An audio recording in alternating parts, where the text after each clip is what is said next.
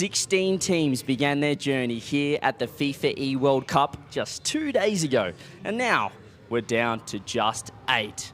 The playoffs, here we go. Belgium, well, they're looking pretty good at the moment. Atto, he's running the show. You know what you're going to get. Astral, the veteran, he's stepping up, winding back the clock. Reece Fox showing some more improvement. I'm liking what I'm seeing. Maybe a dark horse. Brazil, well, those guys are looking up and down. I want to see the defense get fixed. I'm not sure about the synergy at the moment, but best of sevens playoffs is where they do seem to come together. England, what a bounce back in form from them. Didn't make it out of the group stage last time. They're into the playoffs. They're one of the top seeds, one of the favourites. Speaking of favourites, France, looking absolutely fantastic. We know what we get from the French, the dominant country, the dominant nation. I think they might be able to take out the whole thing unless a team like Germany have something to say about it. Freaky coaching. I'm liking the kickoff strats. I like what I'm seeing. They're trying to play upset to everybody, so we'll see. Or maybe the Netherlands. Netherlands might be able to pick up where they left off. The great white shark, Joris, he's looking pretty good. Oli's in form as well. Mike Boy running it back. He's looking experienced as well. And moving on to Saudi Arabia, the home court, home team advantage. We'll see what we can get from them. They're looking pretty good, but they got the crowd here today to really boost their confidence, and I think they can step up to that next level. And finally, we have the United States of America, the world champions, the Rocket League world champions of 2025. They're looking pretty good indeed. So 8 teams, 8 fantastic teams, and no, not those guys there. Well, they were close, but we'll see who can take it out. It's playoffs, it's quarterfinals time here at the FIFAe World Cup. Yes, today is crunch time. Today, slow starts will be punished. Sloppy mistakes could send you home, and there are definitely no second chances. That's because, as CJ mentioned, it's quarterfinals day. A spot in our final 4 on the line today. Well, welcome to the SEF Arena, and welcome back once again to Rocket League, and welcome to your sofa lineup, who are going to be living all the drama of all our nations for today. It's going to be a stellar day. The ante has just upped, as we can see behind us. We have a live audience here with us, which we absolutely love to see. Guys, welcome. The stakes have just got that little bit higher, haven't they? Are you feeling the pressure, the nerves? Are they starting? For me, I think I'm always excited to get the first quarterfinal day under action. We've separated the wheat from the chaff, right? I'm ready to see what everyone's brought to the table for the best of 7. This is what we're here for, aren't we? You don't think there's any chaff left in the lineup? No more chaff? Not allowed to have chaff. It's top 8. To be separated? We already chopped out half the people. I think maybe a little bit more. There's a difference between rain quality, but you know, it is what it is. Excited, very excited. I think all the teams want to get to the arena to play in front of the crowd and also hear their national anthem. So it's been a big win for those teams. Does the crowd change it up at all, or does that just add the excitement and the anticipation for all these teams? Yeah, I like the excitement, anticipation angle. It can only increase the vibe. We've got the Brazilians coming up in a few moments' time. That's why it's so loud here, isn't it? I can hear the drums. There's so much noise around us. I can hardly hear myself speak.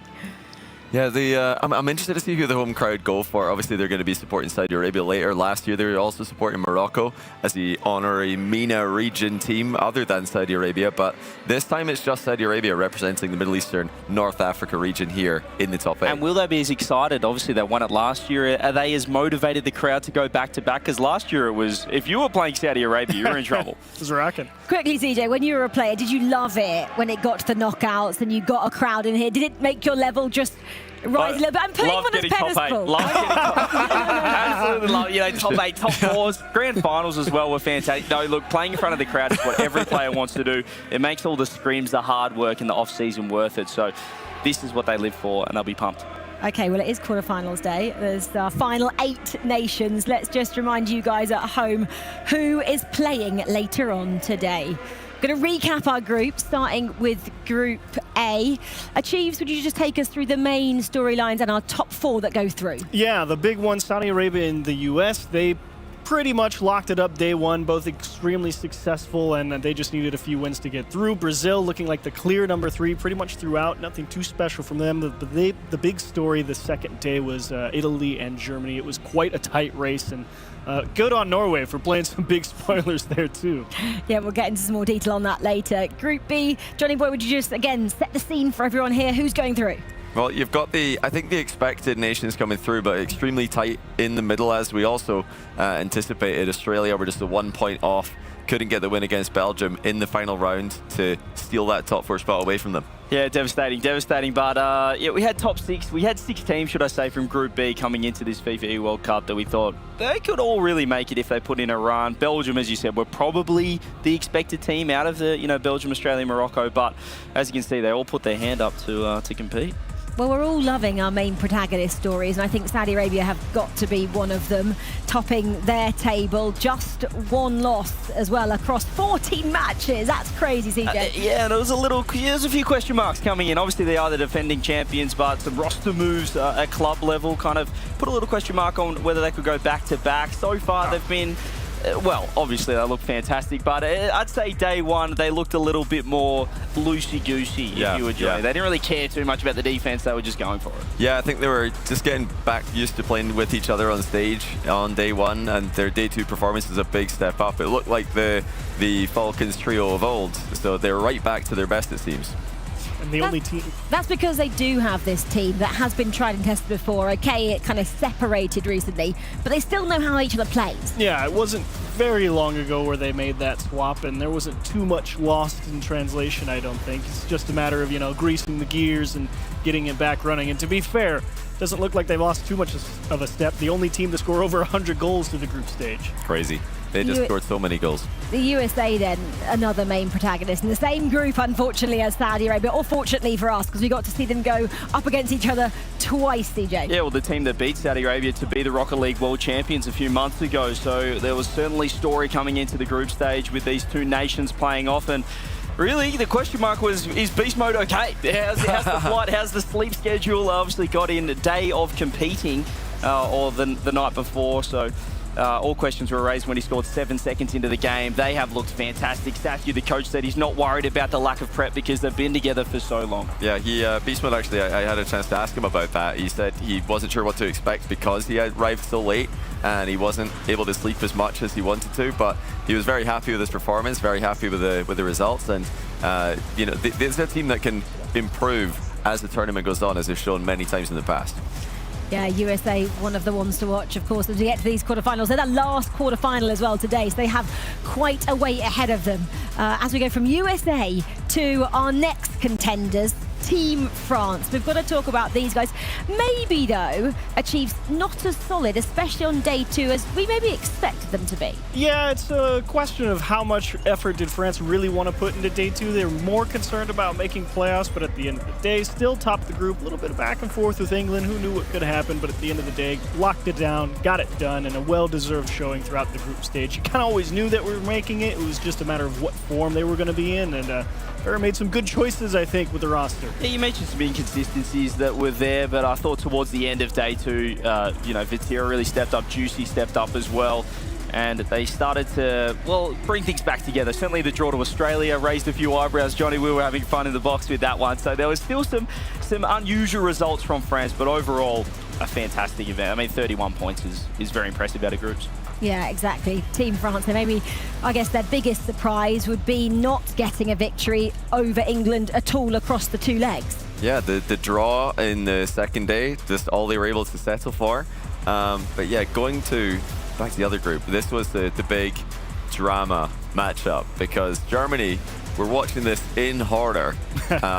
They needed Norway to win this game. Germany had already lost the lead that they had over Italy. and their potential to qualify really came down to this overtime. And they're friends too. They're friends, these guys. They were hanging out next to each other. They were sitting next to each other, and I think some of the Norwegians said they'll be banned from Italy. That's the celebration, by the way. That result. That's Germany celebrating after Norway won, not after one of their own wins.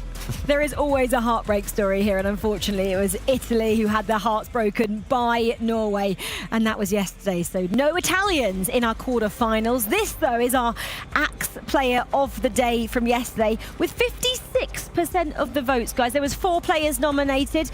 Atau, would you think that's a good result here? He's probably the reason why they're in the playoffs over Australia. The main reason, He was fantastic. He's just had so much confidence. I think when you are the favourite in a matchup, you can kind of feel the pressure, but this guy showed why he's a major champion achieves. He just took them to the sword. Yeah, absolute monster on the attack, of course, and, you know, it helps all that top-level experience. It felt like he could dodge up, dick dive, dodge all throughout everybody, and he's a great player, and he earned an MVP for day 2.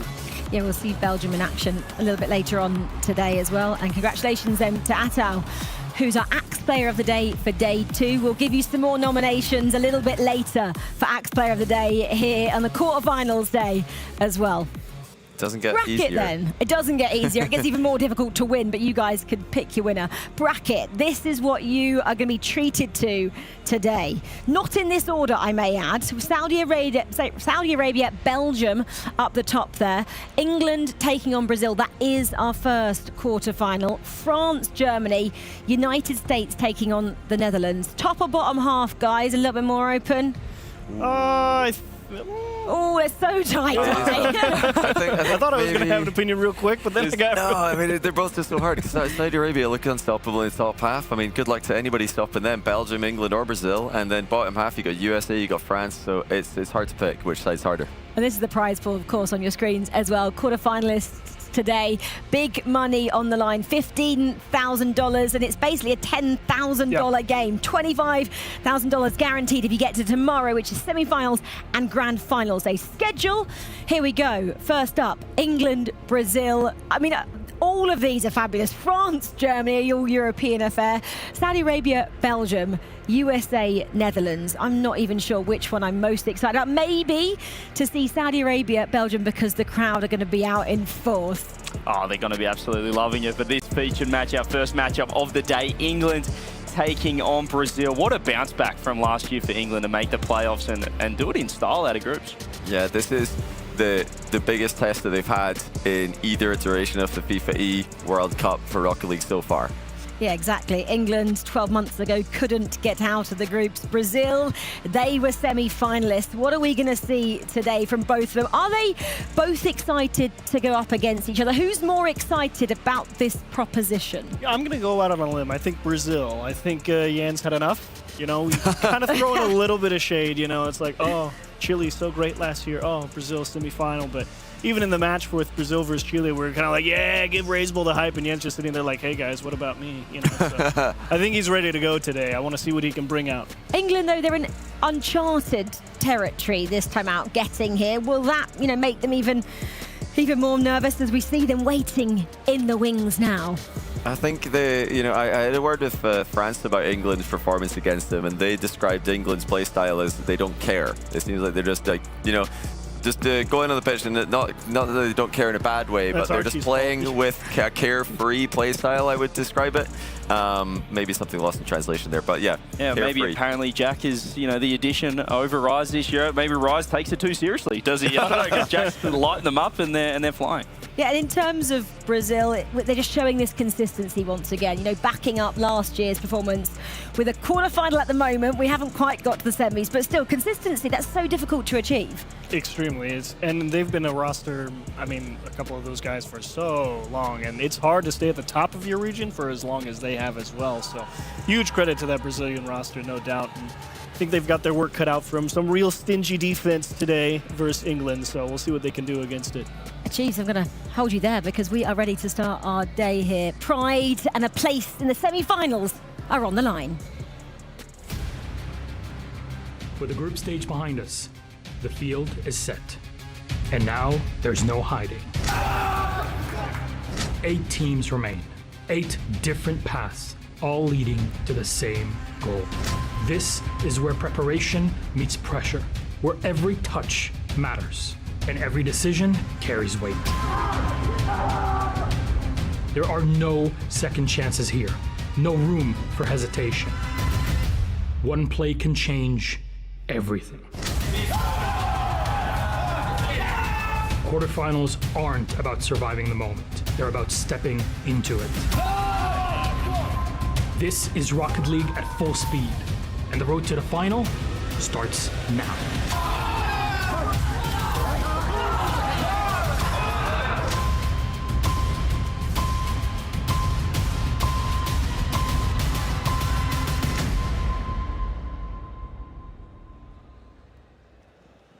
Quarterfinals are imminent, our nations are ready, and the journey ends here for one of them.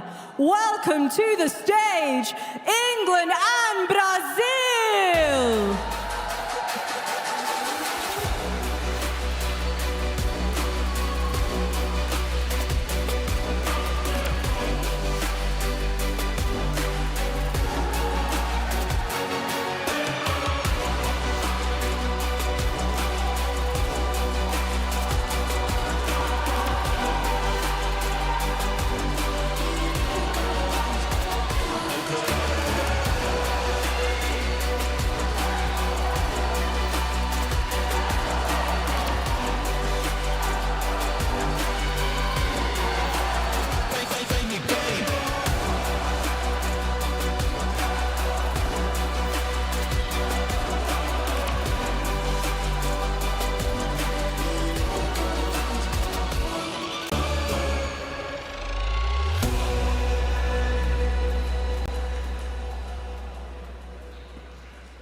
Please rise, if you may, for the national anthem of England.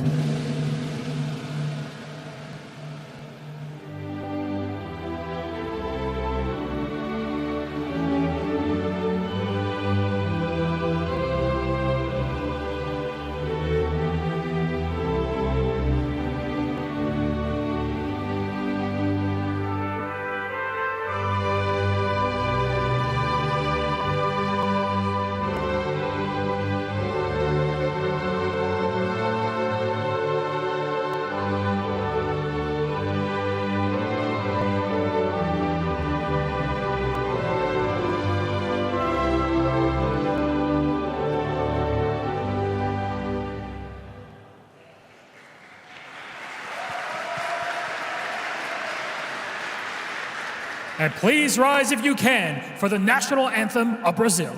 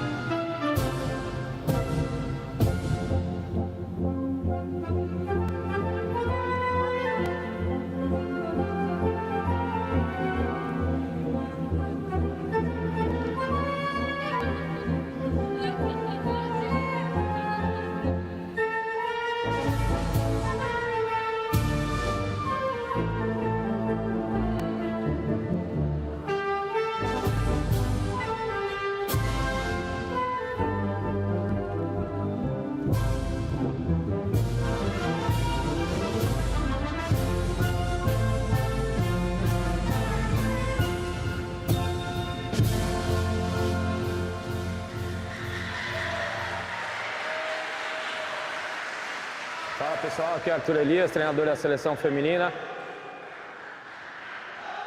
Fala pessoal, aqui é Arthur Elias, treinador da seleção feminina, passando para desejar uma boa sorte para a seleção brasileira de esportes na Copa do Mundo de vocês. Grande abraço. E aí, seleção do esportes, estamos passando aqui para desejar uma boa sorte no Mundial. Fala pessoal, aqui quem fala é o Bebeto, passando para desejar uma boa sorte aos nossos atletas da seleção brasileira no Mundial da FIFA de esporte. Vamos em busca do título, hein? Eu e o Brasil inteiro estamos com vocês. Vai, Brasil! Boa sorte para a equipe de esporte em Riyadh, estamos todos con você. England, Brazil, good luck, have fun. Our quarterfinals are about to begin.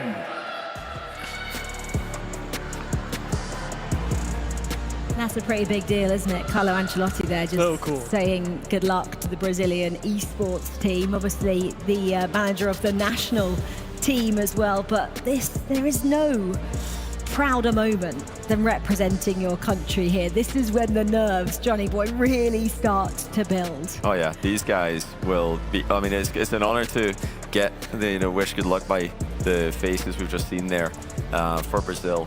None of that for England. It's not going to be a disadvantage. Do you want to do it for England? Absolutely not. No. I mean, that's when it feels real, though, when you have, as you said, the coach of the national football team, and you're thinking, wow, this is a real thing. This is pretty big. I don't think they'd want me to wish them luck, actually. They're probably sick of me, the England boys right now. So They've had all the support before they got here. I'll spare That's them. what I'm going to say here. They don't need it. They're that good. Let's talk then about the England team, because we're seeing them right now. What are we expecting, firstly? Let's just set the scene in terms of how they've got on so far and our expectations for them. So, big, pillars for England. Archie on the goal line, backfield in general. I mean, phenomenal defender.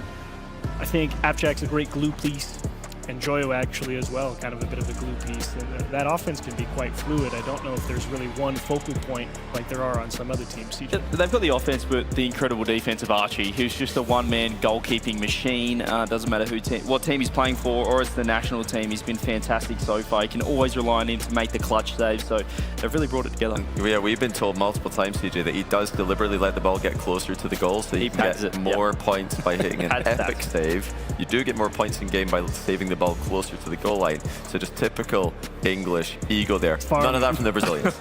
Apparently, Jack, he's new in this year. What has he added? Is he the difference to them not getting out of the group last year and now this year? Well, he had to watch from home last year, Cheese, and it kind of fueled the fire for him, I'd say. He really wanted to represent the English national team, and he gets a chance this time. He's making the most of it. Yeah, Jack is a high-quality ones player. I mean, incredibly rotationally sound. Dude knows where he's got to be, positionally high-quality player, and he's incredibly dangerous in and around the box, I think. He's got great vision of the pitch, know where the ball needs to go, and how to get people where they have to be as well.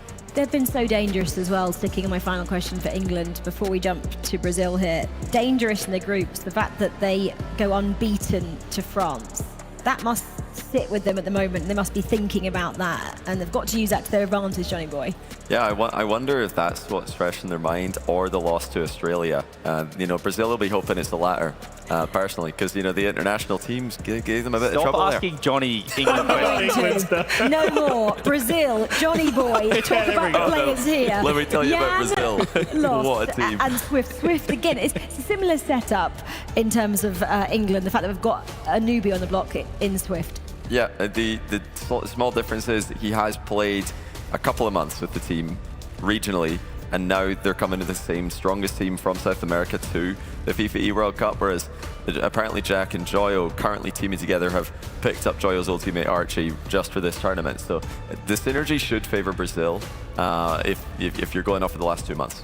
Individually, what do they all bring to this team, CJ? Oh, well, they picked up Swift for the mechanics, and they've added now just a three-headed beast right now on the ball, which is huge. And while the results have been consistent, I think their gameplay so far has been relatively inconsistent, but we have seen so many times in the past at Chiefs where Brazil can step up day to day, and they look like a completely different team in a best of 7. You definitely get the best out of them in the longer format, that's for sure. I think I can understand a little bit if maybe you want to focus a little bit more conservative when you've only got those sets of 2s and you need to make sure you're at least confirming points, so I can kind of understand it. But here, whether you get a little bit more leeway, wouldn't be surprised to see them, go a little lead foot, lean into it a bit more. Yeah, I think Losters look fantastic as well, but even actually speaking to Vatira yesterday about this Brazilian team, he thinks that Jan might have lost some of that aura that he used to have. So he needs to bring that back. We know he has been one of the best players in the world, top 5, top 3 in the past. Johnny Boy, we're talking about a lot of the teams. A lot of them were getting in scraps in the group stages with different nations. Brazil, though, they were almost like in a league of their own, just in third all the time. No one was really kind of getting near them, or they weren't getting near the top 2 in their group. Yeah, well, day 1, Germany were level with them, but it, was separated by, a large enough margin by the end of the day that Brazil were comfortably in third, like you say. So it's where we thought they'd be going in, because the USA and Saudi Arabia are so strong. But they were a level above Germany in the group, who beat England in qualifying. So they should, on paper, be the favourites here. Was there maybe biggest scout holding USA to a draw, CJ? Would that be what they're kind of holding on to from the groups? I don't think they'd be thinking of individual results, but just their gameplay in general. I still think there's more room to grow. The fact that they're still here and in this position right now, where I don't think they're at their top, has to be a positive for Brazil. Achieves, Brazil from the groups. What will be the main points they're looking to improve on?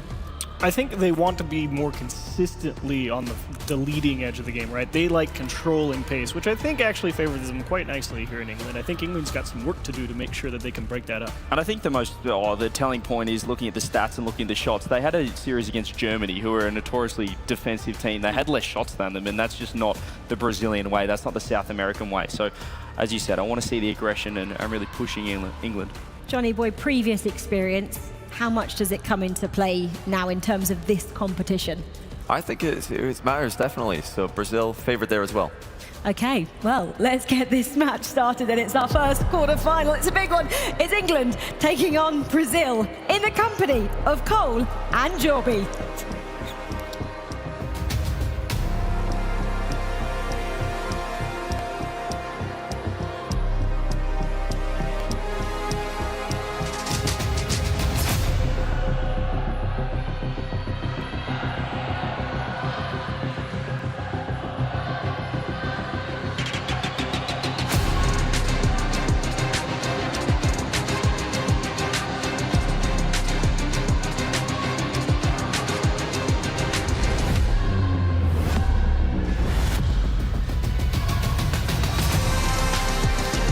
Pride of two nations on the line in this first quarterfinal in the FIFAe World Cup 2025. Brazil versus England, Cole.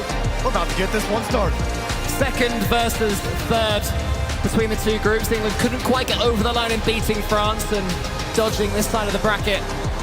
Brazil weren't at their best, I think it's fair to say, in Group A, but this is the hard reset they needed.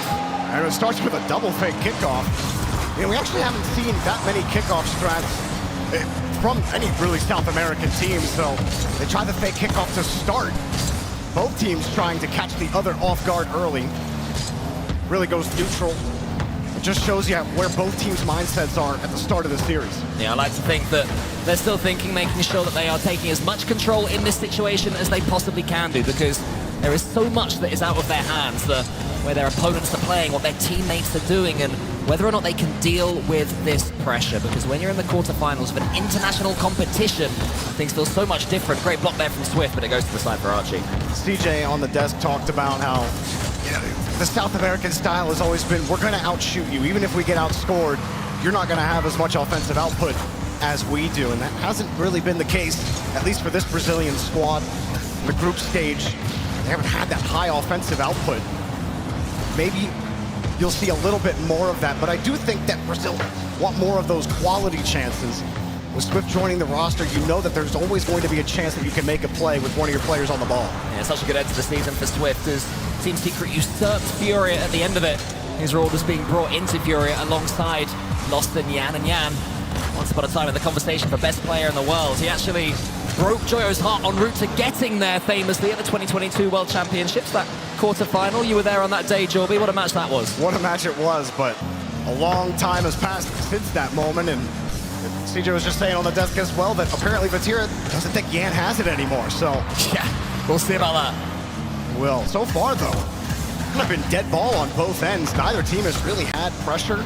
It's been a clear kill in the corner, clear the other way. Even here, England, they get down to the corner. Apparently, Jack is forced back into his own corner, gets the boost stolen from him. Good 50, and demo here from Brazil, and Yan will score first. Great approach. Yesterday, in their final match, Brazil threw 3 goals away against Team USA before it even started. Today, no such luck for England. Big demo on the goal line, and the finish was easy. That synergy looking good for Brazil. Yeah, it kind of came out of nowhere. Again, that first 2 minutes, didn't really see much of anything. One demo, and all of a sudden, a goal goes into the net. Brazil are trying to get physical again. Wifty in front of the box. Joya with no boost, or at least 12 of it. A good 50 to give his team a chance downfield. Yeah, slowly but surely, Brazil are coming on top of this one. They've had 4 shots to England's 0. So England have to get a foothold in it. But now we've had a couple of forays forward for England, but not really able to keep the ball camped in that Brazilian half. Archie wants to do something about that. His touch slammed down the middle, and Brazil calling each other up. Brazil looking completely in tune so far in game 1. They really do. It's a flip from what we saw in the group stage from them, where every single push looked like a struggle. I believe that was a technical registered shot on net there for England. This is their first playoff appearance for the FIFAe World Cup. Having trouble getting a look at the ball here in game 1 of the quarterfinal. This might be a look, but Brazil find a way to kill it in the corner, protect their boost. Protecting the ball might be an issue. Archie gets it up high, but still, Brazil find a way to get into the thirds and put a shot on target. Yeah, I wonder if Archie could have shot there. He chose to go high to keep the pressure going, but I think there was an angle to get it straight in the goal. He didn't want to take it. And Brazil, as you mentioned, Jorby, last year, they're no slouches to the playoffs. They've been here before. They know this team. Semi-finalists last year, trying to get back. They had a car advantage here, and it's a nice give and go from Brazil. See, apparently Jack racing back. Archie knows he's got to get there. That's just, you're in a tough spot there if you're Archie. You got to go. Hope you can get there before the pass is complete. Couldn't do it. Brazil in a strong spot. It's a great goal. It's a great play so far from Brazil, looking much more like the version of themselves, the dominant in South America Furia version of themselves that I personally have been waiting to see. I must admit, I've not been too confident in Brazil so far in this tournament. Honestly, I think that no one knows that better than themselves. Like, even beyond this tournament, in lands previous in Rocket League, they haven't really been themselves. And I think that they need it for themselves more than they need to prove it to anybody else, that they still can be that team, not just as a team, but also individually. It's been a great team effort so far. Well, England have got 80 seconds left to get back into this one, but Brazil are currently beating them to every single ball as Swift does so again, lost in the corner. Beats Archie, they can't get it, England. It's going to be 3. England totally outpaced. England are getting outpaced, outboxed, and out-demoed. I mean, that one, just a fortunate demo. Lost patient. Archie coming down. They're both trying to time that 50. Lost has the better position, and Brazil are all over him here, Cole. But with a minute 12 left, England, it's only game number 1. This is no set of 2. You're really concerned about points. You got plenty of time to get it figured out. Yan gets demoed on the play. Not gonna do much for England here, though. Yeah, strong start. And talk about apparently Jack and Joyo being teammates coming into this one, bringing Archie into the fold. They've talked a lot about his defense. We haven't seen much of it in game number 1, but you know England are good for a comeback. I mean, we haven't seen too much of anything from England in game number 1. Still yet to have a shot compared to Brazil's 7. Wow. It's not just taking into account the 3 goals Brazil have scored, so England utterly outmuscled. And, you know, there's some bias that I've got. I'm an English person myself, but I was not expecting this, even objectively. Great play from Brazil. It might be 4. Lovely finish. In off the post. Surely it's going to find his way in. All 3 of England just have to sit and wait. I think everyone was waiting for the goal to explode there. And they just missed the ball again, and Yan almost found another double tap. You know, another uncharacteristic thing for Brazil is not allowing a single shot on their own net. I don't think that's ever happened in the history of an international game that a South American team has ever played in Rocket League. That might be a record in any game here, as Yan wants to style on him a little bit. No aura, you say, Vatira? How about another goal? That's how you make a statement, Jorby. 3's not enough. Let's get a lovely little finish at the end. Nice to see Yan smiling. I don't think I've ever seen that before either. Not the smiliest guy in the world, is he? Wow, what was that, Brazil? That is insane stuff. Lost, though. It might have been quiet, but his 50s that game were quietly consistent and really made life hard for England. They couldn't win a single 50. I don't go win anything, but especially in the midfield. I mean, really solid stuff from him. And, you know, there's a lot of people out there for some reason that feel like Yan and Lost, they've been teaming together for a while. Jorfinho was here last year with the team, and they didn't obviously get the result that they wanted. And a lot of people out there feel like the wrong guy was picked and that Lost should have been the guy that was gone. Honestly, I don't understand what some people are out there are watching, because Lost has been excellent, but to me, Yan stepping up and actually making some of these highlight reel things, we haven't seen that out of him in a while. That's huge here for Brazil. Yeah, it's been too long, and I agree with you as well. I mean, I really like Jorfinho, I still do. He's still making semi-finals in South America, but he's been an inconsistent player, and I think Brazil have needed some consistency. Saying that, they've not been too consistent so far over the first couple of days of this tournament, but day 3, that is the most perfect game they've put together in total from what I've seen from Brazil so far. Yeah, I haven't seen any of that from them this weekend or the last, 2 lands from them, so I don't know what Bruno told them last night, but it apparently has gotten them in the right headspace. You know, maybe they don't need to be the absolute powerhouses on offense if your defense is that good. But we'll see how England can adjust here, because they just could not get anything going. I mean, each team has one tactical timeout where you get an extra minute in between each game. I did wonder if England would take it after that, because that was a disaster of a game one. I can't think of too many more one-sided games I've seen shots-wise. 10-0 is unexpected, even if you're playing against people much worse than you, which obviously England are, and they're proving it in game two. That's certainly a way to get yourself right. Swift, it's a really bad touch, easily challenged by apparently Jack, and of course Joyo follows it up with a beautiful comeback on that flip into the ball. And England, they right the ship 9 seconds in. That's about as much as you could hope for in a fake kickoff. Loss gets bumped out of the way, and a little space here for Archie. Yeah, let's see that again from Brazil. You go behind early doors game two, the fake kickoff, just reminding your opponents that you can be somewhat in control of things. It's not the start to game two that Brazil wanted. That's for England. That's why in the pros I was saying that they need that extra minute already, but they just kept on going, looking a bit more like themselves. It will be interesting to look at Brazil from here as well. If England could keep stacking this and start to take control of the game, how do Brazil respond to that adversity? Because time and again you see this team, when their opponent figures out how to beat them, adjusting is near impossible for them to do. Apparently Jack, his attempt knocked away. Joyo gets there quickly. Aggressive form here. Archie's really just trying to buy some time. No one there to challenge him. Loss gets up. Brazil under a little bit of pressure. Nobody has any boost. Archie's just planted on the corner, and he wins the ball easily. No dish available. Dunk just wide the net.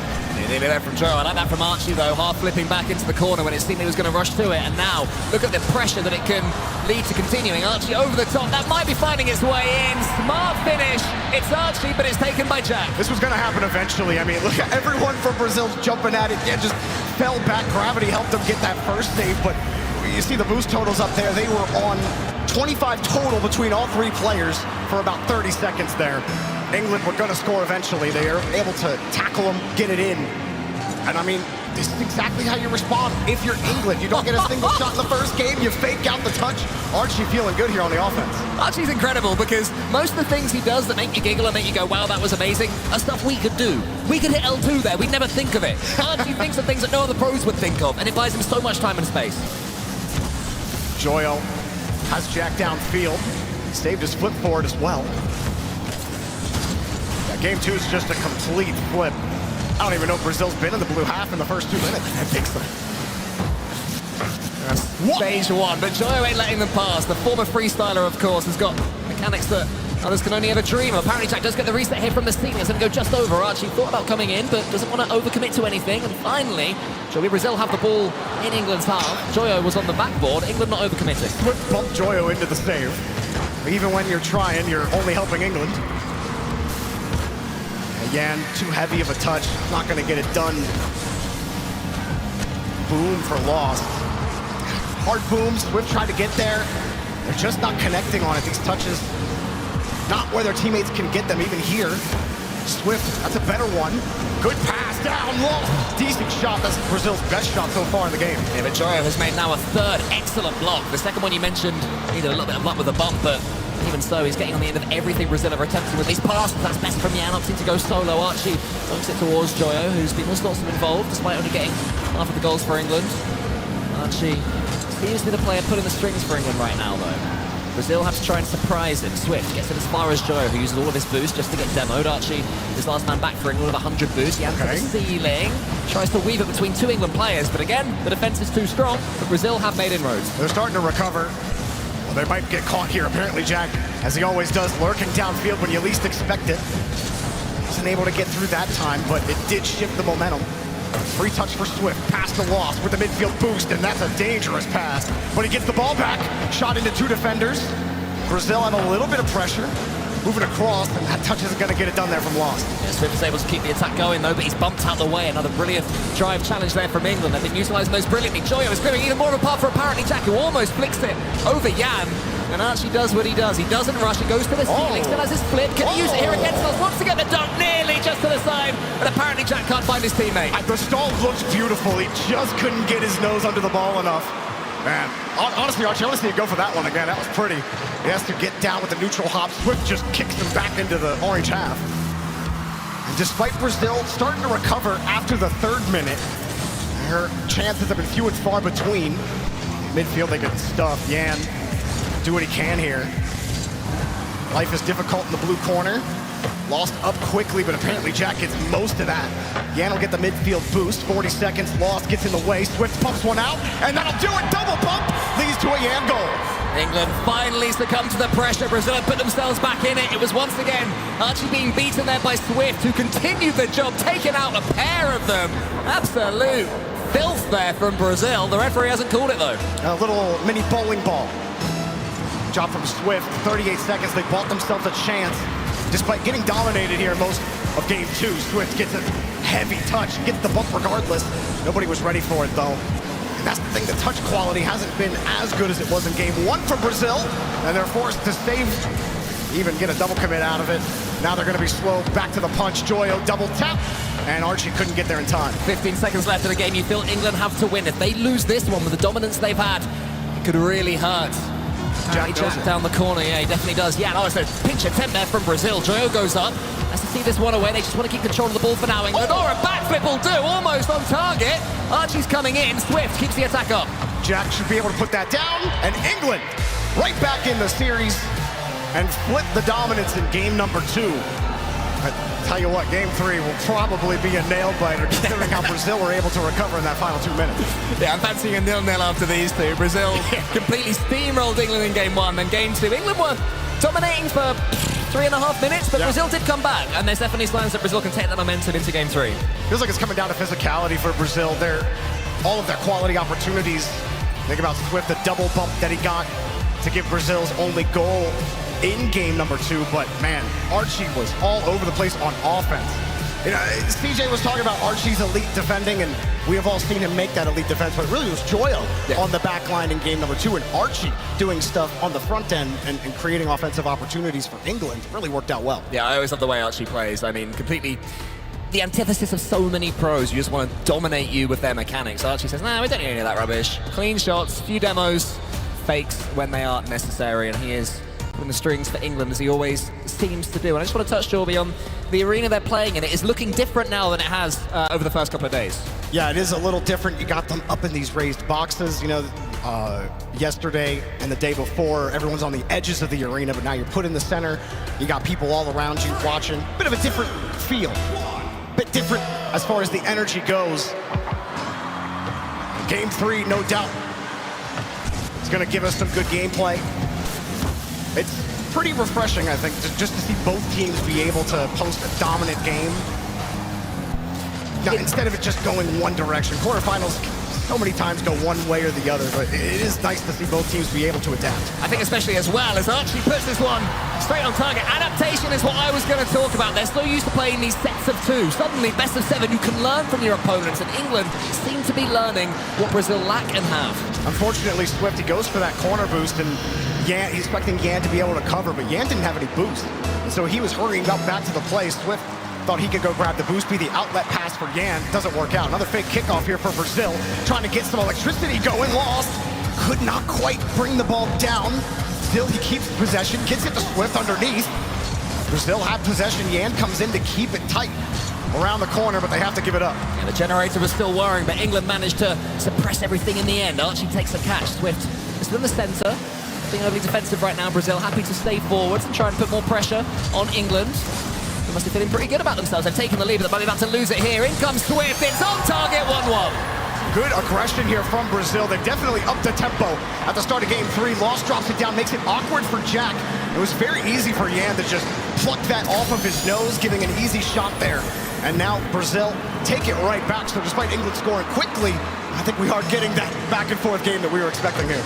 Yeah, not an easy finish in the end there for Swift as well. Joe coming in and out of the goal. He had to pick his spot, and he did. So Brazil will be feeling pretty good about themselves after that one. They will feel they've had the most of game 3, despite conceding the earlier goal. As Swift goes to the ceiling, lost underneath it, keeps control of the ball. That's something that's happening a lot in game 3, Jorby. Brazil are keeping it stuck to their cars. I think it's something that all that international play has kind of taught them over time, is control is king. The more you can control the game, the more you control the score. As this one comes down, apparently Jack and Archie trying to work it, but again, the 50's just not going their way. Lost.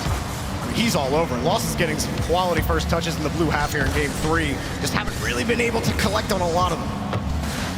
One's in the Brazilian corner. Joyo tries to put it into the air for Archie. Apparently Jack waiting underneath it. Now it's his turn to keep complete control of this ball. What can he do? He's under a spell, but Lost shows him no respect. Identified him as a key difference between the two teams so far in this game. Lost, and he's doing more, but he has to do some defending now! Joyo prods it home! Yeah, they caught Brazil here. Just a couple of touches that get by them. Jack around the area. Nobody from Brazil even touches the ball for 4 or 5 straight touches in their own half. England ran roughshod all over them that time. As soon as they got past Lost, suddenly it seemed that the door had opened and England stepped straight through it, and this time it's them who do the fake kickoff. I don't think we've seen one normal kickoff so far, Joby. Every time it's something fancy.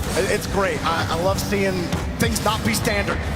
It bounces right off the crossbar. That easily could have been 3-1. Top of the net was open there for England. Jack hits a beautiful touch across. Brazil had it covered.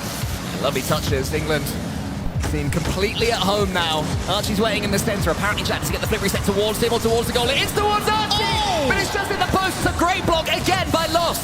Had to hit him in stride. Still another pass.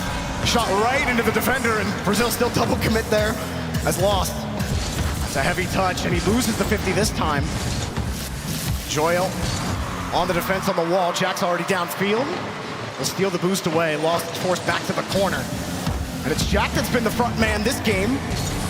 Worked to great effect. Brazil have not had the chances outside of that first minute as Swift bombs the ball downfield. Yeah, I love this version of apparently Jack. He can sometimes get a little bit passive, especially when he's stuck as the third man. But in this one, he is the human battering ram, and Archie and Joe behind him are looking to pick up the pieces. It's working well for England. They have control again. Archie, though, isn't caught off by apparently Jack. Becomes a little bit slow there for England. Does allow Brazilian. Swift almost gets it up, but Archie's able to boom that ball away. And Brazil are so willing to just dive as that second man. You'll put a little stress on third man doing that, but Brazil, they're no strangers to having a stressful third man in their rotation. Jack's just downfield again, stealing boost. Archie winning the 50. Brazil just a little more panicked here on the back line, but a beautiful soft touch from Yan. Back over to Lost, not a ton of boost. Wave dash gives another chance out to Yan. Goes for the bump. 2 bumps. A little awkward, and Jack comes in to bail them out. But England in a little bit of trouble. Yeah, England needs to stop being surprised that Brazil are going for these double demos. That's how they scored the goal in the last game of Forbidden Temple, and it almost led to an equalizer here. A little bit of time on the ball. Not a ton of boost for Joyo. Jack with a full tank. Good patience from Lost. He didn't have a lot of boost. Didn't try to time that 50 too early. Now a trip pass, and the shot hard. Archie easily knocks it down, and Jack tries for the transition. Brazil already rotating back. Apparently Jack should be able to win this one cleanly, and he does. If England could sink a third, it might be them taking the lead for the first time in this series. As Joyo waits underneath the ball, pushes it past Archie, but England always seem to have a player back. Fully balanced right now, this England squad, and now they're the one beating Brazil for pace. It seemed like they didn't have it. It's going to fall to Jack. He tries to backflip it in, not quite able to. Well, Brazil got to start thinking about the time, how to collect another goal here. 30 seconds remaining. Swift downfield. Thank you, Shogun. That's what you said. You know, we have the same wavelength. Joyo and Yan. How's this 50-50 for Yan? It's well played by Joyo, who's got no boost, but he's still able to squeeze it to the side. Is anyone from Brazil coming in? Archie misses. Okay. Lost didn't expect it. It's a bit risky. Archie's still not got the boost to do much with it, but there's a miss again from Brazil. Man, that looked like a beautiful pass. They can't connect on that one. They might not connect at all. Lost. Try to connect with himself. No bump. Jack puts it down, and England take the lead in the series. 2 to go. They keep their cool, England. It was looking pretty disastrous from game 1, but the last couple, they've shown something a little bit more. New to this stage of this competition. Absolutely collapsed in the group stages last year. And apparently Jack leading from the front in that game, England's new man. And even bailing them out on a couple of plays. Remember, Yan got that double bump to open up a chance. Jack dove back immediately to get the save. And if the physicality isn't working for Brazil, they don't really seem to have the offensive output here. England's defense is proving to be really difficult without those demos connecting. So if England can keep avoiding demos, they might not feel that much pressure from Brazil. Yeah, all of England chipping in as well. We have seen Joyo go up and cover them quickly. We have seen Archie intercepting, getting demos and bumps. And now we see Brazil take a tactical timeout. So an extra minute, what difference can that make for any new viewers of Rocket League? I mean, 1 minute, you get a chance to take a breath, take a little break. A lot of players, it really depends on who you ask. Some like to have the minute just to, relax the hands for a little bit when you're losing. Everyone knows if you've queued up ranked in this game that tilt queuing doesn't really work out in your favor. And honestly, this could be a version of tilt queue if you don't call a timeout and things aren't going your way. Brazil have not had a lot of quality minutes the last 2 games. They've really only had a minute here, a minute there in games 2 and 3. So again, outside of the physicality, I think the touch quality went down too. They weren't in sync as much as they were in game number 1. So if they can find a way to link up on some of these passes, I really think it just comes down to, I don't want to say basic mechanics, but literally that first touch quality comes a little bit better, then I think they're going to have a better shot on offense. Essentially a bit of belief seems to be seeping away from Brazil as well there, and I think the main reason you see that is through the lack of pace. In that first game in particular, there was one goal that Brazil scored where they straight up beat England to the ball, who didn't even get, a nibble on it twice in a row, and you so rarely see that, at this level of Rocket League. And yeah. That completely went away, and I'm sure Coach Bruno there is saying to them, like, look, we can have this England squad's number, but not if we don't play our own game. And it's been my biggest question mark over Brazil this entire tournament. Are they looking like a flair team? Are they playing their game? I think, Bruno coming over, it was STL Mateus who used to coach this team, coached the Brazilian team last year. Now, Bruno and Swift. Bruno was Swift's coach when he was on Team Secret this past season. He moves over to represent Brazil at the FIFAe World Cup. But Bruno is an excellent coach. We'll see what they have here. It certainly may mean a different approach for Brazil. Did you get a 50? Yeah, might have a shot here. Oh. Jack! Wow! What a save from apparently Jack. Yeah, that was at the edge of his grasp. I thought that one was going in. Apparently Jack somehow, I don't know if he wave dashed or speed flipped to that one or what, but it seemed it was beyond him.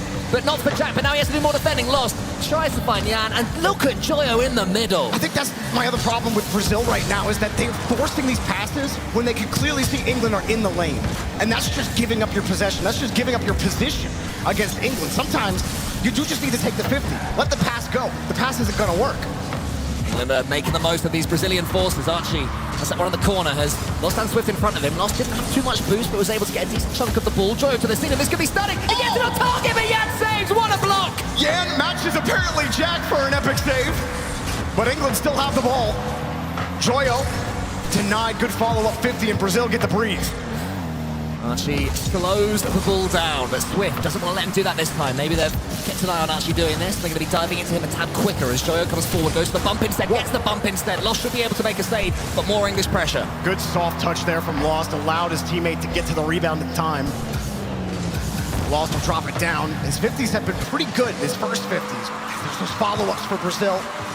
Haven't been as good, and Jack holds the ball well enough. Archie, just the threat of Archie enough on the approach. Brazil not getting the pressure they want just yet, despite being in the blue half. Instead, they're the ones trying to dive to keep possession. Yan, that's a beautiful touch. Bump, but no shot can come. England are all over the net. It's better from Brazil, though. They are beginning to sway England from side to side, starting to use their boost. The 50-50 comes into the center, but it's a bit above Swift. You can't even get a touch on it. That attack comes to nothing, but all too often, for England's opinion, Jorby, it's Brazil coming forwards with the ball. Yan gets a rare beat on Jack. Actually, let that go. That helps Brazil keep possession here. Lost underneath it, fakes the pump, and could not win the 50 in front of the net. Now Jack downfield. Doesn't look like he'll get it. Brazil need a soft touch. Apparently Jack's only been given one save this game. I think that's harsh, Epic. I think he's definitely got 2 very big ones there from the side. It's great reading from apparently Jack. Archie hasn't too much in this game just yet, but he's just waiting to snap. Apparently Jack comes forward up against Lost, wants to get this 50-50 towards Joyo, but it's cleared away. England now have the pressure. And Brazil much more poised, and not off-ball nearly as much as they were for most of game 3, and really most of game 2. Again, the pass immediately cut off. England's defense, the way they cut down passing lanes has been excellent. The only hope you can have for Brazil is that is part of the plan. Keep doing this infield passes, make England predict them. Then if you go solo, then if you go for a low 50, you're going to be called out. But now it's England that have the chance. Archie gets that one down towards Joyo, has the ball all to himself, tries to pick his spot, but it's wide. Yeah, it's going to be a tough spot to shoot from. Less than 2 minutes to go. Joyo dunks it. Apparently Jack wasn't in position for it, though. He won't be first to it. It's Swift instead. Swift, oh, a little bit of fancy there. Off the backboard. Brazil on top, and how about the wheel work here from Swift? Yep, it was solo, it was Swift. He changed his mind. He made England guess, then pulled the rug from underneath them. Lost was on his wavelength. And that is a very well-worked goal from Brazil. I mean, that was so close to the ball to get that ceiling reset. I don't know, is it going onto the ball? Is he just going to push it forward? That was beautiful. Minute 30 plus. Brazil gets... Apparently Jack has been so good on defense, but this one slips.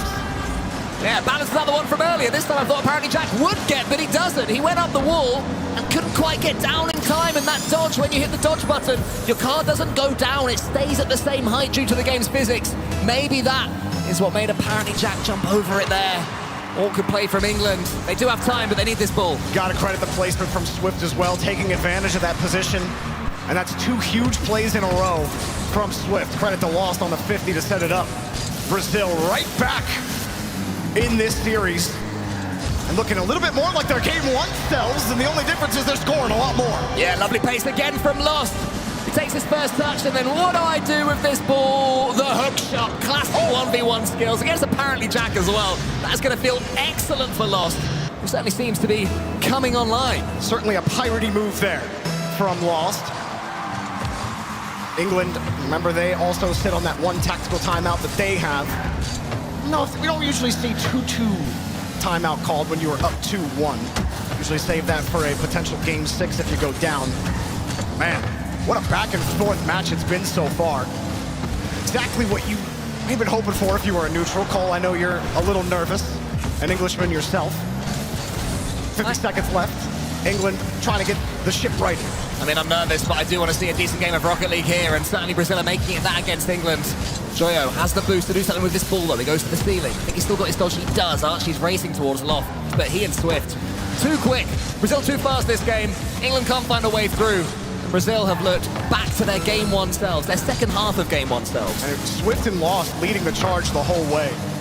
Yeah, and you get to have a back seat, clear us out. Must be nice after the years of being the big man for years for Jan. Yeah, it's gotta feel great. I mean, Swift has, I think, really cemented himself as the best current player in Brazil. Lost really not that far behind him, if not 1A, 1B. And what an excellent performance here in Game 4 from Brazil after the tactical timeout. Whatever Bruno told the boys, it certainly had the effect that was desired. Brazil tie the series. Well played, Coach Bruno. You've certainly shut England up for a little while at least. They had the pace, they had the quality. England had pressure at the beginning. But I'm looking at the scoreboard at the moment. Archie got 64 in that game, so barely involved. And it's all good making fakes, but sometimes you got to do something with the ball. Zeros across the board. Get Archie more involved. Maybe that is the key for England after that one. Yeah, calling Archie out for the points. To be fair, though, you know, apparently Jack, what, 255, Joyo, 198. So no one's really getting a lot of points Jack there on back 2 saves. Yeah, 2 saves and then 1 miss. Yeah, I'll give you that one. You don't lose points for missing the save. I'll give you that one. But England now have to find a way to try to get back in this. They really dominated most of games 2 and 3, like we were saying. And game 4 turned a lot into game number 1. Game number 5. I mean, what do you do if you're England? The physicality wasn't really much of a factor for Brazil in game 4, and to me, that's promising for Brazil's chances, because it seemed like that was all that was working earlier. I mean, I was going to say, when Furia brought in Lost, it was to up the pace, to be that sort of chaos factor, to dive in where previous players would not, and it worked for a long time. It's slowed down somewhat for him, but that game was a reminder of why Lost is such a dangerous player, and I don't think England dealt with it. I think that we saw a time where Archie was trying one of his sort of famous fakes, and Lost was like, I'll just hit the ball then. Yeah. And that wasn't happening in the first few games. They were going, oh, all right, Archie, we'll do whatever you want to do. But last game, Lost was the one dictating the pace. He was the metronome. England have to get that back. Brazil have to not let them. It does seem like Lost brain has grown about 3 sizes since we first seen him take the pitch in International Rocket League. His ground 50 game this series has been excellent. He can turn it off and on now as well. He still has that pace. He still has that sort of brainless mode when it's required. It was required there. I'm curious if he tries the same, if England will counter it this time, but we can only wait and see. It does make it difficult, though, for England. What do you mean you're not just going to dive at the ball anymore?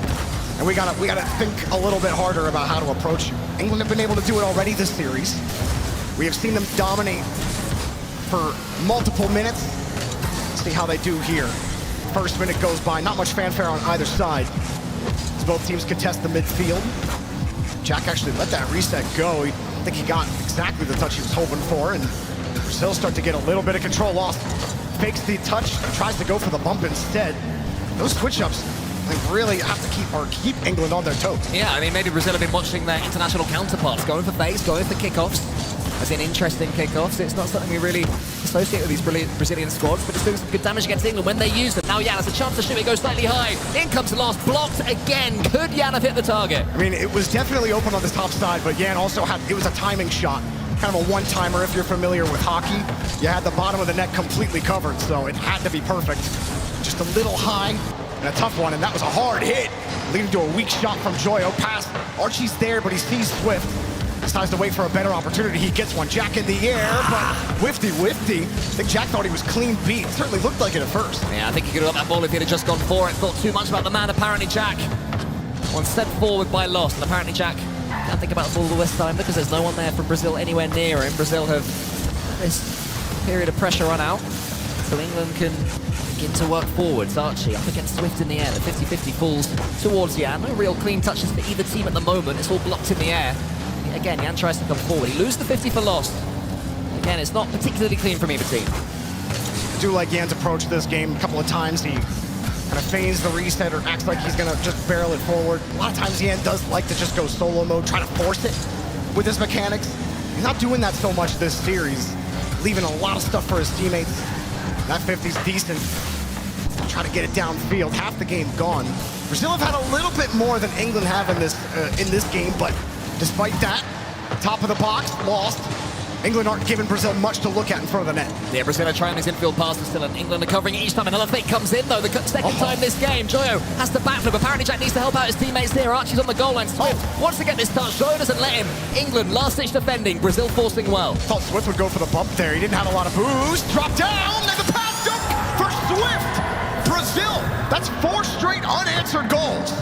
It had been coming for Brazil. Swift. He waits, and he gets the dunk on Archie. Wow. Archie too much underneath the ball. Couldn't get any more of a force on it. And Brazil waited for the perfect moment to strike. I call Brazil's 50 game is best I've ever seen it. Oopsies. Got him on the kickoff. Tell us how good it is, the 50-50 game. It's so good, but this kickoff, not so much. Great on England, though. Yeah. Archie gets a perfect 50 for Jack on the cheat up, and easy placement, 1-1. Yeah, actually from the right side of the pitch as well, so a slightly unusual kickoff there from England does get them a free goal back, and my goodness did they need that, because Brazil are starting to look like a superior team in this game. You don't want to lose the 5th. Oh, they caught him. I think it's wide. I think it's wide, yeah, just about, but there's a chance here. There's someone from England coming in. It's apparently Jack. Here comes Joyo. Can't get the ball either. Swift just takes it away from him last second. England now have all the pressure, but can't get the clean touch they need. Well, Brazil certainly benefited from a bit of fortune there. They had double committed, didn't have a lot of boost, and then Swift happened to fall on the ball at the end. Because Joyo was right there and was going to put it in the box. Brazil have definitely seen those go against them so many times, so I'm sure they're quite happy about the result as Jan gets the ball downfield. Jack dove the corner, and now Brazil get a free release, but Joyo comes back quickly with 20 boost and forces the 50 here in the corner. Yeah, fair enough. That was scary from England. Last man diving in, but Archie knew that Joyo would have time to get back. That's what it proved to be, so Archie just forced high. Now we can try and get that ball stepped to the side, but Joyo is waiting, needs the 100 boost. How's his catch? It's not bad, but Lost again, showing no respect coming in. The real difference making between these teams at the moment is Lost. Well, Jack didn't have much support there, and second man just got demoed. That should help actually give England some support here as Brazil start the counterattack. Midfield line, Lost. His teammate gets demoed. That almost created a quick power play, but nobody in position for either demo. England were trying to slap that one forwards and re-maneuver their car after the miss in the centre, not quite able to do so. And Lost seems to have shaken off that miss. It was a scary moment for Brazil. They both had some creaky moments, these teams. Yeah, shoots. Archie should be able to save. Can he stay behind the ball? Yes, he can. Corner stolen. Archie had to play the ball anyway. Jack comes in to support.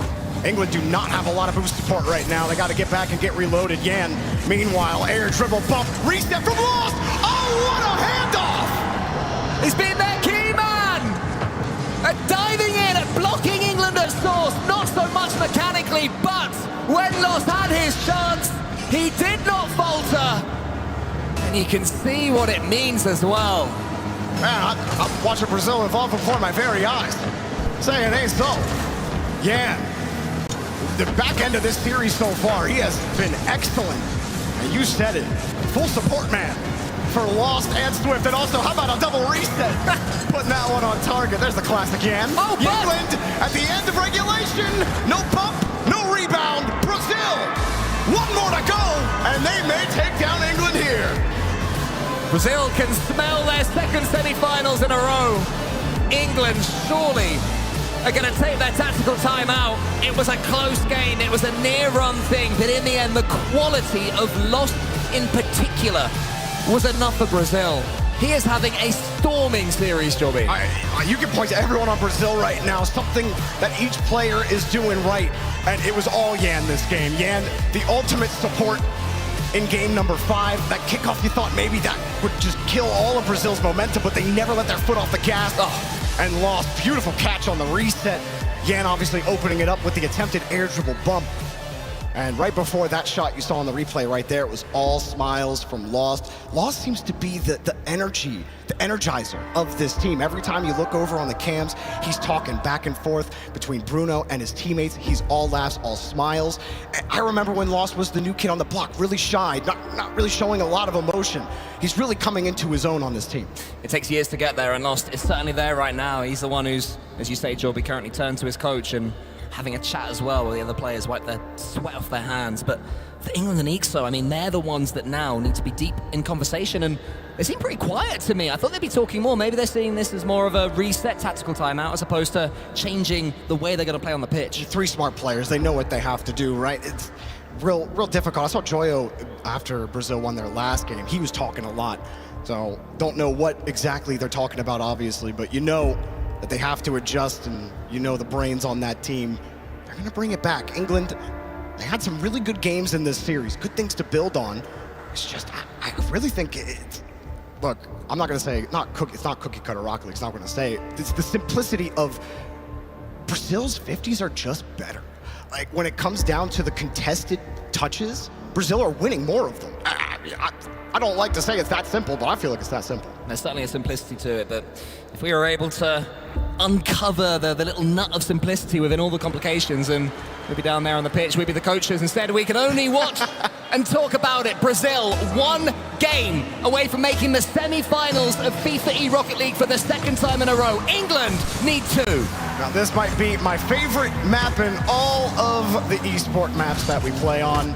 Neo Tokyo, how many legendary games have been played on this one? And England want to add to the total. Joyo will collect the credit here for the goal. And it was Archie, not known for his mechanics, but he certainly got some. Look at that, the second touch was stunning.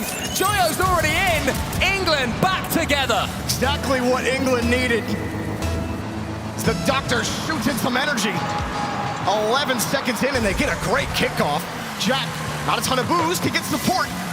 Defense is there for Brazil. Yeah, it was desperate there from Swift, but he got enough of the ball and it pushed it to one side. If England get a second, the momentum will be well and truly theirs. Apparently Jack has to wait for that 100, so he can't get the 50-50 cleanly against Yan.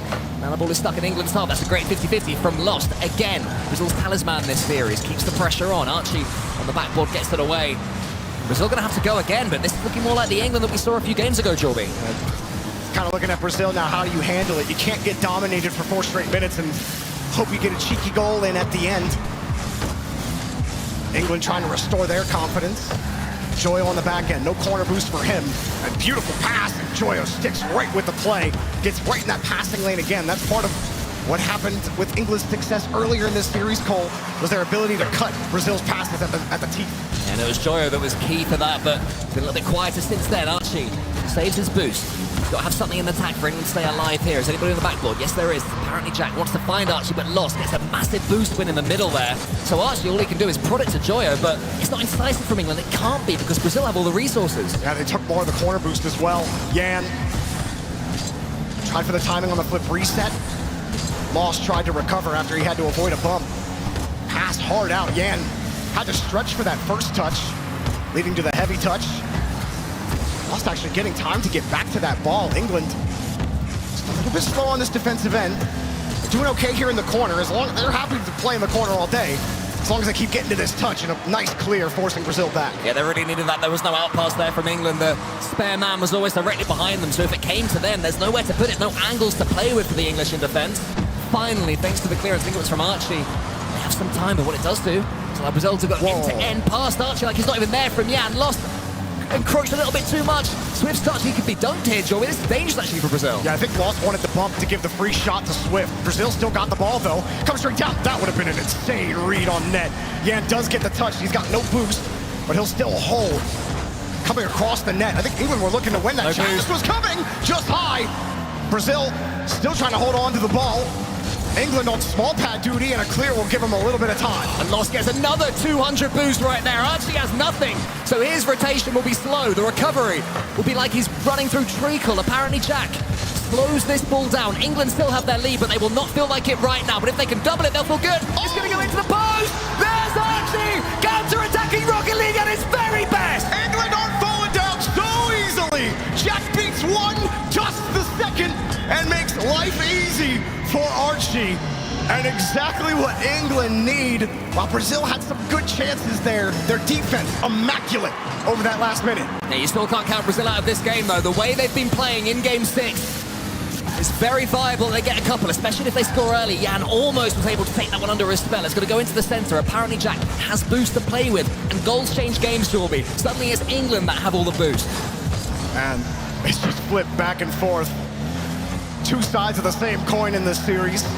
Will it be heads or tails? Right now, it's flipping tails for England. Down Brazil. Had a couple of chances, but their passes have been cut at the origin. Lost. Completely missed the ball, and he'll be bailed out. Archie sends it high. He's got time to control this ball here as well. Underneath Jan. Swift and Lost in front of him. Archie catches, wants to get the monster flick. Isn't able to do so, but again, a few more seconds bought for England. Everyone's got enough boost here for Brazil to get downfield. Lost, maybe looking for a bump there. Again, you talk about touch quality deteriorating, something that really killed Brazil in the earlier games. Well Joyo gets the boost as well. One touch, leaves it, and Lost actually gets a free touch downfield. He sees the opening. Kick Jack out of the way, and I think Jan got caught looking, but he got bailed out there by his own, or by England not putting it on net. Yeah, but off-touch good work is about the worst thing Joyo could do. Bounce it off the opposition backboard to let Brazil in. Brazil are in since then. Archie's in front of the ball, wants to get the bump on Jan, makes him jump early at least. Brazil trying to force it all the way to the end.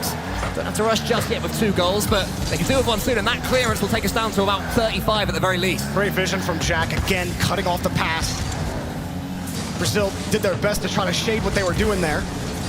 Trying for a bump downfield. It works at least to give Jan a chance at a 50. And now Brazil are full dive with 30 seconds left. Joyo's got control of it. Brazil trying to take it away. Everyone back into position, and Archie stays right on top of it. Brazil forced laterally across here. A demo. Is there a shot? Oh, no! Well done. Joyo stays right with it.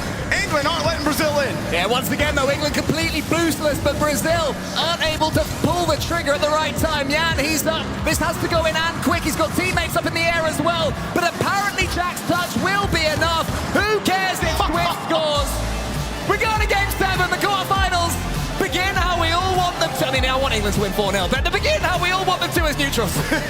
This is exactly how I wanted to start the day. We get a Game 7 S-tier defense from England. And apparently Jack, several times it was Jan on the push. I think Jan was getting a little single-minded with the air dribble bump attempts.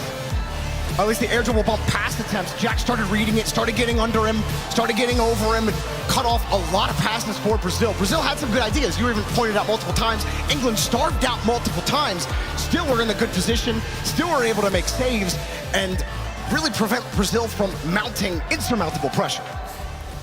England survive a Brazilian onslaught to take us to Champions Field in the very first of our 4 quarterfinals today. Brazil gave them everything, Joby, but could not break through. All 3 English players stepped up there defensively, but Brazil could not break through.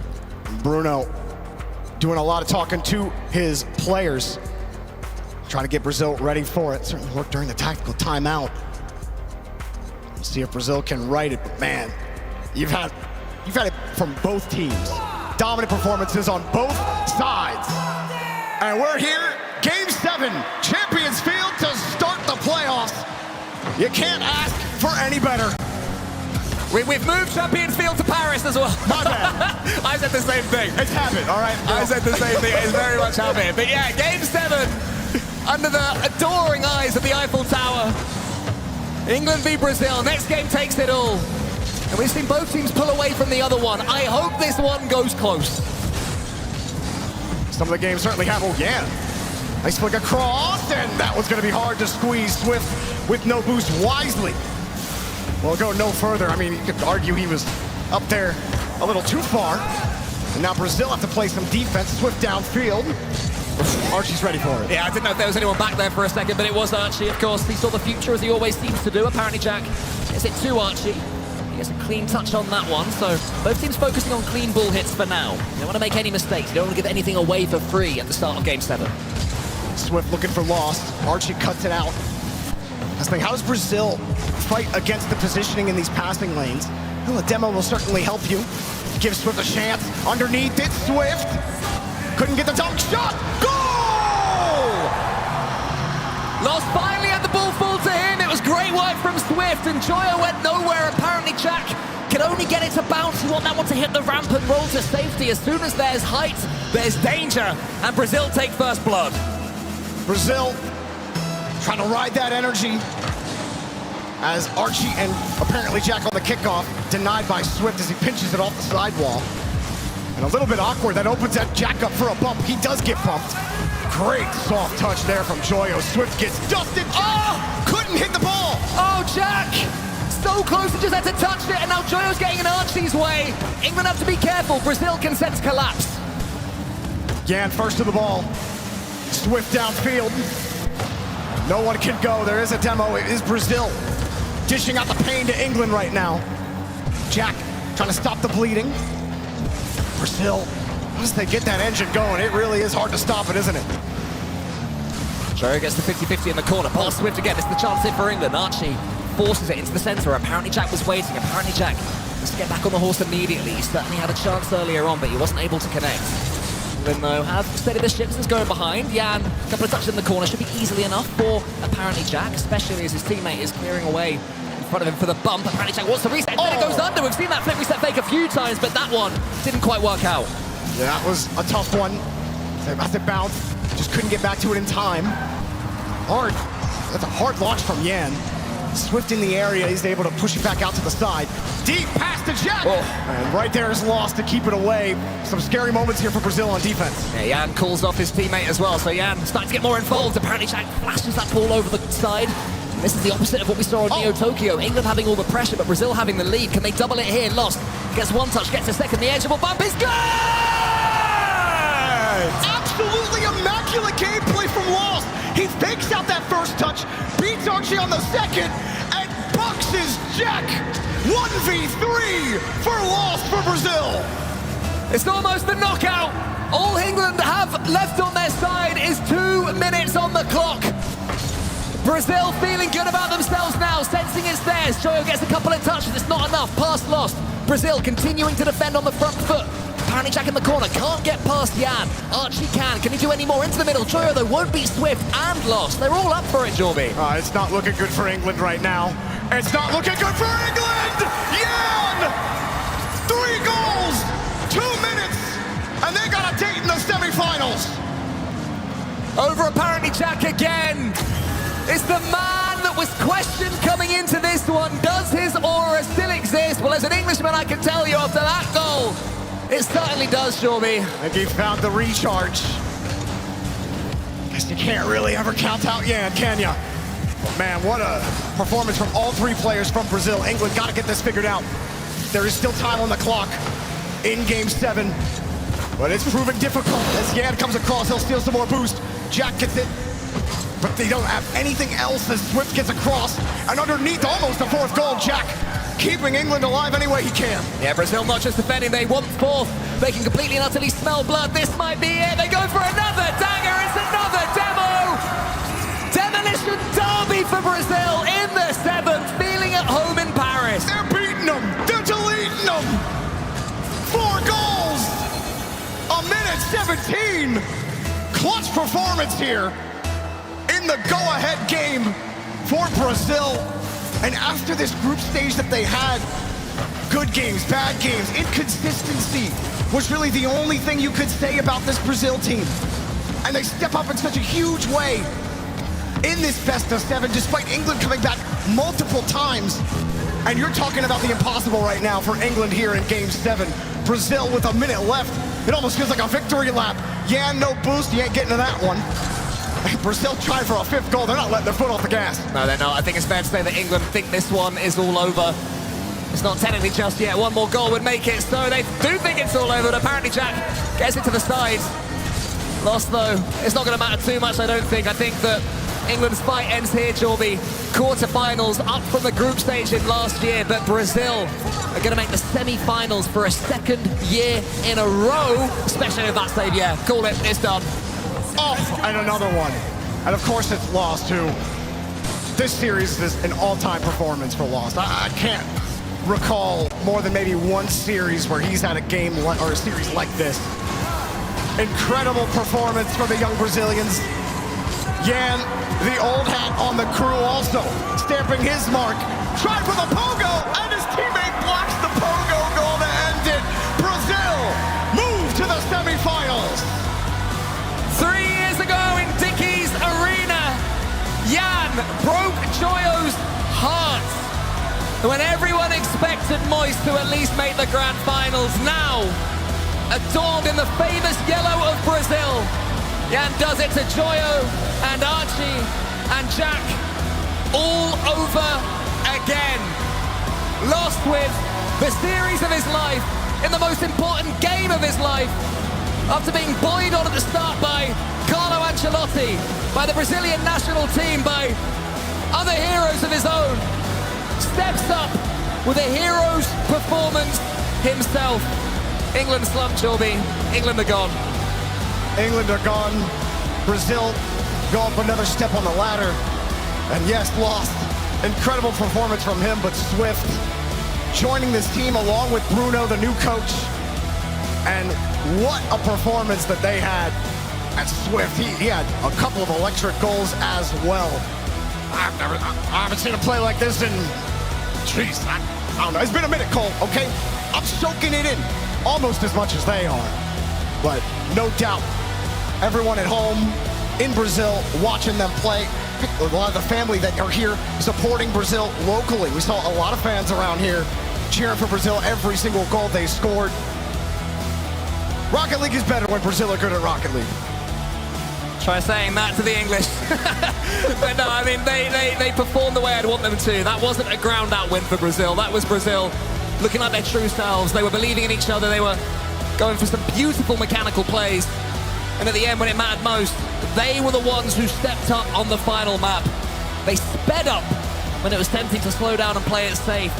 They did not fall into the same trap that England did. And in the end, it's got to be said, they were deserving winners. I mean, respectable performance from England, it has to be said, especially with the way game 1 went. Yeah. They didn't get a single shot on net. Yeah, and then they dominate the next 2 games, and it looked like England might just take over from there. We've seen that story before with Brazil, and it was just difficult to keep adjusting. And Brazil never really lost full control of the series outside of that 2-1. And they bring it right back. You gotta love seeing the pride on stage from them. But man, no doubt England, maybe for next year's FIFAe, they'll get a little bit farther. They didn't even make the playoffs last time. Exactly. They get it here this time. We're on the trajectory to win it in about 3 years' time, so I'm looking forward to that one. Love the math. It's coming home, 2028, baby. Brazil, their trajectory is to play Belgium or Saudi Arabia in the semi-finals, but let's just focus on the now. Let's focus on what Brazil have to say. He may be called Lost, but you boys have certainly found your groove. Lost, I have to ask you, yourself especially, as well as the whole team, are looking to be playing a lot more aggressively heading into today compared to group stage. Was this something you discussed beforehand heading into today? Hoje o time jogou de uma maneira muito agressiva, diferente do que estava sendo na fase de grupos. Isso foi uma coisa que foi pensada antes, essa era a estratégia para hoje? Na verdade, não era bem uma estratégia, mas que a gente joga assim, os 3 jogadores, e a gente sabia que playoff, quanto mais você ataca, mais do outro lado choca para perder. Então é isso o jeito de jogar. That wasn't really the strategy. This was the style we play. We know in the playoffs, as far as we can attack more, we have more chance to win. So that's the result. And it seemed like you boys were making an awful good use of all of those demos throughout the match as well. Was this something that was discussed beforehand? There were so many times when you secure the demo, it's shortly followed after by a goal as well. So were they focusing a lot more on the demos heading into this? tiveram algumas vezes que no kickoff vocês acabaram levando alguns gols. Como é que vai trabalhar para tentar resolver isso? E também as partidas que vocês venceram acabaram sendo com placares um pouco maiores. Isso daí é algo para tentar manter para os próximos jogos? A verdade é que ele era um time muito bom de kickoff, a gente sabia disso, só que os nossos não estavam dando certo, que são kickoffs bons também. Só que a gente consegue ganhar por vários gols alguma partida quando encaixa muito o tempo de jogo de cada um. Se não toma no kickoff, a gente vai ganhar a partida. Now we're gonna work to not get scored on the kickoffs. We have to work on that. Our kickoffs aren't working very well, so we know we have to adjust that to get to the next phase. Well, you're either going to be facing off against Saudi Arabia or Belgium next. The fans here have been cheering for you so far. Who do you think is going to win out of Saudi Arabia and Belgium? Os fãs aqui estavam torcendo bastante por nós hoje, mas amanhã talvez encontre a Arábia Saudita. Como é que se prepara para uma partida como essa? Vai ser um jogão, a gente gosta muito de jogar contra eles, é um time muito forte. Para mim é um dos melhores times do mundo e os árabes são muito gente boa com a gente, então para mim tá tranquilo. Só torcer por hoje já tá ótimo. We really like the Saudi fans here cheering for us. We appreciate them when they cheer for us, and we know you can get the Saudi Arabia tomorrow, and it's going to be a huge match. But we appreciate that today they were cheering for us. I have one final question, Jan, come on over. I have one quick question for you. What do you have to say to everybody that has been saying you're a little bit washed up, you're not as good as you used to be? What do you have to say to them? O que você tem a dizer para quem estava dizendo que você não estava jogando da maneira como você costumava jogar? Qual é a mensagem para essas pessoas? Para nunca desacreditar e que a gente sempre volta mais forte. Never doubt about my game, and I always come back stronger. Always comes back stronger. GG's, boys, very well played. I'm looking forward to some more Rocket League. Well, Jan then just answering those questions, veracity poised towards him as we get a gloating Johnny boy. I wish you could have seen that. I wish you could have seen his reactions, guys. Not the biggest England fan, as you know. I'm not going to ask you about that at the moment. I'm going to go straight to Achieves because Achieves was locked in. I mean, first thoughts on Brazil going back-to-back semi-finals here at the FIFA E-finals. First thoughts on Brazil, well done. I said I expected them to lean on it a little bit. Boy, did they lean on it. You got 7 straight games of Brazil on the attack, no doubt. I actually think both teams played the exact series they wanted to play here. I think England were happy to kind of let Brazil come at them, but there came a point around Game 5 where England needed to prove, like, look, sitting back's not good enough. The 3 games that England won in this series were because they scored in the first 10, 15 seconds and then just held a lead. But if it's 0-0, that's not good enough. You needed to be able to hold the ball and shoot it. They never did. Brazil blew them off the pitch in Game 7. They deserved it. Yeah, I think the synergy, the extra time playing together, it paid off. You could clearly see that they were reading each other extremely well.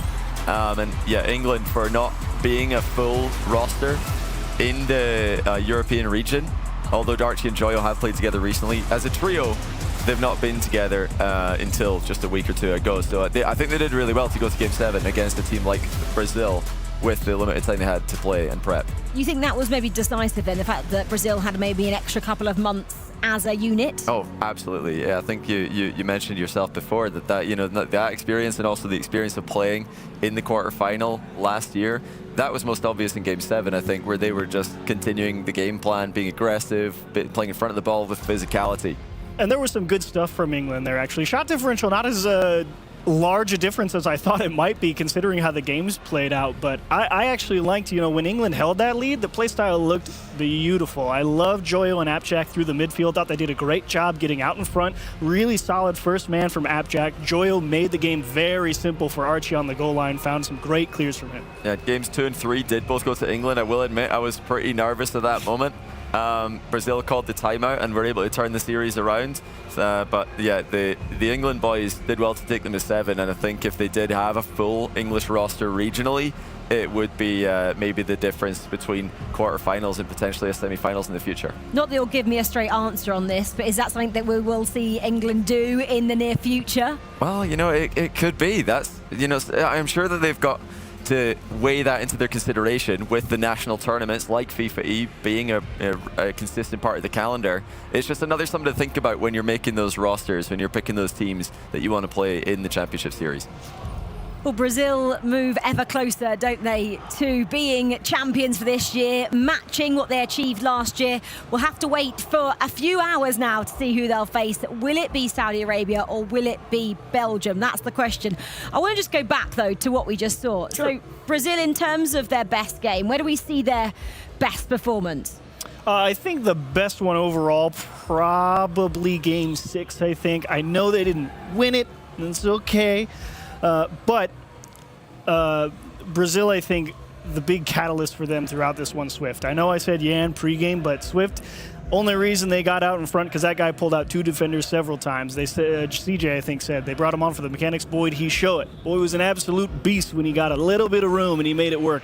Just quickly, are they good enough now, Johnny Boy, for whoever comes in their path, Saudi Arabia or Belgium? Well, you have to think it's going to be Saudi Arabia. They're the massive favourites in that matchup, and it's not a matchup that Brazil have enjoyed recently. That being said, Jan has beaten TRK in this exact location in Riyadh a few years ago now, but he has done it, and that was against a very home crowd favourite, Saudi Arabia, so it's not outside the realms of possibility. The storylines are building perfectly. The Saudi Arabia-Belgium matchup, who would face Brazil, that's the third matchup. But after the break, we are getting ready for our next quarter-final. They're all massive. This one's a European derby. France taking on Germany. That's coming your way next.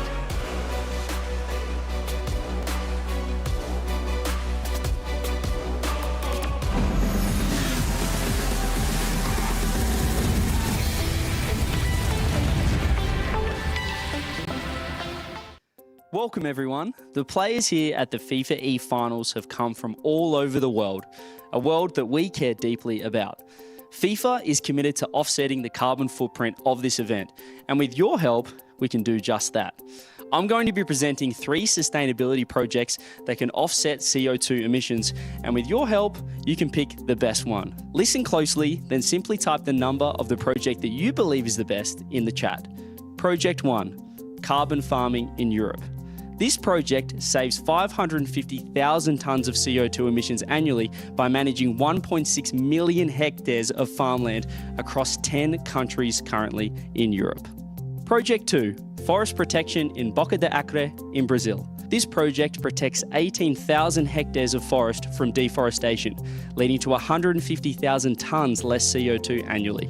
It also provides financial support for 58 local families. Project 3, forest protection, Ketinggan, Indonesia. In this project, 150,000 hectares of peatland is protected and restored, leading to a reduction of 7.5 million tonnes of CO2 annually. In addition, it has created 500 local jobs. Well, those are all the options. Make sure to vote for a number between 1 and 3 for the project that you think is best. It's up to you guys to choose. Thanks. Extra, extra, read all about it. World Cup prep begins. Hold on to your hats, folks. Trading for World Cup in North America has begun. And you would not believe what these guys are up to. White 17, hot!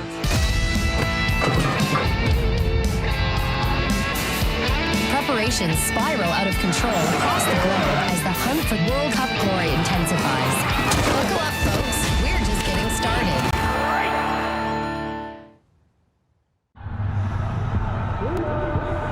Bruno.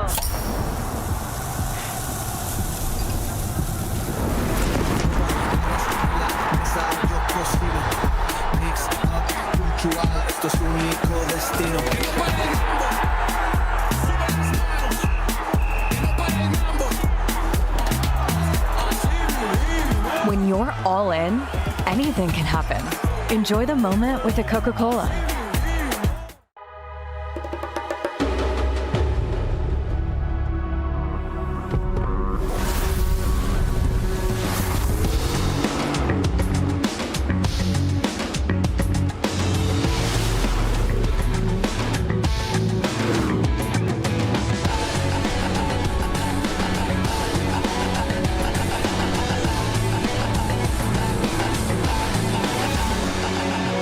Kia, movement that inspires.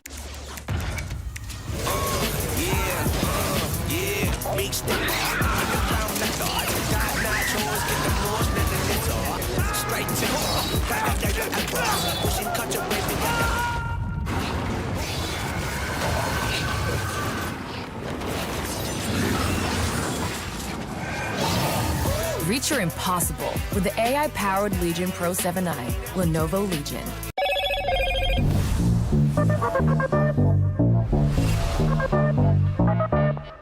Slim like a whisper, sharp in the hand, never unplanned.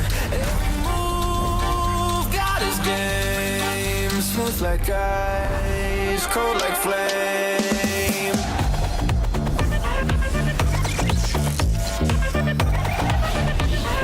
What's your edge? Hello, Moto.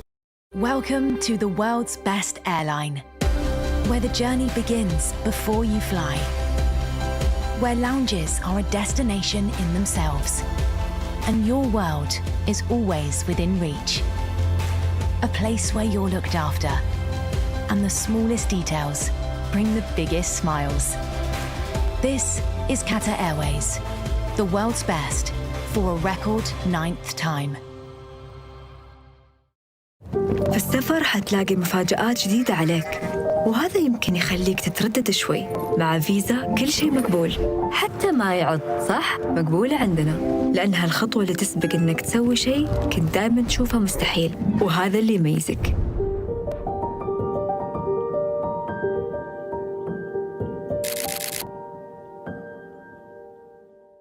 The digital world speaks the language of zeros and ones, and now, with advanced digital systems, countless new numbers join the field. A 7 can break the pattern. A 9 can be the game changer. At Globant, cutting-edge technologies are at the core of everything we do, driving new and innovative solutions to shape the future of FIFA and companies across every industry. We are the official tournament sponsor of the FIFAe Finals 2025. Globant, technology that dares to delight.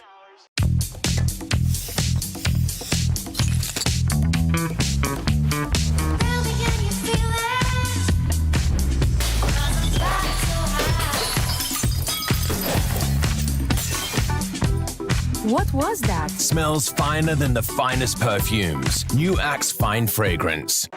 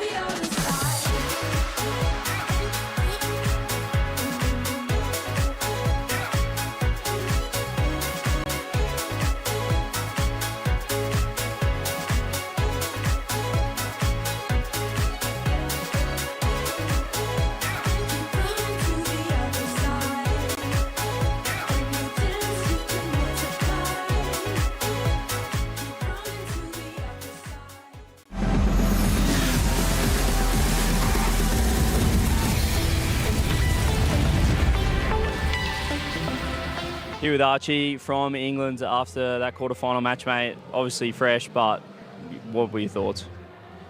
They won, the bad team, so yeah, it's what it is, man. Went to 7, but obviously a better result than last year. You made it into the playoffs. Can you still take a bit of pride out of the event? Not really. I mean, I think we should at least be top 4, but we lost again, and it's what it is, man. Go next year. And I guess, anything you want to say to, obviously a lot of support from Team England, friends, family back home. Anything for them? Thanks to the fans. I mean, this is a usual result for England, not winning, so yeah. It's tough, mate, but next year. Yeah, gutted for England there. Rocket League is not coming home to England this year, but what a performance. Anyway, it is Brazil who move on once again, as they managed to do 12 months ago and become semi-finalists. What a result there. 1 quarterfinal down, 3 more still to bring you this evening here at the SCF Arena at the FIFAe Finals 2025 featuring Rocket League. Achieves is still alongside me. James Bott has just joined me now. James, I'm going to pick your brain firstly on that first quarterfinal.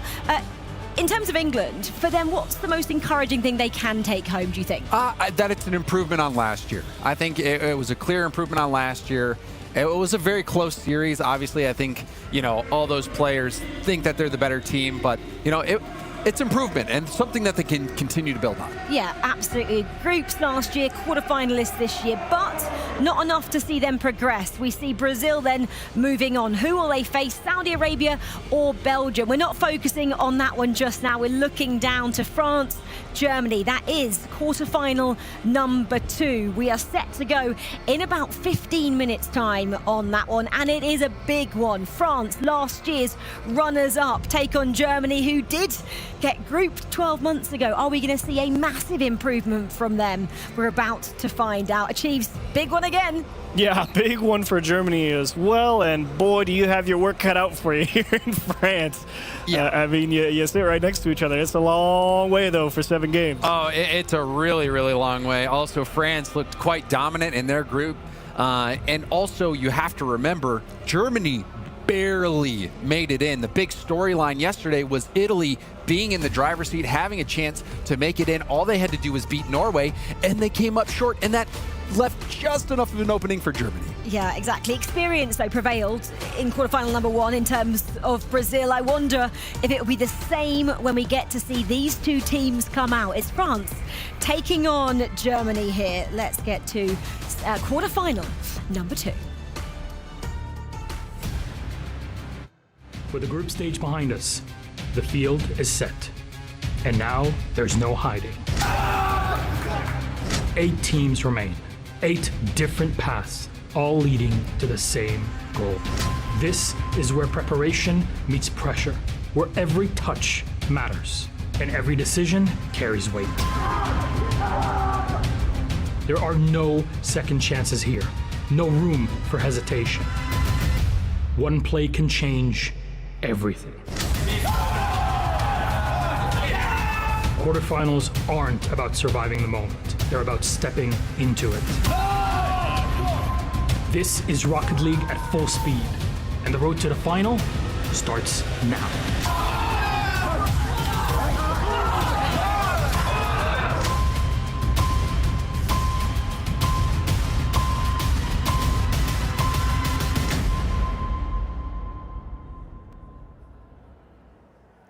Ladies and gentlemen, our second series is upon us. Please welcome to the stage, France and Germany!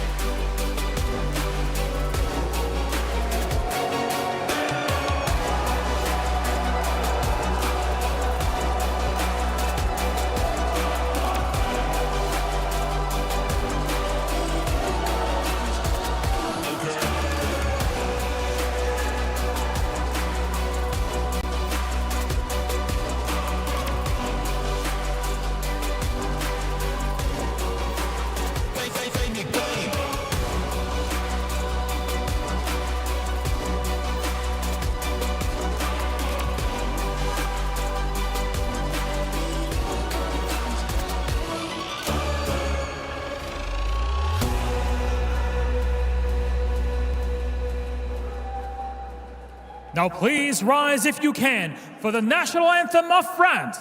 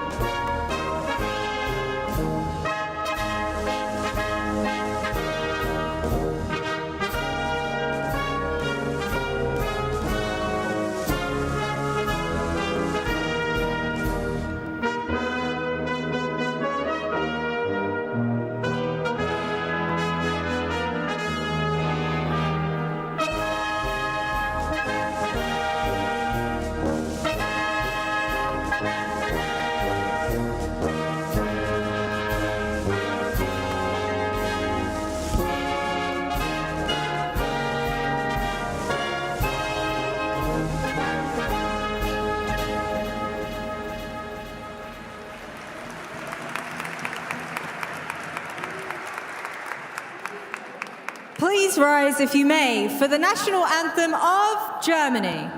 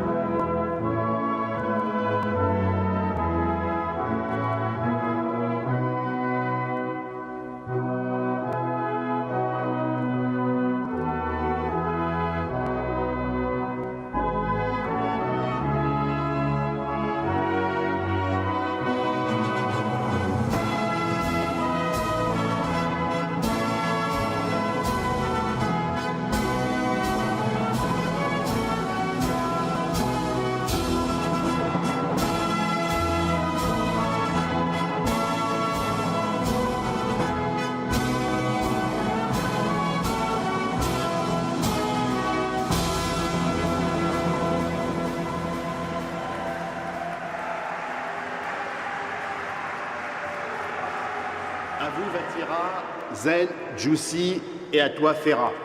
Toute la fédération est derrière vous. Vous portez haut les couleurs de la France et celles de la fédération avec talent, travail, esprit d'équipe. Après une finale l'année dernière, nous espérons cette fois que vous ramènerez le titre. Jouez votre jeu et vivez pleinement la Coupe du Monde. Nous croyons en vous. Allez les Bleus! Our second quarterfinals is about to begin. Players, good luck and have fun. These videos have got to be so motivating for our nations, especially for France there. But guys, I asked you this before and I didn't get around to getting your answer on it.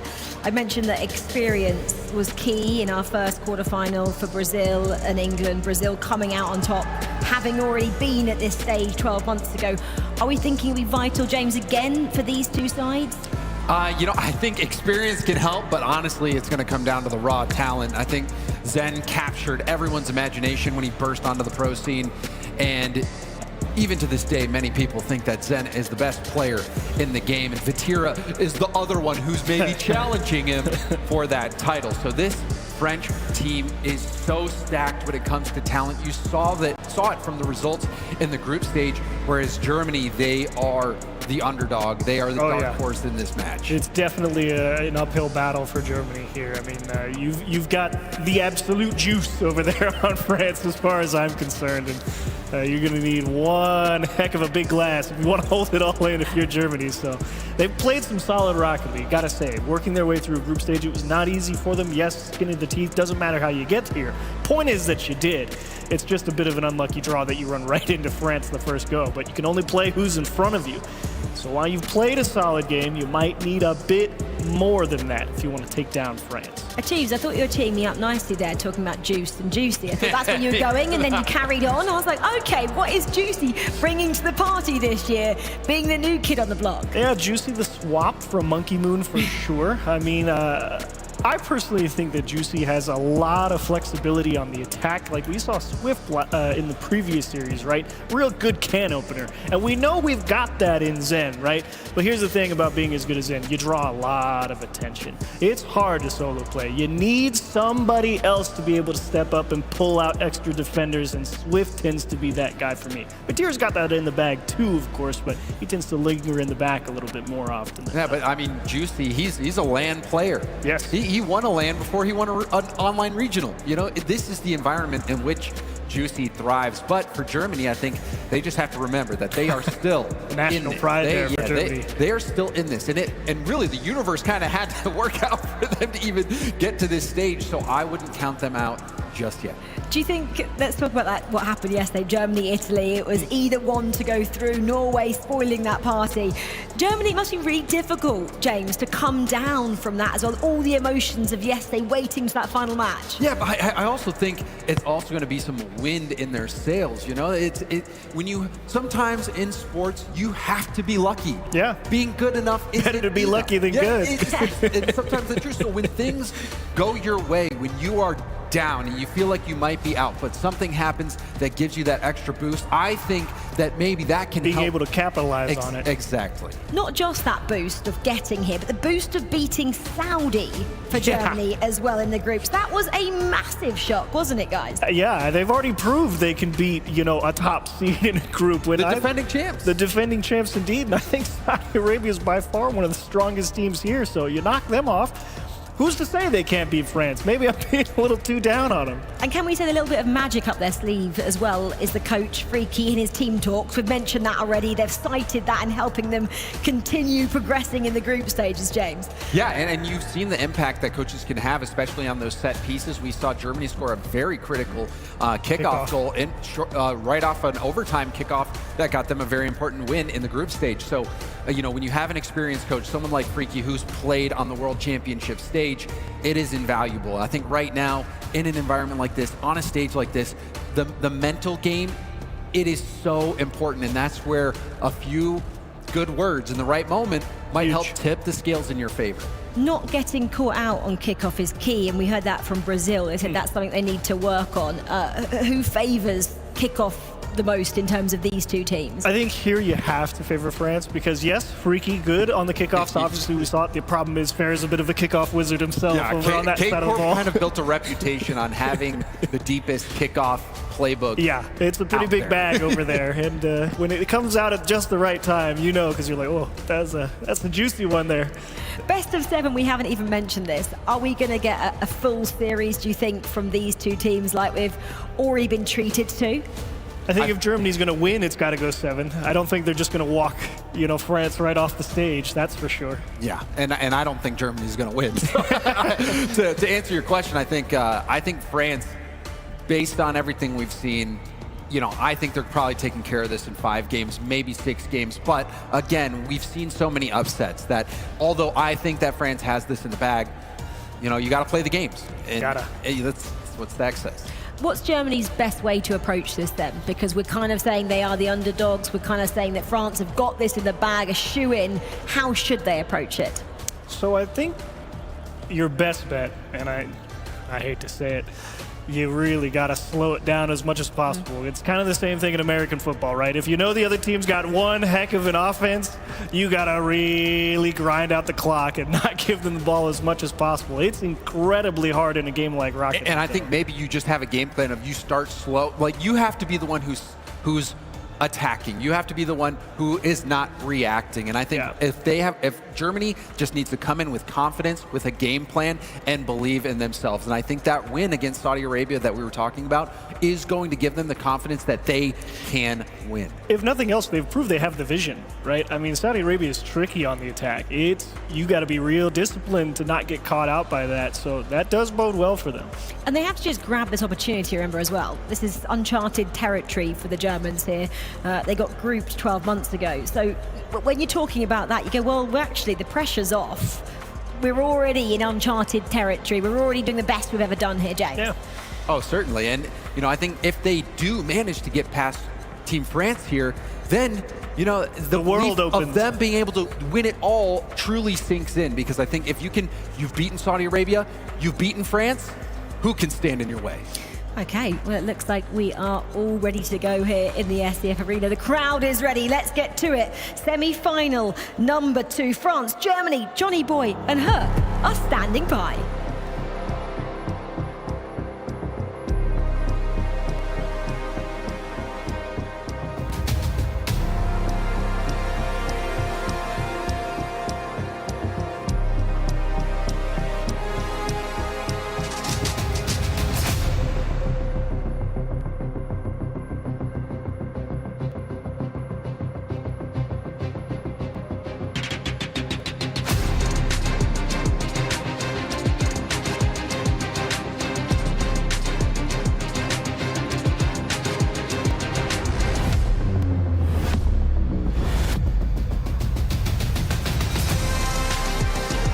The rematch of the European Regional Qualifier, France against Germany.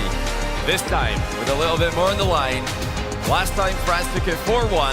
Germany looking to make the upset. A very, very important matchup here. Not only just to try and attempt to make the semifinal, but pride is on the line for France. It's been a little bit of a shaky past 24 hours for them here, but they're looking to get back on top. As far as Germany is concerned, they're coming into this as the underdog, looking to prove their worth here at FIFAe. Yeah, France have not looked as indestructible as we expected coming out of Group B, but Germany had to scrape through Group A. Both teams had to really work hard for it. France to get the top spot, Germany to get 4th. France are heavily favored on paper coming into this one. 2/3 of the new look Carmine Corp just coming off a LAN win earlier this month. Plus 10. They've been dominant so far in terms of territory out the gate. I do expect France to be coming into this a little bit slower in game 1. Germany has had a fairly incredible run to getting into this quarterfinal. They've had a couple upsets. They did play Oman yesterday and they did go up 2-0, but however, it was a little shaky for them, but they will be riding the adrenaline into today. So far, pressure does stand with Germany. They try to make their clear on through. Well, Zen and Madeira both sent heavily for that one. They weren't able to win the 50-50, even though they were 2 against 1, but they have broken free here. Zen not enough boost to get on the end of Juicy's pass. Juicy put that one high over him. Of course, you can see how much boost Zen had there, so definitely a mistake there by France. A little bit of a shot there from Tox on his lonesome France, holding their own defensively, which is very, very expected against Germany. Germany is going to have to be fairly creative against this team. France is going to be known to work together to get around their line of defense. Big clear. Catalysm's going to be the one to catch it here in the midline. Floated on down. No boost, then takes the challenge. Vatira already up to the backboard. That challenge is speedy enough to kind of go toe-for-toe with France. Juicy trying to cut in field there, but Germany were able to stop him. The Germans defensively were very strong in Group A. Went to incredibly long overtimes in multiple matches, especially against the USA, one of the strongest teams in the tournament. Well, if USA are having a hard time scoring on Germany, if Saudi Arabia fell the first time they played them, France know they need to be careful. Yeah, Germany definitely has something a little special with them right now. It's definitely a small element of surprise too. This is a roster that doesn't compete together anymore. There's been a couple forms of them in the 2/3 realm over the years, but Germany, of course, is looking to find success with this group. Braziers up to the ceiling. He's got to get past Vatira. Vatira, even on no boost, times it perfectly for France to continue their push. You're going to see the cut from Zen, leaves it for Vatira. Does still bounce in favor of France. Well, yeah, France aren't getting all their plays that they want early in game 1. 3 minutes in now, we've seen a few whiffs just positionally by France. It does look like they're trying to spread out a little bit more than they were yesterday when they were struggling against multiple teams in Group B. I think that will help Zen out a lot to synergize with Juicy and Vatira, who have had a couple months now playing as teammates. Zen in person, Vatira did team together last year in the French team that made the grand final. Like what I've been seeing so far from Germany, although it was a very short play. France gets sent racing back into their half. Juice is going to try and push him back forward. Another quick challenge from Germany. That really has been what is keeping them head-to-head with a lot of these top teams, is the fact that they have been able to match the speed that they are put up against. Catalysm, that was big attempt on the flick there. Razier is almost past one. Juicy keeps it down. Germany gonna try and regain pressure, but it does slowly start to dissipate. And no clear advantage for France so far. That was maybe the best chance of the game. Catalysm against the boostless Zen had France on the ropes. The ball flashes across the box to the other end now as we get to the final minute. France is trying to get the attack firing. Will Juicy's reset help them do that? Yes, it will! He dunks in the first goal. Look at this one too. Again, it's a well-timed play. Batira, the pass off over to Juicy. Unfortunately for Tox, if you're gonna make it clear on out, you might want to center it away from your net. I do expect France to try and be prepared for a lot of these second touches to go straight on target, which it did. Up 1-0 now for France in the final minute of regulation here in game one. I think the German defender probably thought Juicy was glued to that ball. It's saved by Batira. He's got control as well. That's good defense out of France. So you have to hold on for another 30 seconds. And they're going to make it 2-0. The ball makes the trip to the orange end of the field again. And yeah, Catalysm thought Razier had a free touch there. He was turning aggressively. Not the case. It's 2-0 France. Love this energy from Zen too. He's really just kind of been getting back into it. A little bit of a shaky season overall, I feel is kind of fair to say. Not a lot of the results he's been wanting, so seeing him really get back into his own has been so much fun. 15 seconds on the clock here. Germany's really got to get back into it. Tox tried to make a clear up to the backboard there. Razier's going to take a slow shot over to Catalysm. The shot denied by Juicy. And with 5 seconds on the clock, Germany would have had to have scored there. Instead, France will take that game number one. Yeah, they took a while to get into it, but when they did, France were able to take control. Some good defense out of Batira, good goal line saves, and the offense came together. It was Juicy who actually opened the scoring though. He was the one who put the first goal in. It's a great solo play with the dunk. German defense couldn't read him. That's one of the problems going up against a team like France. All three of their players can create in 1v2, 1v3 situations, and definitely 1v1. Oh yeah, I mean, you can see it here. Juicy reset to the back of their net. Just absolutely disgusting performance from France. And the fun part is this is not even the peak for them. This is just game one vibes against Germany. Germany is definitely in a learning situation after that game number one. But it is long road ahead for everybody. It is best of 7. I feel like the jump from best of 2 to 7 is a big change. Oh yeah, they've got the timeout if they need it. They've also got the option of just changing out their play style a little bit. You don't need big play style changes in 3v3 in Rocket League to really catch the opponents off guard. Germany do have such a defensive style that, if they can just catch France off guard with just a little bit, a modicum of aggression, it could be a surprise to get them back into the series here. Only down by 1, but they want to get the turnaround sooner rather than later. In the online qualifier, the grand final, France, they ran away with the first 3 games, and it was only then that the Germans were able to wake up with an overtime win. Got to tie it right here if they want to stay toe-to-toe with this top seed France. So far over the weekend, Germany has been able to keep up with those top teams like we've talked about. France definitely has the biggest target on their back. Those Zen's going to try and catch this one. Places it high. Nobody's going to commit to the play here. Instead, Juicy going to take it a little bit slower. 30 boost to work with here. Uses half of it just to keep the pressure on for France. They try and sidewall it. Big clear for Germany. Batira played that one very deep. Slows Germany down just for now. Again, really good defense by Batira. Just catching the ball on the back wall, making sure to get behind it, even out playing in German on the exit.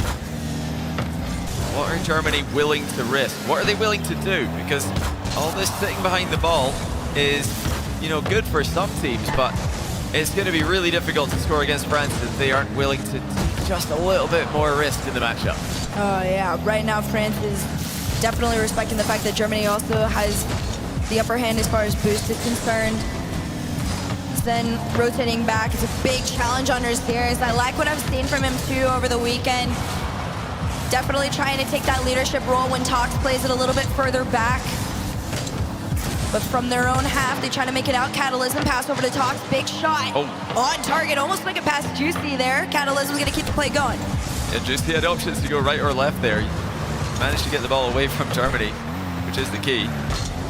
Germany just testing France every now and then with long shots, making sure that they're paying attention. Unfortunately for them, France have been locked in since the get-go here, and any inconsistencies they had with their positioning early in match one, game one I should say, seems to be a distant memory as France look like a well-oiled machine on the pitch at the moment. I do want to take note of some of the heart rates. I think this is honestly the highest I've seen France in quite some time, in the triple digits pretty consistently here. Uh-oh. Waterfall down for Juicy. There was pressure mounting. You felt it building off of the ceiling from Vitira and catches it. It was just 2 commits from Germany that left that net wide open.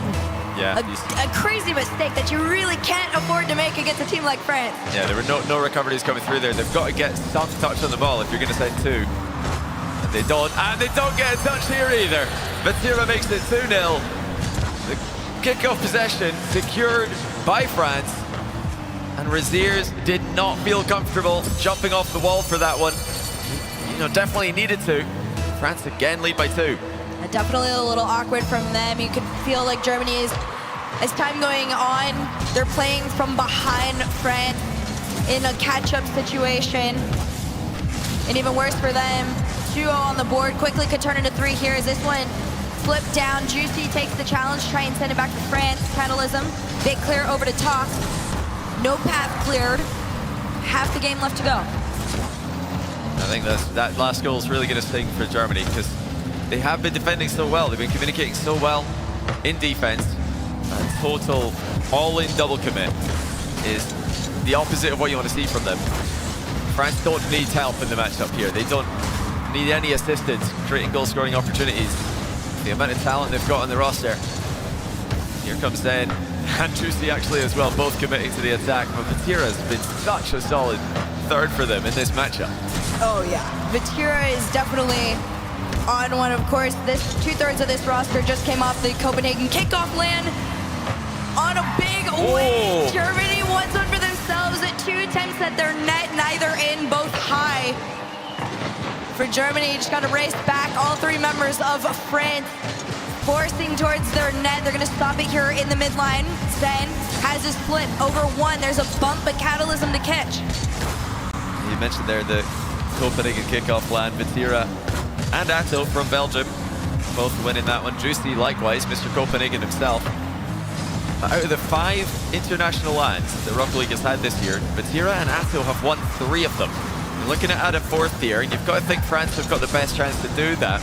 Vitira can win 4 out of 6 lands in a calendar year. It's just something we are not used to seeing. He just knows how to win. They truly are something special, the French, to be honest. And the fun part is, even when you add in somebody else, right, you think there's not too many people out there that could go in place of a Tau. Yeah. Juicy steps in and goes, no, no, no. The full French synergy could take over the world. This could be a potential option for the future. For now, Germany just wants to prove that people can go hand in hand against them. Fortunately for them, they haven't found anything. They try to leave 1 to Tox. 30 seconds left on the clock, and still all attempts go wayside. Yeah, Germany just don't have that spark. They don't have that offensive creativity to break down the French defense. You know, the French defense that was broken down several times in the group stage, a lot more than we expected. They've had half chances, but nothing really going for them. France looking for their 2nd clean sheet in a row.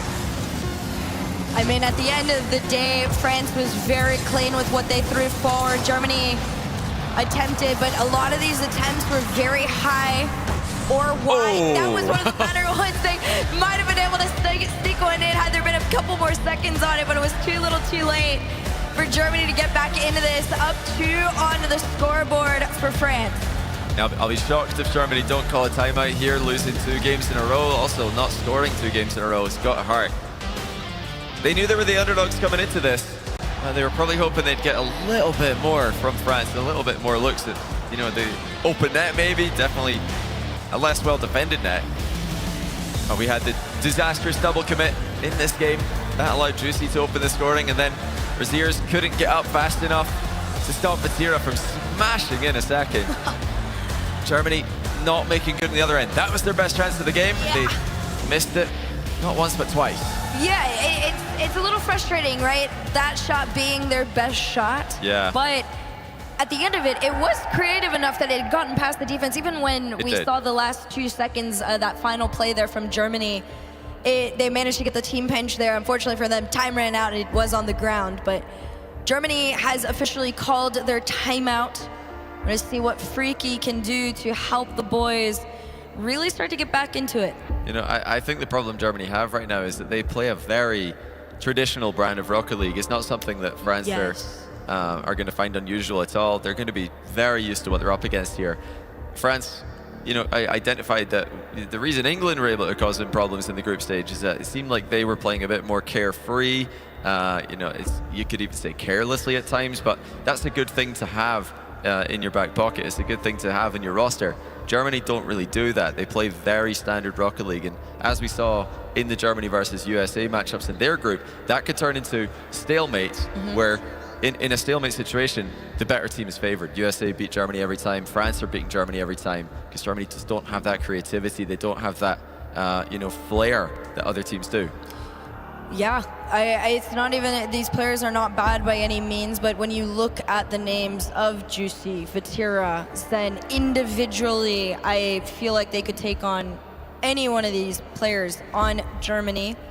I think you described it perfectly. They play a very classic, old school version of Rocket League that unfortunately for them is predictable right now. Yeah, not for a lack of the potential on the German roster. I mean, Raziers, we all know he's got big mechanical ability. Talks likewise. Catalysm just had his, I think, career peak there at the World Championship just passed.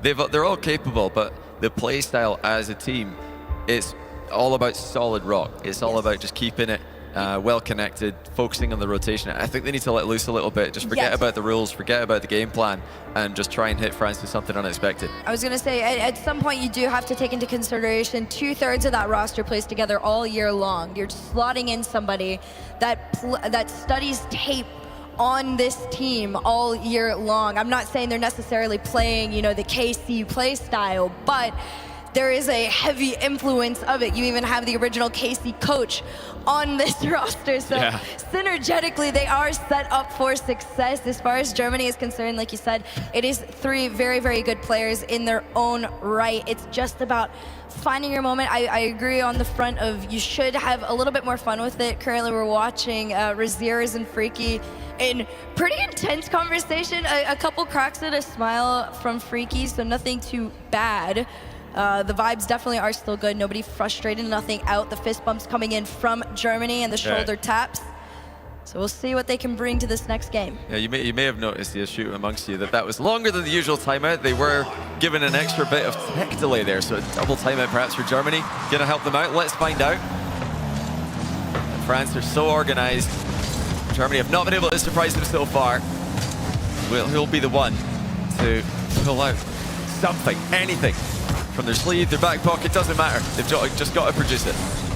Germany's playing the cheeky play style of sending somebody very far upfield, hoping in for a catch or something. So full team commit.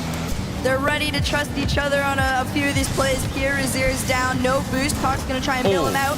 Third follow-up from Catalysm is slow and, well, wide. But I like this. You can almost feel the new sense of life from Germany. I agree. I think you can see the difference already. They're throwing players at the ball in the final third. It's not worked out. And now France, on their first foray forward, make it 1-0. And it's just more bad news for Germany. So unfortunate, because like we said, you felt a different play of life to them. Fortunately, it was just too much, too fast. France sees a wide open gap. After that third man did a full commit on it, off the kickoff, Germany almost was able to sneak one in there. Not quite. That would have been a shocker to see France conceding a kickoff goal after more than 2 games. Defending that clean sheet. One of the things that's really contributed to France's defensive success is their composure on low boost.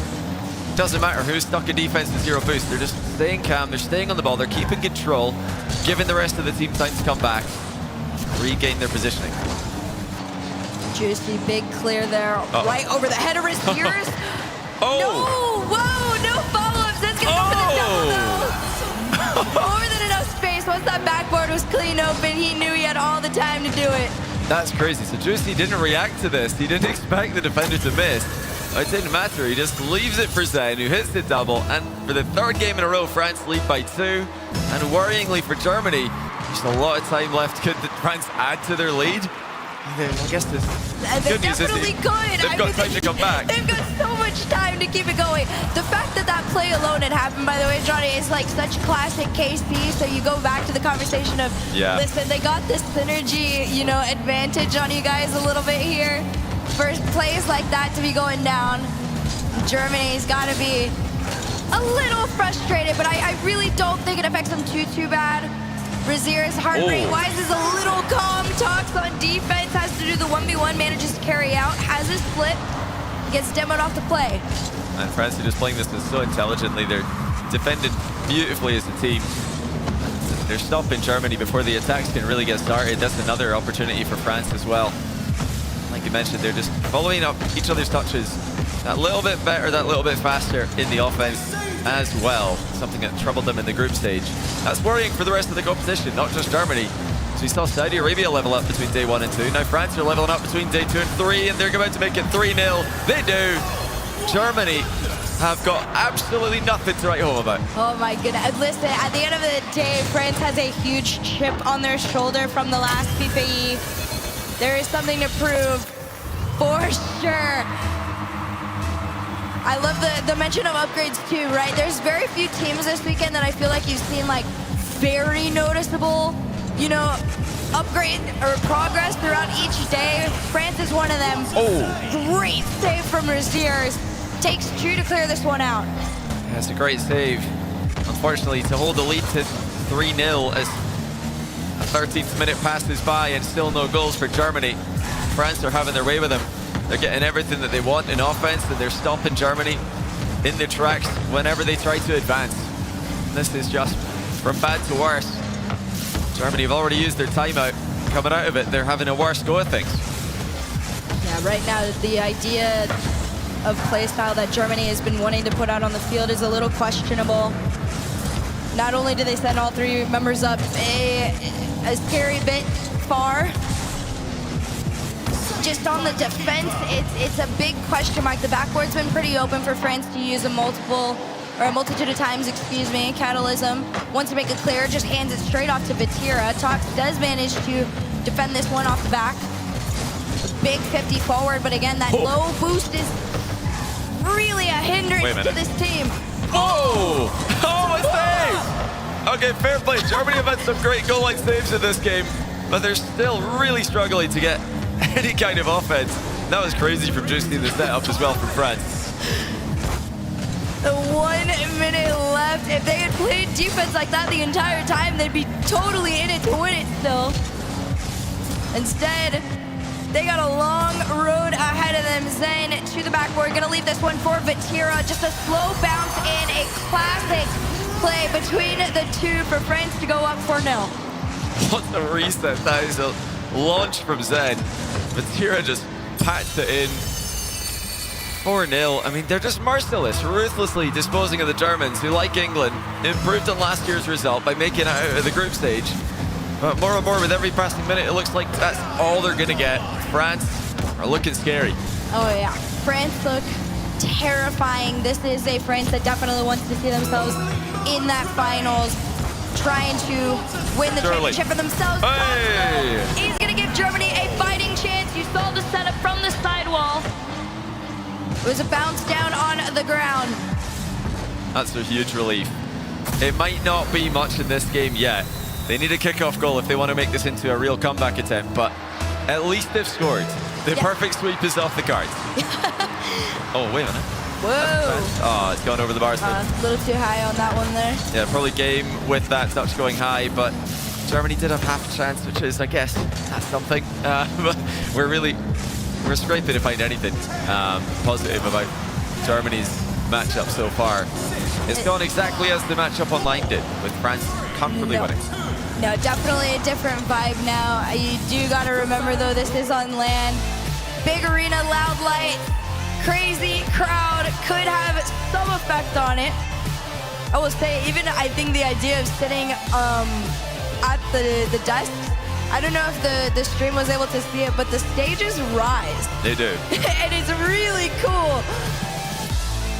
There's a whole lot of other elements to the psychological aspects of this series too to take into consideration. Like you said, this matchup has happened before. Germany did play a better game back then, but on land, France is definitely looking to sweep. I see behind Farah there, we haven't seen it on camera, but he's got a line of water bottles. He's prepared for a long series here, but he really wouldn't need them. Maybe if I step out of the way, you'll see them. You can actually see them right here. Right yeah, there you go. Lots of water bottles. There's like a cool 10. Yeah, I didn't need all that. Really didn't need all that. Somebody should have told him. It's going to be a quick one. He's giving us a wave as well. It's great to see Farah in the coaching role one more time, of course. He has retired, or I say he's retired. He's actually just got a promotion. He made this big retirement video with Carmine Corp, but really he was just becoming the coach of all coaches at KC. He's coaching all the coaches for all the different teams, but still, of course, one of the greatest, if not the greatest. I'd say he's my GOAT coach, at least, in Rocket League. And he set the bar pretty high. Oh yeah, definitely. He has created one of the most successful play styles for a team of all time. And it has been carried over and, tried to be replicated by many teams over the years. Germany tried to go for the down and up into the net. Instead, it was crossbar out, and Raziers is trying to find another play here for Germany. I think this Toxic reversed out of the headlock there. Didn't fancy leaving his teammates in a 2v2. I think he probably should have. At this point, the 3v3 is not working. If you can lock up one of the French players, let's just see what happens. Maybe the 2v2 would be more favorable. I mean, to be fair, they have tried it. When I watch the wide cam, they do attempt to start the 2v2. It's not quite working for them. So they definitely, the idea is there. In a couple different visions. Here's the 2v2. Trying to go for it. Catalysm was too far to the left. He's going to have to make the cut from mid. Catalysm pass over to one. Tox right over the nose. That was painful. Tox tried to read the play coming to him. That's a good pass. Raziers has tried to block Vatira, but the ball was actually free for the taking. They're just trying to read a bit too much into France's touches. I think they just got to play the ball and see if France are actually going to make contact themselves. You clearly see the difference. That's what France have been doing in the final third. They don't really care what Germany are doing. They're playing the ball dead center every time. Oh yeah, right now you just got to play solid rock if you're France. Nothing out of the ordinary for this team. For Germany, you got to play very high levels of defense. We've got glimpses of it in the past, but they can't keep up off the back wall. Oh my. Big redirect just wide. So France will not collect a point off that one, but for style purposes, that was almost a win in my book. Yeah, it looks like Germany might be able to get something. No, Tox couldn't land any relevant bumper chasing play. They're just getting the ball on target, but it's lacking power like it was early in game 4, where it harmlessly hit the bar and went to safety. Now Germany have got some defending to do. The pinch goes more vertically than clear. But the follow-up is good. Almost half this game left. Juicy to the side. That was too clean and precise for Germany to catch up with here. I mean, run back the replay. Catalysm had already jumped. Raziers playing from behind. All of Germany, I mean, that's the word to describe it at this point, is just they're playing from behind. And you think back to earlier in the game, Germany are trying to read France's touches, and then when a whiff comes through, they're not able to capitalize. France showing how it's done there. Ignore the defender. Why else would you be there? Just hit the ball. If the defender misses, you're scoring. If they hit it, all good. You can just rotate back. Your teammate can have you covered. Tox says low boost. Still wants some pressure for Germany, trying to inch the ball forward. It was a big commit there from, I believe, Tox. Catalysm on the back end. Tox to collect. Zen's just going to take it away. France is not worried. The bump play comes through. They're trying to make the cutoffs, but it's like you said, there is no transition out once you get that initial touch there from Germany. Yeah, it's just all falling apart here. Zen chasing Catalysm away. Vatira's coming in with the air dribble. Dunk is 2-0. You can't even say it's Germany's best game yet because where before it was 1, now it's 2. France are just rinsing and repeating. Oh, what a dunk. Oh, you gotta respect it though. France well on their way to sweeping Germany into the semi-final. Granted, there is still plenty of time for Germany to get into this. Roziers denied his attempt off the play.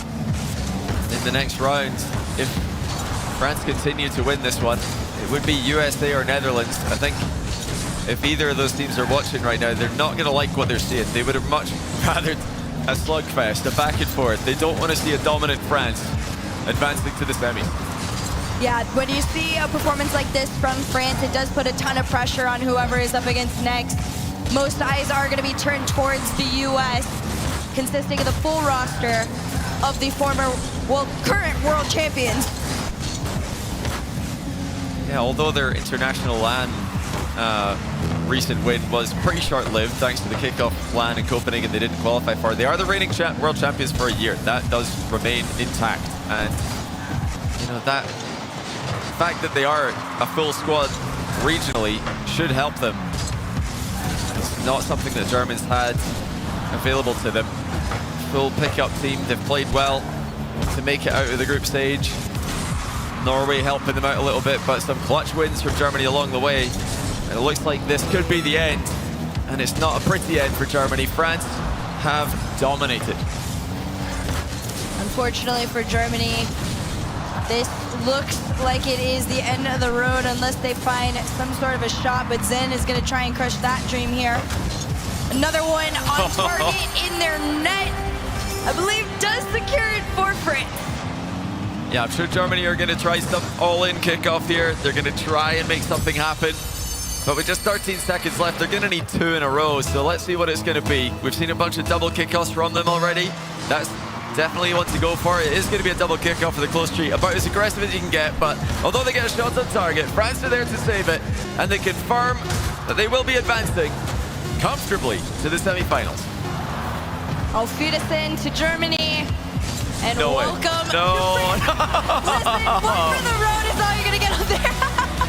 You can see the smiles on their faces laughing off. That's harsh, the own goal. Feeling bad for Germany there. France have scored just as many goals into their net as Germany did in this series. Still flowers to Germany. They put up a pretty decent fight, a couple of glimmers of hope, but unfortunately for this country, this is the end. France making a very bold statement in the quarterfinal ahead of a potential face-off against either the USA or the Netherlands. And that is going to be the final match of the day, so stay tuned till the end of today's broadcast to find out who France will be facing in the semi-final. They're waiting to get out of the box, but it's not come back down to earth yet. Here they come. The stages are still up. Yeah, we need to bring these guys down a peg here. France, they win too much in Rocket League. Let's lower them just a little bit. Physically, because, I mean, we're not really able to stop them in-game, out of game. This is the most we can do. Yes, this is all we've got to bring France down a peg today. Well, as they will meet up shortly to say their congratulations to their opposition. I mean, you just got to take a look back at what France was able to put out onto the field. An incredible performance. Truly, truly the performance of what you expect to see from France. Yeah, this is the France we expected to see. Didn't see them in day 1. Nope. Definitely didn't see them in day 2, but day 3, they really show us something that'll have every team in the tournament worried, and they should be, because if France can play like that, they're going to be a threat against anyone. They look like they are one of the tournament favorites as expected. Absolutely agree. Great performance overall. Also, it is just so much fun to see Zen happy. I feel like it's been a minute since we've gotten some personality out of him, but that performance definitely was one for the books. But for now, we're going to say goodbye to Roziers, Tox, and Catalysm. Good tournament for them still. It really was. And also to Freaky. I mean, him stepping up as the coach here for Germany was really fun to get to see him competing again in any capacity. So, congrats, boys, for making it this far. Yeah, great run with the top 8. We'll see if they can do better in next year's edition. But for now, Milos is standing by with the victorious French. Yes, I am down here with the French squad that just had a magnificent match against Germany. I want to ask everybody here on the stage a question. I'll start off with you, Farah, coaching the team behind. Look, for you, what is it like kind of working on the strategy, going from BO2s in the groups into best of 7, the traditional system that you have here in the playoffs? I mean, obviously we're going to be much more comfortable when we have a lot of games to play. Best of 2 is a bit, unpredictable at times because it's hard to get into it. Best of 7 is our comfort zone, so let's see on Friday. Well, obviously the crowd here in Saudi Arabia definitely has something held up from last year that they want to iron out. I will go to you next, Vatira. Look, the German defense was pretty solid, but it seems like you were kind of just working through it until you could tear it down. What was your plan to tear down that German wall? I mean, we prepared well. I think that's what makes us pretty good. It just felt like we were in the flow, and yeah, we just smashed them. It worked out very well for you at the end. I'll go to you, Juicy, for this one. It seems like in the beginning, the first 2 games in this series, things were a bit slow, both playing defensive. Was that the game plan, to figure out how Germany is playing until you can get very aggressive and take the win? I think the first 2 games were like head-to-head, you know. But once we figured out how they play and how we want to play, we just kept rolling and yeah. And it worked out very well. Again, and last question to the one and only Zen. Look, tomorrow it's either USA, or Friday that is, USA or Netherlands. Who would you like to play against? Le vendredi, ça va être soit les États-Unis, soit les Pays-Bas. C'est qui que tu voudrais bien affronter? Je pense que les États-Unis vont passer. Ils ont beaucoup à prouver après un top 9-12, je pense. Du coup, je vois bien les États-Unis passer, ouais. I'm expecting it to be the US after all they've had to prove. Maybe we'll get to face them on Friday. What a matchup from the French national squad.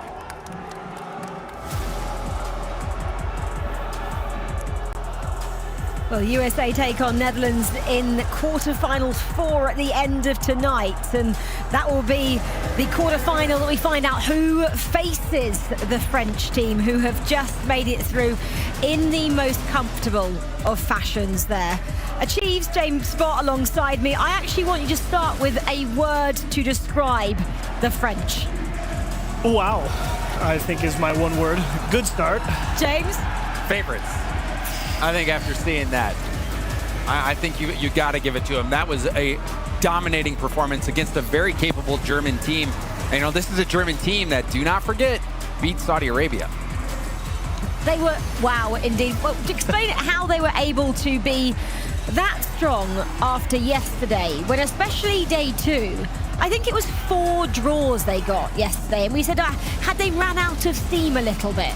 Yeah, so I think yesterday might have been a little bit of what we might have been seeing from Brazil, you know, manage the results more, since you only have those sets of 2s. The variance is incredibly high. You're a lot more focused on making sure that, hey, no matter what, we at least secure 1, and it doesn't really matter beyond that point, because they already knew they were kind of locked in, right? But best of 7, I mean, the lock is kind of taken off the cage there, and you let the beasts out at that point. They know they've got some wiggle room, some lives to play with, and it didn't hold back here. Yeah, I mean, you see this all the time. Teams, once they get to bracket, play so much differently. Once it's you lose and you're done, you have to win to move on. No lives left. You see the best of a lot of players. And in this situation, I think we saw the best of France. You saw them at the end of that series scoring an own goal, laughing about it, and then even Johnny remarking, yeah, they scored as many goals on themselves as Germany did that entire series. And, you know, it kind of stings, but it was true. France was that dominant, only really allowing that one goal in against a very, very good German team. Yeah, just a completely, different outfit to we saw yesterday. Kind of James alluded to it, top teams can turn up on day 3. And it was remarkable to see just how different they were. Yeah, I mean, France has been an elite caliber team. All of those players have had some great time at the top of their region. Germany's obviously had a couple of decent showings throughout the regional flagships in the RLCS, but nothing near the accomplishments of some of those French players. And unfortunately, you saw the difference here in a clean and pretty convincing 4-0. France just saying, look, we've got one game today. We're going to take care of business, and we'll see you tomorrow. Well, you can see Friday. then, yeah, exactly, Friday. We get a rest day tomorrow. They're absolutely treated here in Riyadh. France then progressing, and as they already mentioned, they will take on the winner of United States-Netherlands, our fourth quarter-final of today. Germany eliminated alongside England then. A word on Germany. Why did they find it so difficult out there today? Control. France is just absolute masterclass in pitch control, ball control, car control, boost just control. Yeah, well, pitch, I guess that covers it, but yeah. Just tiers above for them. And in terms of yesterday, they were one of those teams that we didn't even know that would get through. Have they just exceeded expectations of themselves, James, by getting here? You know, honestly, I think they were expected to make it past Italy, so I think they met expectations here. And, you know, also, it just comes down to who you're going to get in that quarterfinal. You know, they barely snuck in. Maybe if they get that third seed, their run could look a little bit different. Maybe they go a little bit further. But I think overall, for Germany, this was a good result overall. Not the greatest of results, but this, you know, I don't think they will go home thinking, man, what a disappointment that was. Quarterfinalists for Germany. That's the end of the road for them. Let's hear how they're feeling now with CJ.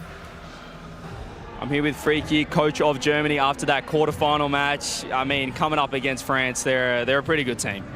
Absolutely. I mean, if they weren't, we wouldn't be losing, right? Nah, like probably one of the best two teams in this tournament. So definitely no shame for losing. Wish like we could have gotten a game or something, but in the end, they're just playing it too solid, and we just made too many mistakes. And you had some, incredible results here at the FIFAe World Cup. Obviously, that win over Saudi. I mean, what's the overall feel of your performance? Yeah, I feel like we really started well into this tournament. Groups day one was awesome. We definitely got some nice upsets. In the end, kind of like got lower in performance the longer we stayed in it. So, yeah, but it was an awesome tournament. I feel like we made Germany proud, which is the most important thing, right? Like all of Germany was supporting us, so that's awesome. Yeah, I mean, you look like you're enjoying yourself coaching the national team. You're coaching in OCE as well next season. Already some success there. How did it feel to coach Germany? That's definitely different. First of all, like coaching in your own language is always different from coaching in like my second language or something. But play style definitely completely different. Like very European style compared to working with the boys over at Power. So definitely got some changes to do again when I come back to scrims working with the boys. So yeah. Awesome. Well, you've had a lot of support as well back home, as you mentioned, from Germany. Do you have anything to say to Fran's family and all the supporters back home?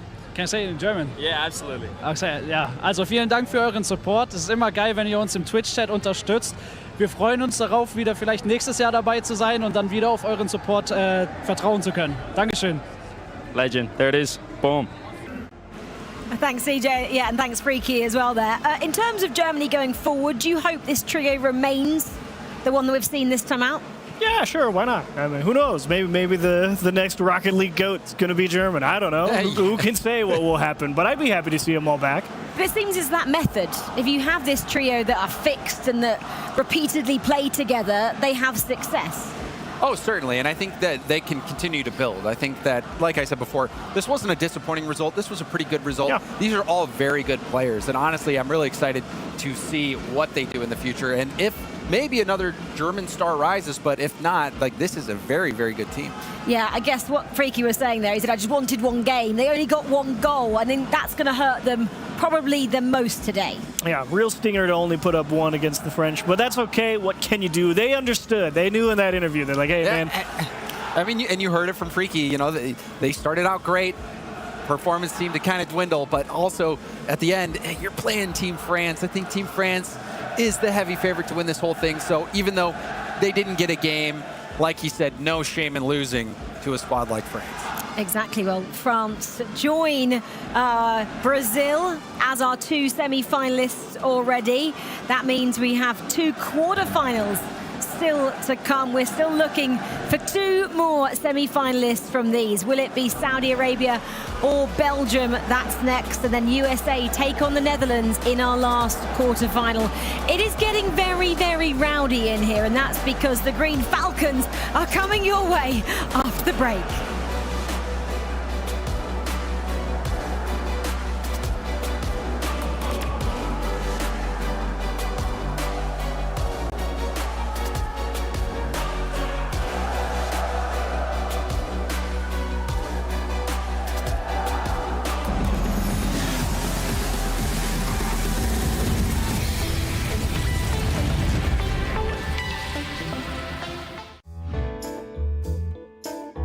Top 5, I'll start with 5. 5, I'll go apparently Jack, my teammate right now. Amazing player, really good 1v1 player in the clutch 1v1 situations, always going to score them. 4, I'll go Joyo, my teammate as well. Very good mechanically, very good in the air, can always score out of nothing. Number 3, who should I go with? Banana Head, I think he's playing very good, mechanically strong. I think he's a solid player. Number 2, Sphinx for Malaysia. Honestly, very surprised with how good he is. I think he's one of the best in the world, very highly skilled. Number 1, I'll go with Nas. Very solid, best 1v1 player in the world. I think he's mechanically great, good on the offense and defensively, so I think he's the best in the world. Number 5, I would put Drali right now. Last year he was the best, but he's definitely fallen off a little bit. Still a great player, so I'll put him on number 5. 4, I'll put Atau, I think. I think he's I think the only reason Belgium actually made it through is because of him. He surprises me every day. Then at 3rd, I would put TRK. Past few years, he's been amazing. Falcons have been struggling in RLCS, kicking him, and now he's back into the squad, and I feel like they're dominating again. Daniel 2nd, for me, he is. I would love to call him the best player in the world. I probably look up to him the most out of all the players. He's such a great 3rd man, great mechanics. However, you have to put Zen at 1. He's just, he speaks for himself, the way he plays. It's magnificent to watch. Maybe Beast Mode, because I mean he won Worlds, but he looks pretty good. But yeah, he did bad in NA, so I don't really know. Top 4, I would say Daniel is a crazy player, MVP of Worlds. He always looks good. He deserves the top 4. Top 3, I will put Killers, because he's playing for Saudi, obviously. He won last year. He did great this year in RLCS too. And top 2, I would put myself. I think I'm playing pretty well. I'm aiming for the final this year and win it, so yeah, I think I'm top 2. And top 1, my teammate Zen.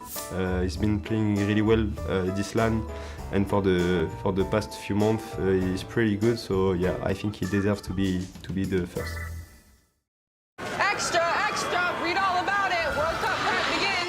To your heads, folks. Trading for World Cup in North America has begun, and you would not believe what these guys are up to. White 17, hot!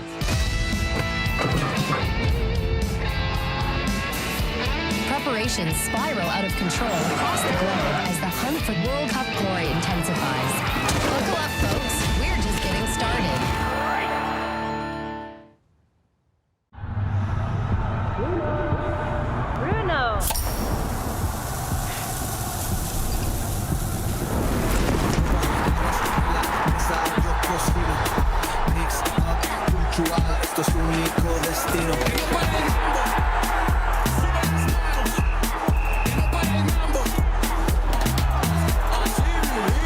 When you're all in, anything can happen. Enjoy the moment with a Coca-Cola.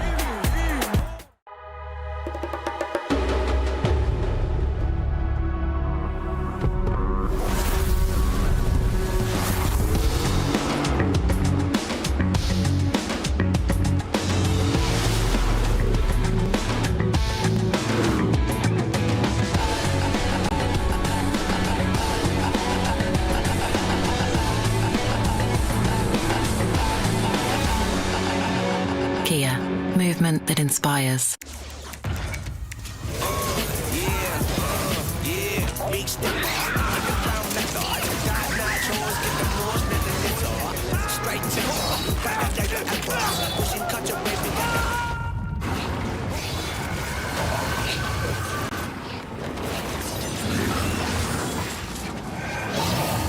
Reach your impossible with the AI-powered Legion Pro 7i, Lenovo Legion.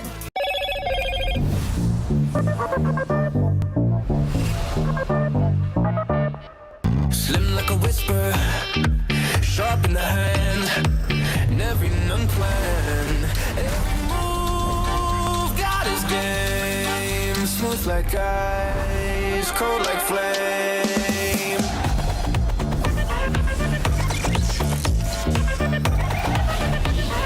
What's your edge? Hello, Moto. Welcome to the world's best airline, where the journey begins before you fly, where lounges are a destination in themselves, and your world is always within reach. A place where you're looked after, and the smallest details bring the biggest smiles. This is Qatar Airways, the world's best for a record 9th time. في السفر حتلاقي مفاجآت جديدة عليك، وهذا يمكن يخليك تتردد شوي. مع فيزا كل شيء مقبول، حتى ما يعض، صح؟ مقبولة عندنا، لأنها الخطوة اللي تسبق إنك تسوي شيء كنت دائما تشوفه مستحيل، وهذا اللي يميزك.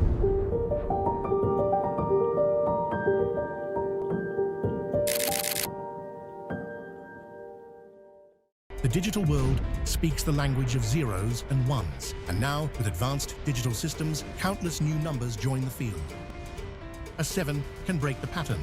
A 9 can be the game changer. At Globant, cutting-edge technologies are at the core of everything we do, driving new and innovative solutions to shape the future of FIFA and companies across every industry. We are the official tournament sponsor of the FIFAe Finals 2025. Globant, technology that dares to delight.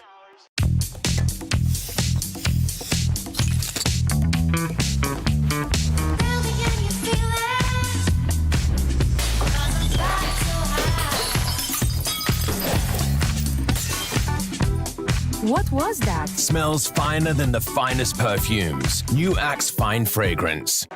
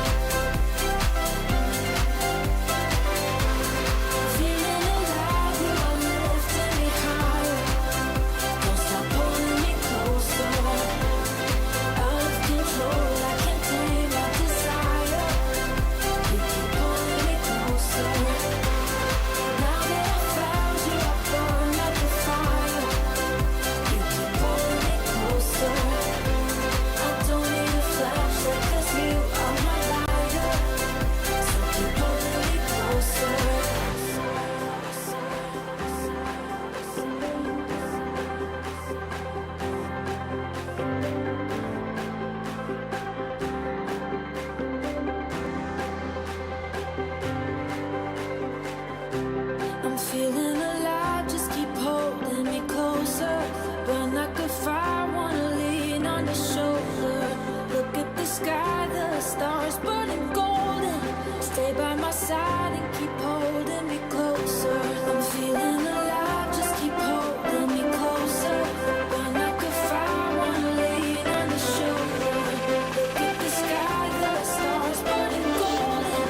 Stay by my side and keep holding me closer.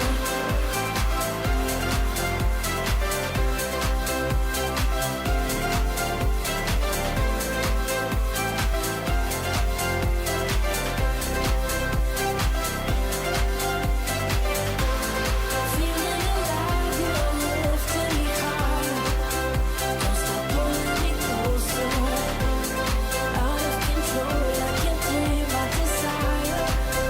You keep pulling me closer. Now that I found you, I burn like a fire. You keep pulling me closer. I don't need a flashlight 'cause you are my lighter. So keep pulling me closer.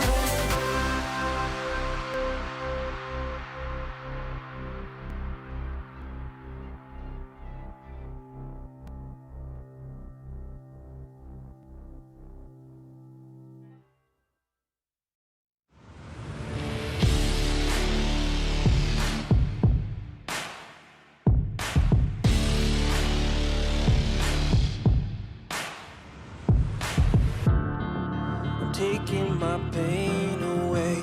Nothing else more to say. Everything that I have, I'll give. First, you gotta pick a side. Now you got a team and you're rolling with the pride. Wanna play the game, make it to the end. I wanna bring it back again. I feel it inside. I'm reaching my stride. I'm standing my ground. I won't give in. I'm moving ahead. I'm back from the dead. I'm ready to fight again. Raising the roof, raising the roof, raising the roof. I'm raising the roof. All the mistakes I made, now I can change my fate. No one can take this heart away. First, you gotta pick a side. Now you got a team and you're rolling with the pride. Wanna play the game and make it to the end. I wanna bring it back again. I feel it inside. I'm reaching my stride. I'm standing my ground. I won't give in. I'm moving ahead. I'm back from the dead. I'm ready to fight again. Raising the roof, raising the roof, raising the roof. I'm raising the roof, raising the roof, raising the roof, raising the roof. I'm raising the roof. Find another way to fight another day. Find another way. Find another way to fight another day. Find another way to fight another day. Find another way. Find another way to fight another day. I feel it inside. I'm reaching my stride. I'm standing my ground. I won't give in. I'm moving ahead. I'm back from the dead. I'm ready to fight again. Raising the roof, raising the roof, raising the roof. I'm raising the roof, raising the roof, raising the roof, raising the roof. I'm raising the roof.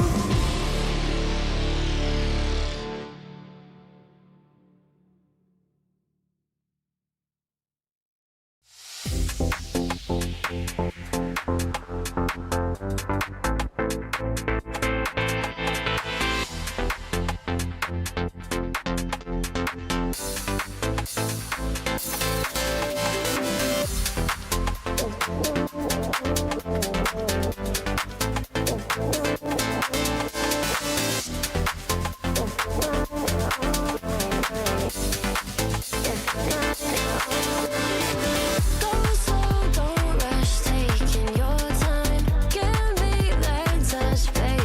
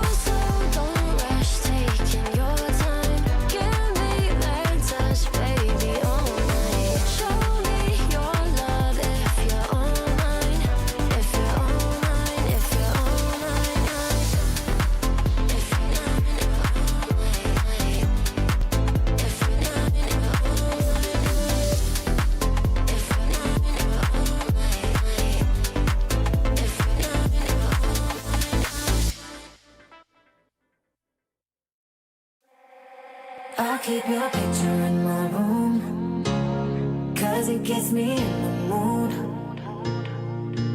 You're still a free in my head. You got me so confused. My mind is full of you. Still want you in my room. Don't wanna get rid of you. On my mind, but I am not too late. You got me so confused. My head is full of you. You keep slipping away. I learned the hard way. But something's gotta stay. Don't let it go to waste. Do you remember all of the long nights, warm in my bed, nightfall to sunrise? That's what you said. You held me so tight each time again. I keep your picture in my room. Don't wanna get rid of you. On my mind when I am up too late. You got me so confused. My head is full of you. Don't win silly games. Don't leave me hanging on. Keep me hanging. Said it once, I'll say it again. Your love is what I want. Do you remember all of the long nights, warm in my bed, night for the sunrise? That's what you said. And you have me so tight each time again. In my room, I'll keep you safe. Don't stay up waiting long, pulling back and forth. Still got me paralyzed. Got what you came for.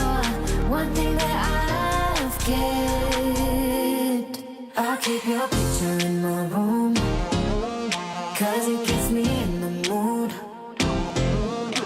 You're still a free in my head. You got me so confused. My mind is full of you. Still want you in my room. Don't wanna get rid of you. On my mind when I am not too late. You got me so confused. My head is full of you. I keep your picture in my room, 'cause it gets me in the mood. You're still a free in my head. You got me so confused. My mind is full of you. Still want you in my room.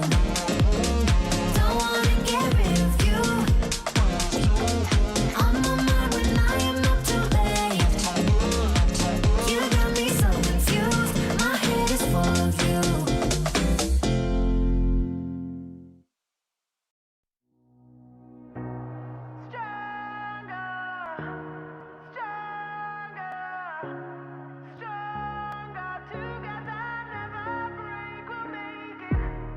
Woke up in the middle, in a field full of fighters, fighting a battle, fall down, get up, losing requires. Stay strong till you're moving to a higher ground. Rise up and proving steady forward, I'll stay around. 'Cause underneath, for everyone to see, held my head up higher, higher, I ain't freaking. That's why I believe what everyone will see. Together we'll be better, never break, we'll make it stronger, stronger, stronger. Together never break, we'll make it stronger, stronger, stronger. Together never break, we'll make it. Put your armor on, setting the game straight. Something to hold on, 'cause I count on checkmate. You won't be alone, we'll be standing tall. Till the day is gone, you find it all the way up. 'Cause underneath, for everyone to see, held my head up higher, higher, I ain't freaking. That's why I believe what everyone will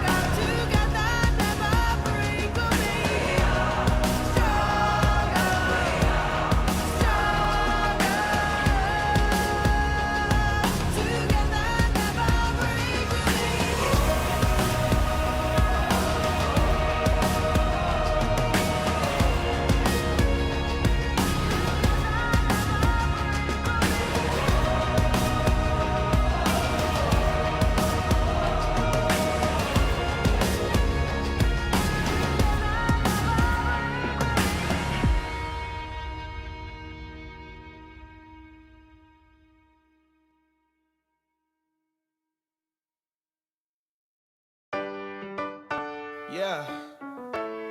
La la la la la la la.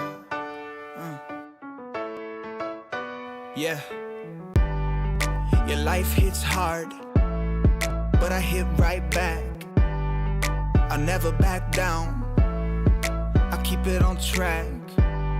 It's the same day with no problems. I keep rising from the bottom. Cause when the sun comes up and I look around, I can feel that love, I can hear that sound. They're never gonna hold me down. I'm higher than the ceiling now. And then I need to worry about, cause I got no problems. I know it's gonna be alright.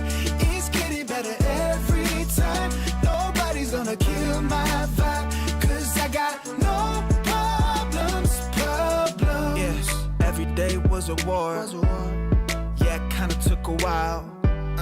When they tell me I should stay, I just jump with a smile. Yeah, it's hard until you notice. Everybody's got their moment.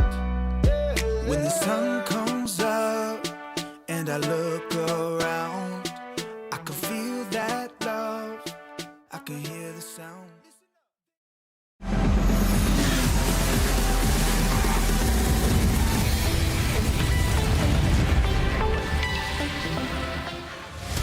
Well, welcome back to quarter-finals day here at the FIFAe Finals featuring Rocket League. Before the break, you just saw us say goodbye to Germany. They were outclassed by a very, very classy French side, and we are now building up to this one. The Green Falcons, their fans are out in force because Saudi take on Belgium in a few moments' time. It is going to be massive. The crowds behind me are so excited for this one. But the story so far, England are out, Germany are out, France are through, and Brazil are through as well. Jorby and Achieves join me on the sofa now. Quickly, Jorby, welcome.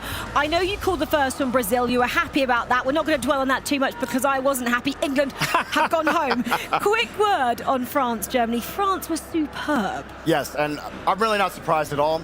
I expected the 4-0, and I mean, there's just so much individual talent on that team, and if Germany they were outmatched in every phase of the game. They absolutely were, and we've already gone through it as well. Germany, great to have got the knockouts, but not good enough today. Yeah, unlucky for them, but there's always next time, and I wouldn't be surprised to see them again.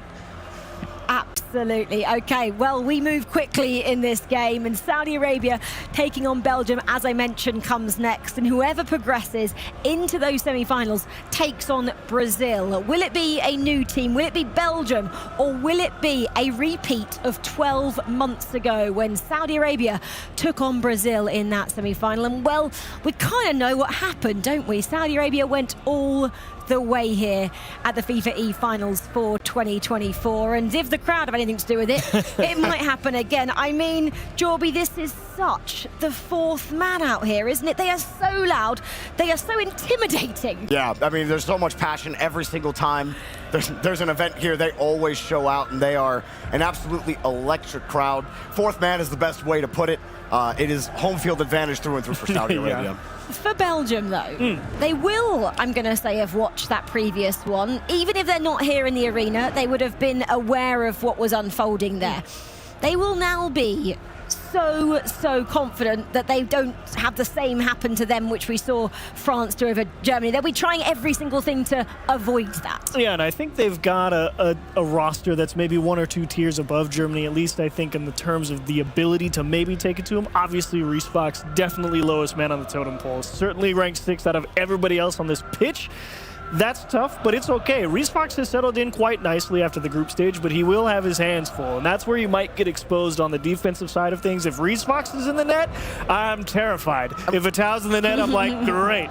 I mean, it really comes down to Atau for me, because Saudi Arabia, they haven't been perfect for everything that we're saying about the fourth man and how electric this roster is and making it to the finals and winning the whole thing last year. They didn't look the greatest in the group stage. There's levels to that, though.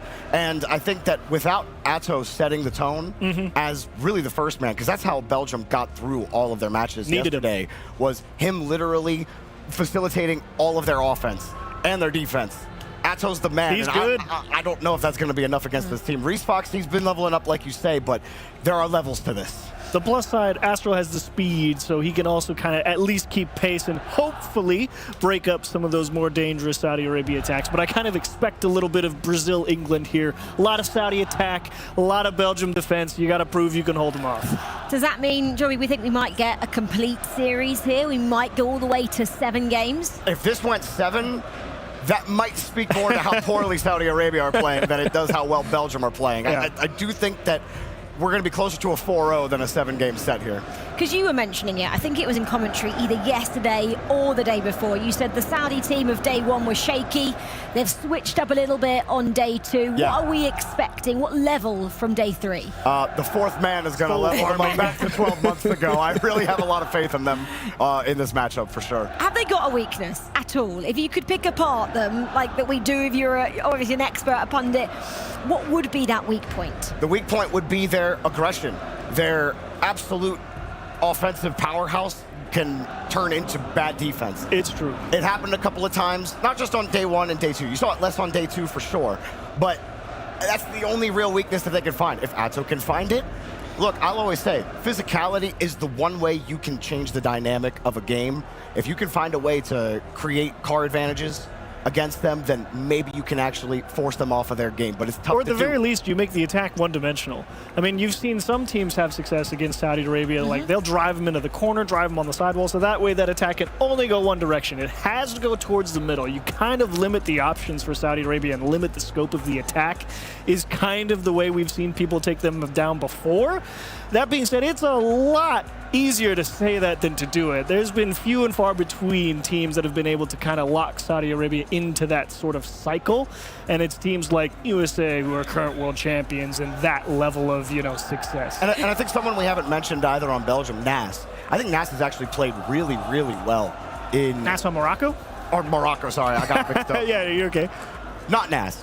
My bad. Noted. Moving on. I was going to ask the question in terms of, we were just saying, limited teams have been able to shut out Saudi Arabia, but this world is crazy because Germany managed to do that, and Germany have gone out of the competition. So is that the kind of thing Belgium are looking towards? Would they have watched that Saudi Arabia-Germany matchup and gone, okay, they are beatable? So I'd watch the tape. Achilles is like, no, Rachel. No, that's not a bad question. That's a good question. That's a good question.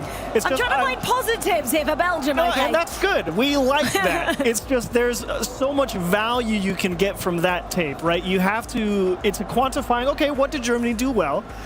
And what was that? What did Germany do so well? Day 1 was so long ago. I wish I could tell you. There's been too much Rocket League. I wish I had the answer for you off the top of my head. They only had to play 2 games. Yeah. And that's the biggest difference. Best of 7 is so different.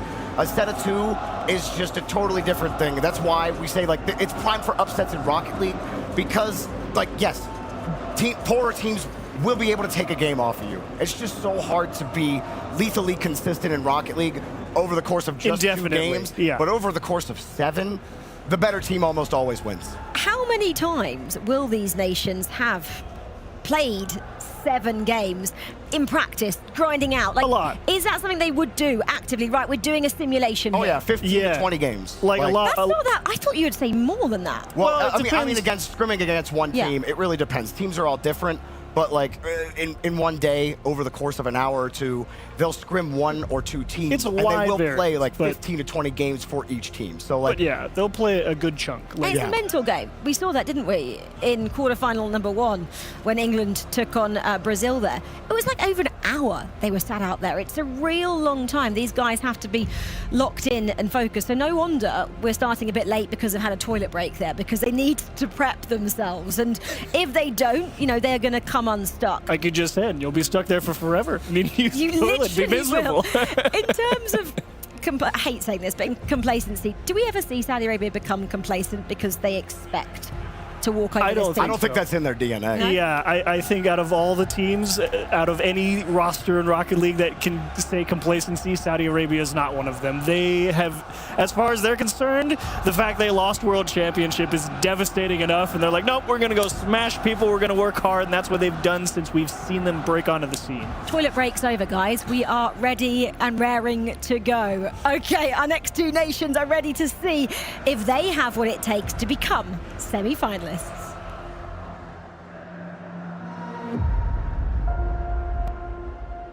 The pro players, like one of the best, sacrifice a lot of stuff to become one of the best.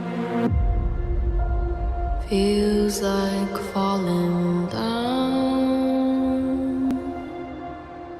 A big effect on like social life. Like sometimes I want to go out in the weekend with my friends, you know, but then I have to sacrifice my weekend to play. For me, I had to leave school because it was too much playing the game and school at the time. It was too hard. Have to watch out that you don't let relationships fall through just because you're playing this game to be the best. Should be careful now.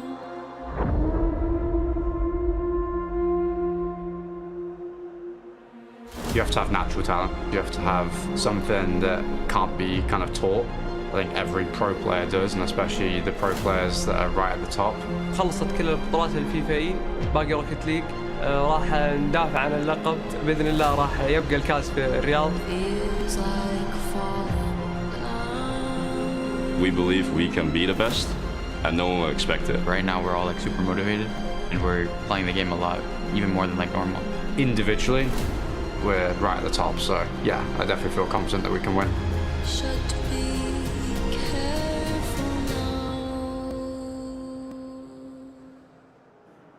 We're now halfway through our quarterfinals. With more Rocket League to go, take to the stage Saudi Arabia and Belgium!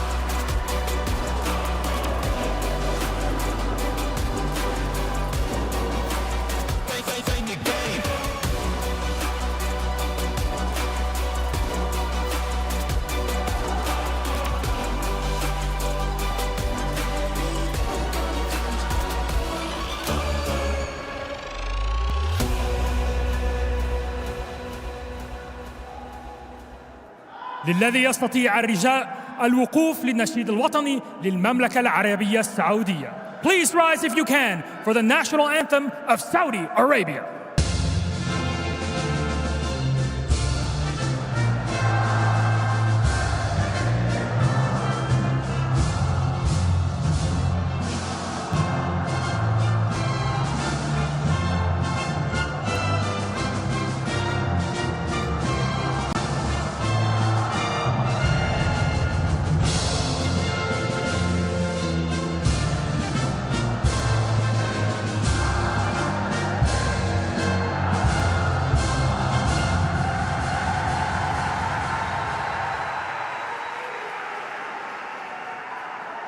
Please rise, if you may, for the national anthem of Belgium.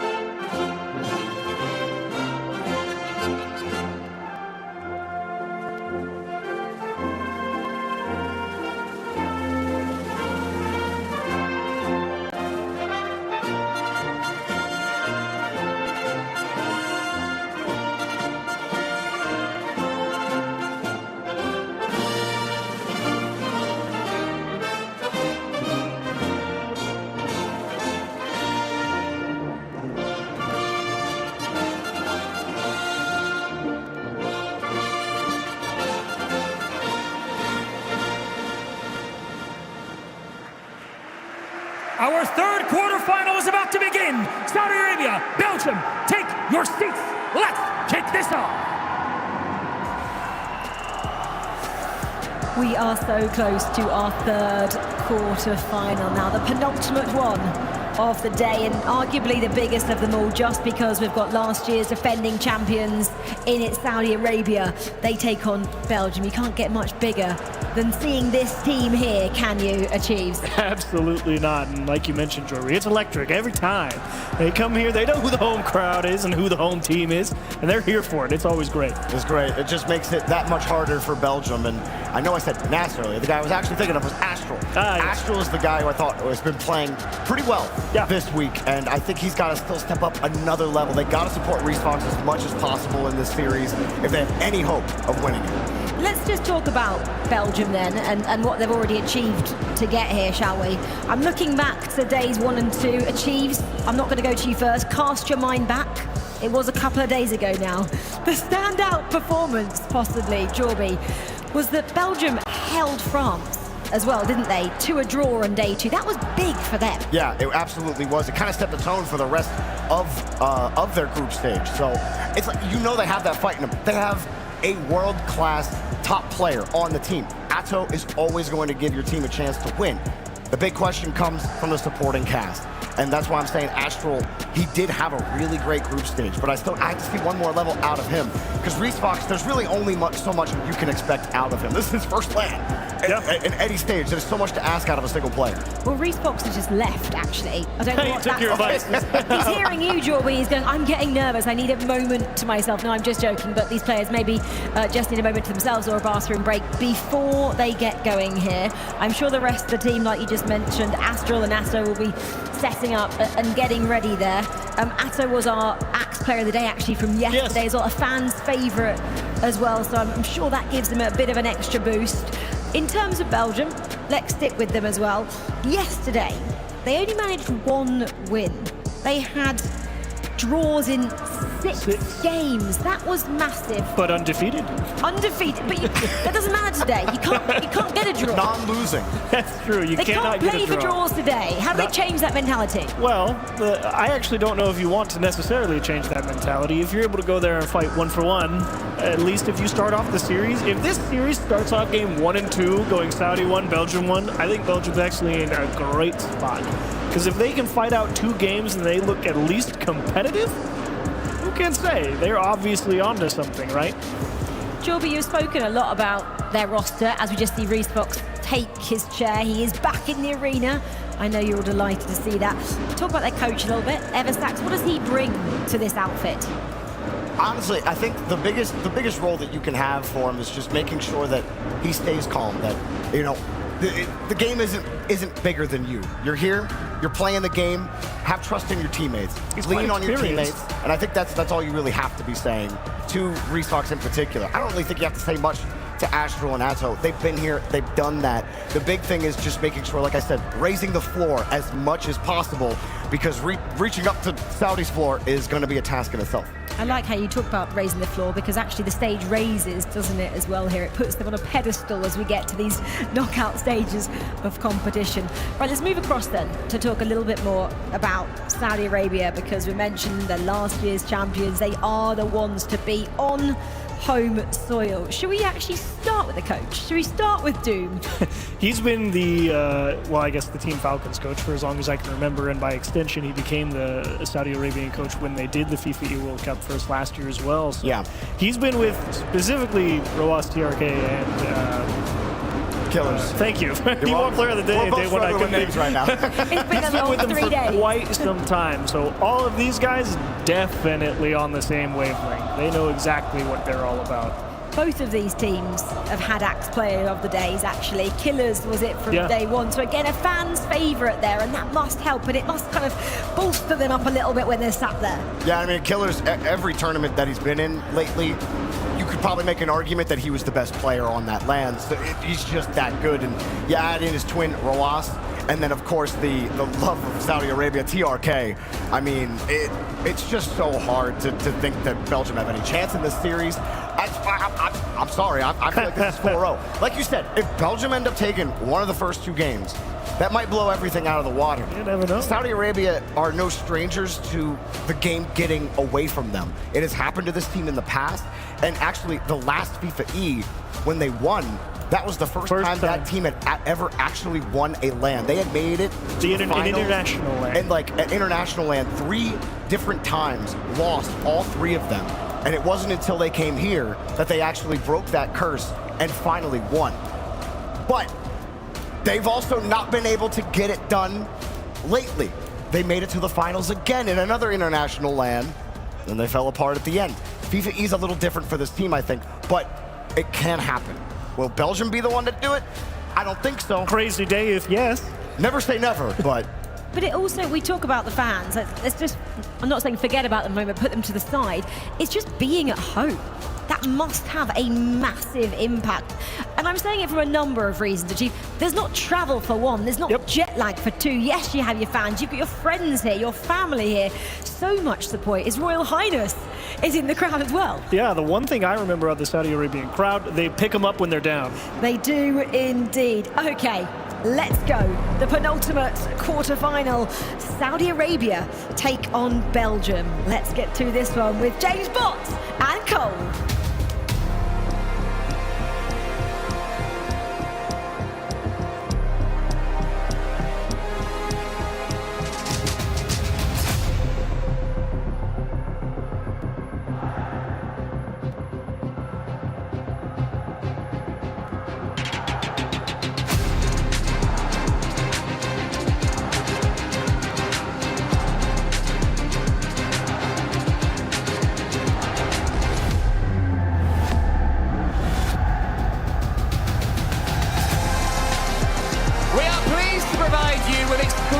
Tickets to the hottest show in town. It's Saudi Arabia, James Bott, in a quarterfinals against Belgium.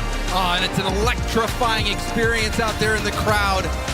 I don't think there's any question who this crowd is supporting in this one, Cole. Yeah, I think that's fair to say. It is a sea of green out there. We are awash with one color in particular, and they are all hoping Saudi Arabia are able to continue their journey of keeping their FIFAe Rocket League Championship. It was the first grand finals they'd ever won as a team last year, and now they're trying to reach it once again.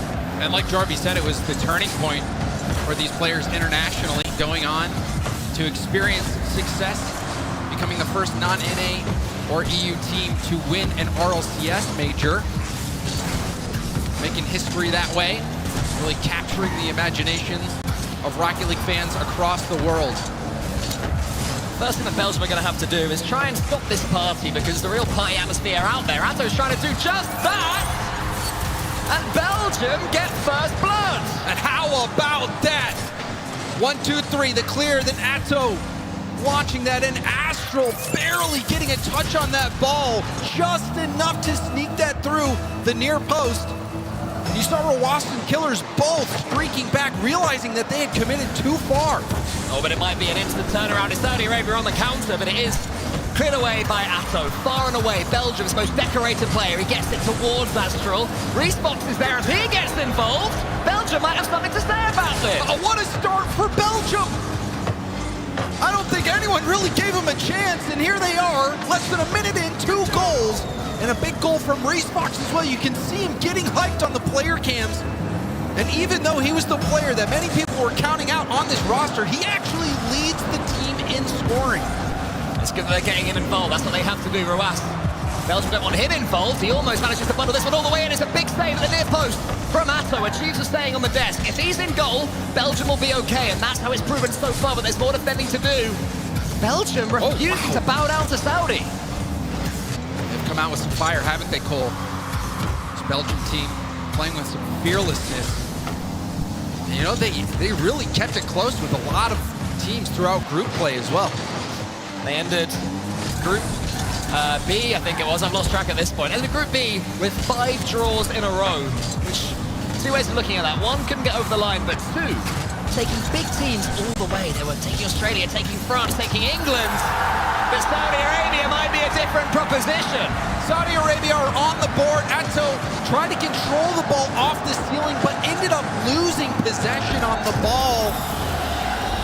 Saw what he was trying to do. Atto wanted to keep control of that ball, either get a 50 or a hit downfield. Just lost control, and that is devastating for Belgium. Your star player making a misstep like that, and that has allowed Saudi Arabia to get their first goal. Yeah, maybe a little bit of overplaying there from Atto, but you can see why. Last season, he won the Esports World Cup here in Saudi Arabia.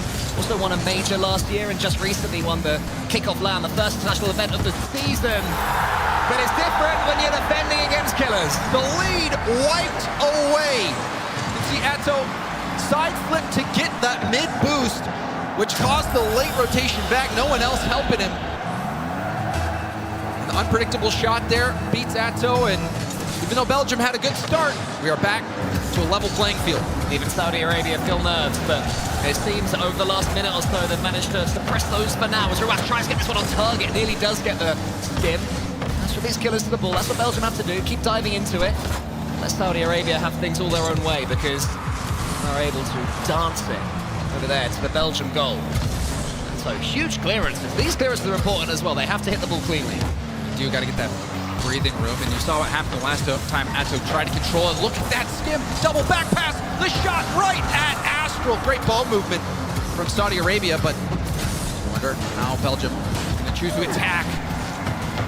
You like what you're seeing from Atto, fearlessness, even though he had that missed touch on defense, still trying to make those plays. I think you need that if you're Belgium. You need Atto trying to take matters into his own hands. 100%. They're going to know that Atto's going to have to do some solo plays if they are to make it, but Response isn't unable to himself. Oh! Whoa! Who was it on Belgium we were asking questions of? Well, the demo opens it up, and then the pop as well. And Respox, I love the decision here. Has multiple options. Could have gone for a flip reset. Could have gone for even a bump and trying to get a rebound, but instead, the killer instinct to go for goal. Belgium, who would have watched Germany earlier on be overawed by the French, refusing to do the same themselves, but killers beat Respox in the air that time. There's a pre-jump there from Astral. I love that, the confidence to go for that, audacious from the Belgians. And I think that Belgium knows that they have to play fast. They have to pick up the pace, play at the peak of their ability. If they are going to get a win here, they know that they are not the favorites in this matchup. Saudi Arabia, you know, they're a team that won their group. They look unstoppable. Respox already going in the air again, so Belgium not going to fall for the pre-jump game, going for them themselves. Atto is called off by Astral. That's good confidence from him. Respox puts it forward towards Astral. He tries to get it on target. Saved by killers. Saudi Arabia having to do more defending. This time Astral gets the flip reset. Punches it over Respox. A little bit too ambitious on the flip reset. Astral does make it back in time to hit the ball backwards towards Atto, who is defending, but that flip reset from Astral, I think, was trying to do a little too much. Just left it. Perhaps the teammate could have had a clear shot on net. Respox bumps it forward. Atto racing TRK and forcing both players to miss again, but it does fall to killers. Astral's already up, not wanting killers to go over the top of it. What's a Atto and Respox. Is that on target? Is it going all the way in? Oh! Right. But the confidence to go for the pinch, and it was just off. You heard the clang of the crossbar. TRK gets a flip reset of his very own. Atto's underneath this one, and he has so much boost as well. Saudi Arabia has to make sure he doesn't always have 100 in the tank, but that fake opens up a lot of space for Ruas. Ruas wastes it, no boost, could have gone for low 50. And how many times have we seen low or no boost for Saudi Arabia? And a chance now for Astral. Did he get the reset? Goes for the 50. Close call. Atto is in here, 15 seconds left. Belgium sensing one game at least. Could be theirs, and they can just see this ball away. Killers can't go anywhere past Astral. Still getting the ball as well. Astral's going to finish the game. Belgium take the first. What have we witnessed in game one? Killers loses the ball. Ruas, surprise, gets bumped by Astral. TRK comes in with a demo, but it's too late. And unless we see some miracle off kickoff, I think this one's in the bag for Belgium. All Belgium have to do is keep the ball low, and they have done it. The Belgians have come to party. Doesn't even matter if this one goes in. 4-2. They take game one, James. I wasn't expecting this at all. Extremely unexpected call. And for Respox as well to play such a big role in that game win. You see him waving. Was that the way of the Saudi players? I think it might have been a wave to the crowd as well. You can see the sea of green sitting just across Resfox, but this game started out hot for Belgium, and then when Saudi Arabia scored those 2 quick answers, you thought, okay, things are going to go as you'd expect. Saudi Arabia's coming back, right? I mean, best of sevens are always so much different, and Belgium is showing that can work in their favor as well. They were a middling team in Group B, but that performance was their best match of the tournament so far. And if Belgium has any hope of winning this series, they have to get a win early and be confident. Well, they have just done that. I think being able to shut down Saudi Arabia in this way is quite surprising. I mean, you saw multiple situations where Saudi Arabia finally gets possession of the ball at midfield, but they just don't have the boost to make the play. Killers was still able to score on one of them, but you don't expect a team like Saudi Arabia to be effectively boost-starved by Belgium, but they were all-out attack. You saw some really key bumps, some physical plays as well. That goal from Astral, thanks to his physicality, and also the misstep from Saudi Arabia not being able to ball handle on that last play. But regardless, you see a demo right off kickoff. This Belgian team, they are not scared. Game 1s often show surprises, but Game 2 is where you really get a sense of how the series is going to look. And already in the first 15 seconds, we are seeing that Belgium are going to continue to take the fight to the Saudi Arabians, to keep showing no respect, and so far they're doing it. Saudi Arabia have to wrestle it back. That's a long clearance forward, but it's only Atto in the middle. Rizfox find his teammate. Now he heads back, Rizfox. Astral needs to pick up that boost. It does. Round the corner, TRK all the way. Killers is there, and they still have that dynamic. Bang, bang play. Hopefully we'll get a little better angle on it on the replay. You can see TRK moving it through the corner. Someone needs to challenge quicker than that. Letting that ball wrap around. You're going to get punished more times than not. Yeah, Belgium got stuck ball side, and if you're not perfect against Saudi Arabia, you're going to make the most of it 9 times out of 10. Belgium were able to be perfect the majority of Game 1, but that's over now as Response goes to the ceiling. That's what tries to get the redirect, but Saudi Arabia aren't letting him in, but TRK showing his pace. Atto to the side. Saudi Arabia happier so far in game number 2, but Belgium's done a lot of it, and they've had the key demos as well. Oh, Astral almost pushed it past Ruas. Ruas misses. Rebound goes in, and Atto gets it! Again, the equalizer! And more killer instinct from Belgium. Astral says, forget it, I'm using up all this boost, I'm going for goal. Barely misses, but you saw the damage it did to the formation on defense for Saudi Arabia, opening up that shooting lane, and Atto doesn't miss. Well, Belgium continue to shock us. TRK's up, there might be an instant turnaround here for Saudi Arabia, but Atto and Astral going for another one of those pinches. Respox in the center of the near post. Goes over him and past Atto as well. Killers threads the needle. Killers is still playing so well despite the adversity. This first touch picks up a pad, and that small pad critical for making those slight adjustments, staying perfectly in that shooting pocket and finding the right time to rip it. Saudi not wilting under the light. We'll be able to hear their crowd. They know how adored they are here. They're in a real battle. Respox up against TRK. Can he get this 50-50 towards a teammate? Astral clears the path. Nearly almost got another little nibble at Killers. Belgium keeping up the pace. A lot of resources committed, though. You can see players out of position. Boost used up. Belgium needing to get back into rotation. Looks like they're starting to do that. TRK dodges the bump and gets by. TRK has been dangerous in the corners earlier in this game. Ruas so far has only got 5 ball touches. He has been completely bypassed by Belgium. He has to get involved in Saudi Arabia on the series, but maybe he doesn't, because maybe it's all TRK. He lets his twin do the work, and it's 3-1. And sometimes that fearlessness can get you. Atto goes for the bump, but TRK was already so high up in the air, shut down that play before it could even start, and the whole offense had committed for Belgium. That was a critical play there for TRK. Ruas and Killers, the Twinergy coming back. Pitch goes into the corner. Resfox is chasing him, but he has no boost at all, and Saudi Arabia just able to put the afterburners on here. Try and peg Belgium back.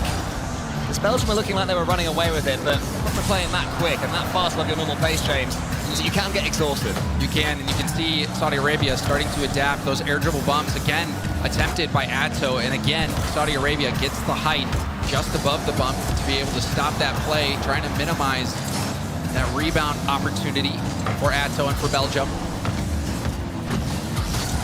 Astral in the corner here, desperate to get something on this ball, but not able to. Reese Fox misses it as well. That's the question marks that he had. Saudi Arabia now playing their game to perfection. We're staying so close to the ball. There's always a man there following up for a lost 50-50, but not this time. TRK has to get another clean one. Killer's in front of him. He's able to keep the attack going. And it just seems that Saudi Arabia now are able to play their personal brand of keep ball. Yeah, they certainly are. The touches are there this time, the control, especially from Killers.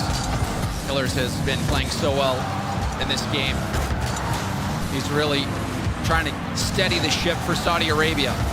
Whoa, the dunk from Reese Fox could have been dangerous. Astral coming in against Ruas. Let Ruas clear the ball. This game not yet over. 2 goals, very possible based on the Belgium we saw in game 1, but Killers doesn't let them go for that pinch either this time, so there's definitely been some tactics shared for Saudi Arabia by their coach Doom between games. It's a great adjustment so far for the team in green. Killers gets another touch, not letting Saudi Arabia have anything, and now double commits are raining in. Saudi Arabia beginning to just put on the squeeze on Belgium. And you've seen a couple times now, Belgium going for that little extra touch. They're trying to do as much as they can, but sometimes that can throw off your support man. Happened there. See Belgium still stuck on defense. Cleanest 50-50 you'll ever see there from Killers, and it eventually falls to TRK, who makes it look easy. It was just a matter of time. What a 50 from Killers. Ruas just tries to get that into the middle, into a dangerous spot. TRK spots a boost star. Reese Fox in net, takes the shot far post. Easy execution, great boost stealing, and Belgium don't seem to have an answer. Yeah, Saudi Arabia and their fans would be a little happier now. There must have been 1 or 2 doubts creeping in. I mean, Saudi Arabia, the fact that the Falcons, they have kicked TRK, and if they do feel some sort of pain against them and anguish, you know, will question marks come up against a team like Belgium? I mean, it was truly a situation where maybe you're thinking, maybe this team could crack. Maybe there is a crack in their armor that could be exploited, and we do see Belgium get one late. Yeah, I mean, momentum is going to be important. I mean, there is still time if they can get 2 in 36 seconds. It looks like game 2 will be Saudi Arabia's, but building something to go forward into game 3 to make Saudi Arabia know that it's not going to be a procession from here until the end of the series, like France's match earlier on against Germany, but now we have a kickoff. Can Belgium do anything from it? This new twitch is Astral. If he can break through, maybe there is a chance for Ruas. Shepherds it to the side. In comes Atto, though. He's the man they need. He's the talisman. Only as far as Killers. Saudi Arabia thankful for Killer's strong hands to catch that ball that was rolling on net. Also not jumping too early. Weren't quite sure what Atto was going to do. Well defended. This time ticking off the clock. Excellent performance this go around, especially from Killers and TRK. Yeah, weirdly, as Killers gets the 5th and absolutely kills the 2nd game, I'm liking what I'm seeing still from both teams. Belgium aren't giving up just when Saudi Arabia get a few goals in a row. They're still trying to offer us something in this series. And Saudi Arabia have that extra level that they have to get to. You know, when you're in this format that they've been in the first couple of days, they're able to play at 4th gear. But best of 7, you have to find that 5th and find that 6th gear. And they're showing signs of finding it. They certainly are. And I think you saw some adjustments on how they were defending those air dribble bump plays. When Atto's in the air, Saudi Arabia getting very high in the air, shutting down any opportunity that he has to really make an impact. They were effectively shutting him down that way. And then the defensive reads from Killers were there. Also, Belgium a couple times, Cole, you saw from Astral before, with he gets the flip reset, decides to use it, throws off an oncoming defender. Atto going for that extra touch on the sidewall.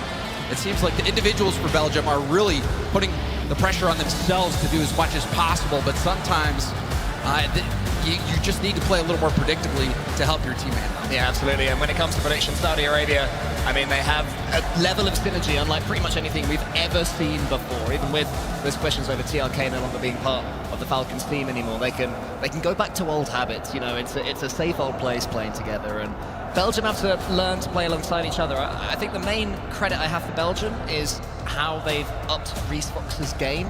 I don't get any sense that Atto and Astral are being greedy, but Reese Fox, do you have that next level to compete in a series like this? And I mean, we saw what Reese Fox brought to the table in that first game, and that aerial play in front of net where he had numerous options instead of taking a safe route. Really goes for goal, gets the read, scores it.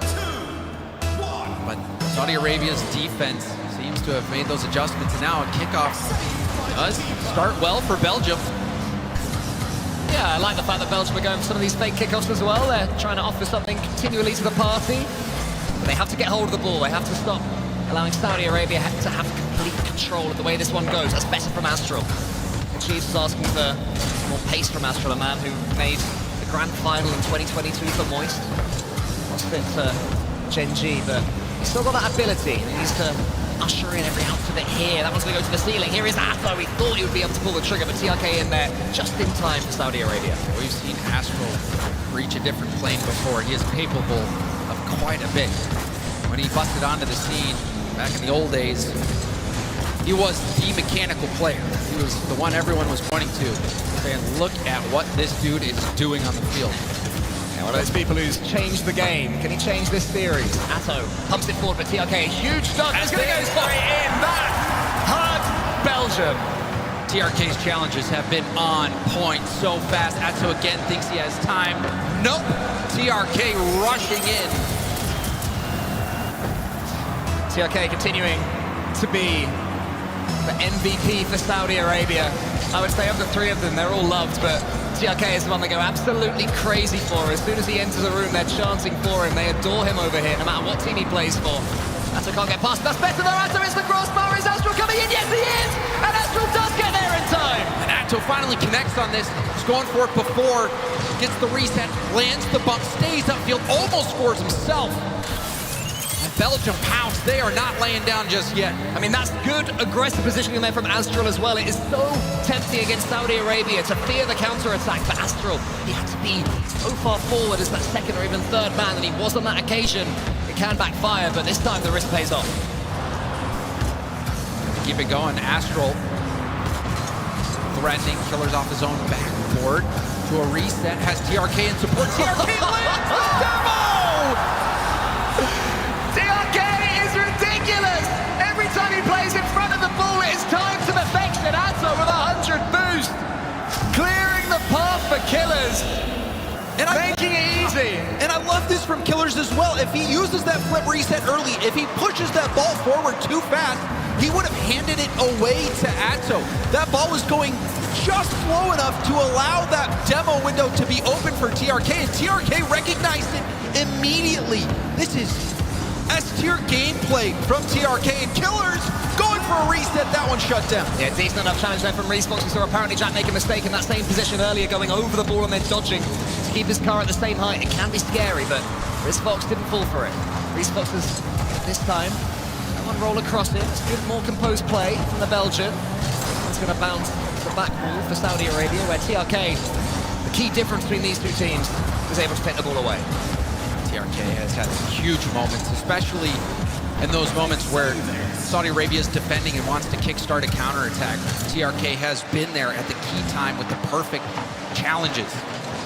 Nice fake there from Ruas, gets the ball towards Killers against Resfox, who is in danger here, but TRK, he takes a touch high. That's not what his teammates wanted. Ruas dived in for it as well, and Killers could only get it high. Astral must have thought for a second the ball was going to fall for it. One thing that TRK did well, even though he brought that ball up high, is he immediately got right behind it in a position to make sure any hit on that ball, he will 50 it down to buy enough time for his teammates to rotate back. Astral, TRK the 50-50 again. It's another perfect one from TRK. It falls on a plate to Killers. It's a clinic these two are putting on. TRK up there for the 50, right down to Killers, who was speeding into the middle, expecting that ball to get centered through that 50. I think Ruas is starting to quite enjoy. I think Ruas is starting to quite enjoy this passive game that he's playing. Once again, he's got the least ball touches on his team by far, as Killers and TRK just run rings around Belgium to make it 3-1. And you can see Ruas saying, hey, let me play too. Going up there with TRK. Also, TRK demoed before that corner boost was grabbed, so this could be a Belgium counterattack shaping up. Atto is going to try and block TRK there. They're not able to do so. Astral clean touch. Ruas almost bumped out of the way by Atto. I love the idea from Belgium. They couldn't quite make it happen. Do they have a few more attacks in them in Game 3? I love that leave for Killers. Awesome to take it up, but if you played or watched any of these matches, or played against them, Cole, I'm sure you're up there in the bar, but These players in Saudi Arabia, so difficult to land bucks on, so difficult to demo. That's one reason why their defense is so good and they allow such few goals. We did actually do a 4v3 against them a few years ago, and they absolutely battered us, just the three of them, back in their Rule 1 days. So yeah, I played against them. It's pretty easy. I made it look easy. We only lost by 12. Here's Reece Fox. His team certainly aren't doing that. Atto gets the second touch we didn't want though, James. Close call. Belgium. They still have fight left in them, and that is a good touch from Atto. He's trying to cook solo. Pass across field, a little bit too far away. Astral also slow to the challenge. Reece Fox will have to get a good challenge here. Nice demo, but Atto doesn't have enough boost. Goes for a pop-up. Belgium been trying a couple of these pop-ups to their teammates. Not quite working out so far because Saudi Arabia are reading them, but Astral has the mix. To get this one on target, it's nearly there. Killers gets the ball away, but he's faked out there by Reece Fox. Atto lingering in front of him. Belgium still trying to play with a man in front of the ball at all times. Yeah, but you saw how quickly Ross was up, jumping even before the touch was taken. So confident that he read the play right, and he did. The speed from Saudi Arabia, it's sometimes too much for Belgium. And you can't blame Belgium for that. I think we're going to be saying that about a lot of teams in this competition. Belgium need to score from here, and it doesn't look like they're going to be able to. So Saudi Arabia, unless this one hits the back of the net, which it does not, will almost certainly be taking game number 3. Taking a lead in this series, and it's a key point in the series, James. Do we now see Belgium not give up, but give up? You know what I'm saying? You know, I don't think so, because you even saw it in the England-Brazil series. All right. England, Brazil was able to take that first game, but then England was able to win those next two, and you're thinking, okay, England's going to be roaring back, but no, we saw new Brazil. And also, sorry to bring Sorry, I was like, you were writing a history there. What happened? England 4-1? Yeah, unfortunately, they lost for you, buddy. I'm sorry to inform you. But Brazil never gave up. They were able to find their stride despite being in the same exact situation that Belgium find themselves in. It does happen. Series turn around on crazy things, but Saudi Arabia now the momentum, got the fans fully on side. And they've got TRK, man. Yeah, they've got TRK, and he is playing at his peak. He's playing very well. I think he is kind of the heart of the defense right now, and also the creativity and intelligence that he plays with. We do have, as you can probably see, a tactical timeout at the moment from Belgium. So Eversax is going to have an extra minute to talk to his team, and it does seem that he's the one who's really telling them what he wants to see and what he wants to feel from them. To stabilize a little bit after such a strong start, and there's, staying in those games, but the speed of Saudi Arabia, they were outpacing Belgium majority of that game, and also outthinking. I'm thinking of that play where Killers has the ball, he receives it on his own back wall, takes it out into the middle of the field, gets the flip reset, and slows down the play just enough for TRK to get down there. And there was barely a window to make the demo play happen, but TRK had instant recognition, knew immediately, and also the trust from Killers as well to just slow that play down and let TRK move upfield, and it worked out beautifully, and that has got to be a demoralizing goal to give up as well. They've done the opposite as well. There's another one where TRK just absolutely killed a 50-50 in the air. The ball goes down and Killers Right waiting to underneath it. Like, how can you be below the ball and be like, yeah, this is where I should be? And it wasn't even Killers was waiting there, right? He was like, he was going supersonic right to the spot where TRK 50'd it. So the trust is there, and the results are there so far for Saudi Arabia after dropping that first game. Yeah, they're looking every bit like a potential championship-winning team, but Belgium aren't out of this one just yet. They'll still feel they have a bit more to say, but they don't want to concede straight after their tactical timeout, and they haven't. Massive save, Atto. That's a big tip from Atto on low boost as well. Awkward ball. CTRK again. Goes for a double pass off the backboard. Ruas, can he make his mark on this series? Goes for a pass out to his brother. TRK back to Ruas, but Ruas couldn't jump for it. Didn't have enough boost to get airborne quick enough. I mean, I'm getting exhausted just watching this game and thinking of the comms that Belgium are offering each other right now to keep defending this. Every ball from Saudi Arabia, clean onto their backboard. They have to get away, Belgium, at the moment, with bumps in the air, with half touches, with the occasional boost pad taken, but everything that really matters right now belongs to Saudi Arabia. That's a miss there from Killers. I'm not sure he intended it, but it did work out okay towards Ruas. TRK can keep the attack going. That's a much better 50-50 loss there. Ruas onto Killers any second, surely. Saudi Arabia going to strike. Is this the one from Killers? What an angle that would have been. Oh, that would have been a flip reset triple tap. That was crazy from Killers.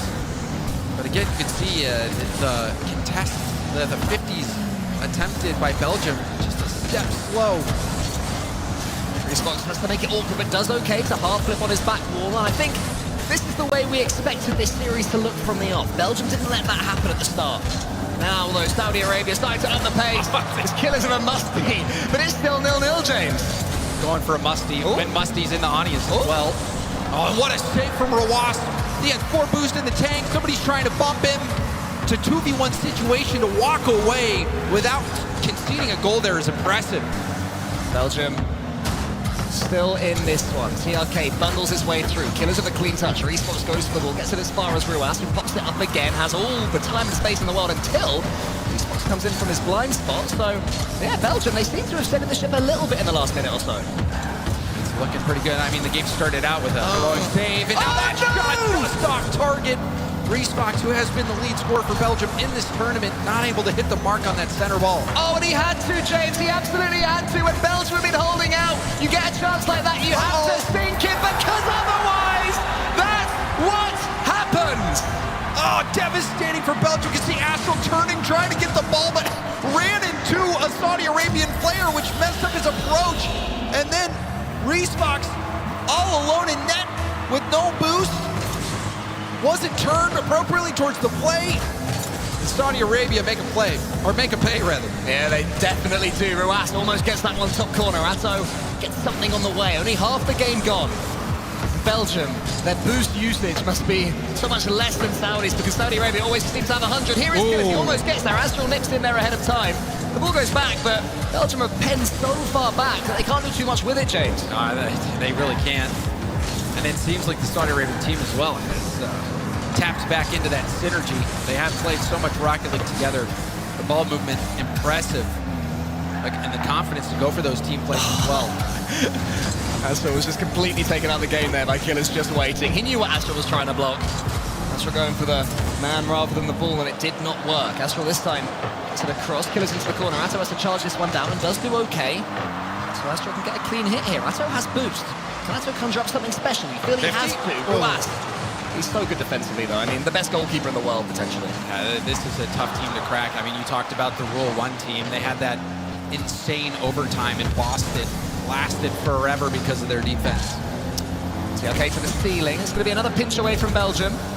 Belgium are so far achieving step 1 and don't concede a second goal, but have to get that ball back onto blue territory. Astral's trying to keep it there. Now it is. He goes to the ceiling. Is anyone arriving for him? Belgium have to be slightly braver. I know they're tired, but so far, when they have a man in front of when they have a man with the ball, they need someone following up closely.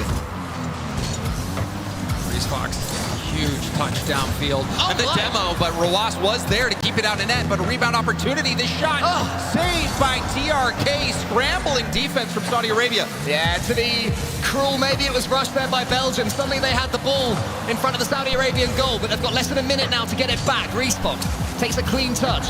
It's in Atto's way somewhat, but Atto gets into the centre for Astral, who's going to beat TRK. This is the real chance. Ruas in front of him. How's the dunk? It's perfect from Ruas, and he comes away with it. Incredible.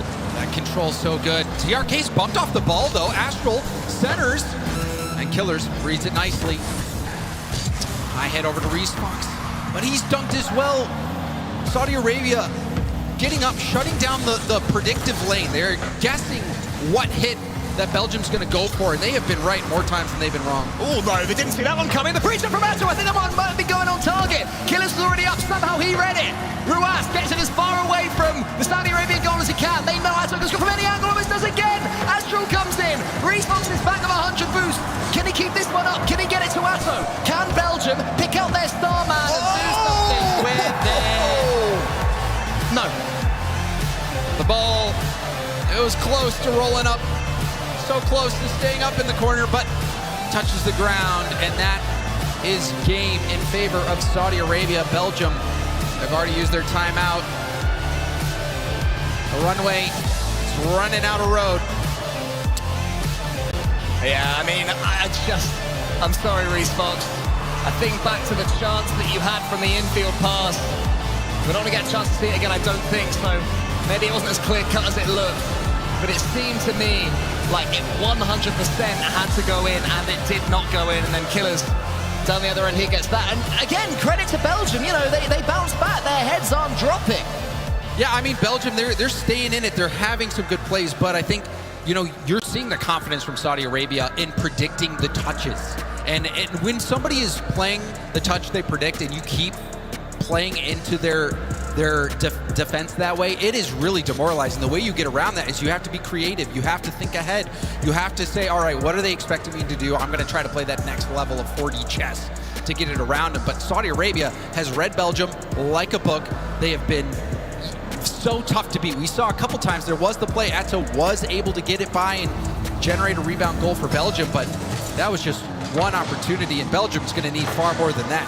Saudi Arabia will see yet another semi-finals plus in their near future. But Belgium have yesterday's MVP. They have Atto, a man who has won plenty of silverware over the last couple of seasons. They have to get him involved, and it looks like they're going to be chasing from the off. Oh! I don't know what happened there. I thought it was 1-0. I mean, really trying to play fast, misreading the bounce, and now a chance for Belgium going for the bump, but that's saved out to the corner. And Killers also gets the corner boost before pitching it all the way downfield. Belgium will feel like they've survived one straight from the off. Atto wants to get the dunk on Killers. Reece Fox and Astral. Atto almost takes out TRK, so if Reece Fox could have got past Ruas, it could have been something there, but good pressure at the moment from Belgium. I like what I'm seeing, but they're all on the same side of the pitch, and it's the same side as the ball, and they're bumping each other. It's also awkward. It's almost 1-0, it must be, but still they survive again. 0-0, who knows how? Fantastic touch from Astral. Hits that straight up to make sure there's no shooting angle. I mean, it was a scramble. It was a panic to get to that ball, and not only to get to the ball, but hold on. Rebound out. But to be able to hit that straight up and deny the shot, but still, Saudi Arabia, they keep on trucking, and now Belgium just trying to keep their head above water. Oh, Reece Fox is looking there for the doink or the bump or something. This is a hectic game of Rocket League, and I think that suits Belgium, to be honest. They don't want it to be clean. They don't want it to be sharp and incisive from Saudi Arabia. They want to make this a scrap as Killers races up against Astral. Astral wins it, wants to get the second touch. Atto's coming in! He doesn't get it again! It's saved by TRK from him in the own goal this time. And those bounce shots can be so tough to save, but somehow TRK was able to do that with low boost. Reece Fox loses out to Ruas. Huge 50 from Ruas. We've said he's been quiet, but maybe this is where he comes involved. And it's a little bit more haphazard. TRK in the air. He uses the ceiling. Atto and Reece Fox, but if they're getting each other's way, they have to keep the comms up, Belgium, even though they're playing out their skin pace-wise. Sometimes it is okay to stack up like that. The important thing is that you both don't jump for the same ball, and you saw the patience from Atto, but this one off the bar, rebounded out. Reece Fox has no boost. The 50 from Ruas. TRK has a lot in the tank. Going for the ceiling double, goes for the 50, and that's hit straight up to the midfield where Ruas is waiting. There's been a few of those flip reset fakes work out so far this tournament, but Atto didn't fall for it. TRK comes in surely. It's not quite met this time by Atto, and it's TRK. Who else? This time, bar down and in. Saudi Arabia was so close multiple times. So near as well from Atto. There's only one way he saves that, and that's by using the goal. He had no boost. But Saudi Arabia do have their lead, and as it stands, they will be meeting Brazil in the semi-finals. This lead is not one that is insurmountable for Belgium. Plenty of time, just need to get one. Ruas was going to pop the ball there with that ground pinch. Didn't quite manage to do so, so in the end it was smuggled away by the Belgian defense. Reece Fox goes on to the corner. TRK is already there. He's got a reset, you know, he's going to use it, but Atto doesn't let him. Here comes Killers, this could be the moment, but Atto, more great defending, recovered well, and then Atto again. On no boost as well. I mean, that play was stupendous from Atto to be able to pull that off. But it's not defense that's going to get them out of this pickle. They're really going to need someone to step up and put one in the back of the net for Belgium, and perhaps it's here. Reece Fox around one. Atto up, goes for the double, just off, couldn't get the second touch. Yeah, Saudi Arabia's backboard defense is so good, you can rarely use it against them. Astral tries to poke that one home, but Ruas reads it. That's a great touch to the center, but there's no one there for Belgium. Atto, that's the half flip to get something on the ball. Belgium, do they have one more say in this series? Astral goes to the ceiling. TRK can only get it as far as Reece Fox, and they are moving the ball forwards, James. There's a demo. Atto taken off the field, leaves a big gap. Astral still gets there first. Natto will respawn with boost, but side flips past the ball. Respox will try to keep this attack going. Hits Atto on the sidewall. Astral's there. The shot is off the backboard. Respox drop down. Atto can only keep possession, wasn't in a shooting position. And Belgium just run out of players, but does it eventually fall to one of them? Is missed by TRK. Respox has to turn and wants to shoot, but he doesn't have the angle again. Astral from one end of the pitch to the other, sideways trying to pick up pads. Belgium want one more go. And it looked like it was a back pass attempt, but Astral was not pointing in the right direction. However, goes for a 50. Corner boost grab by Respox. Can Belgium do it? They're looking likely. It looks like they've got a chance. Sasso, can he flick this one? Instead, it's the low 50. Saudi Arabia, 20 seconds from the semis. Killers on his own backboard, keeps it in the corner. This is where it's safe for Saudi. Saudi Arabia just need to hold on for a few more seconds, and they will move on.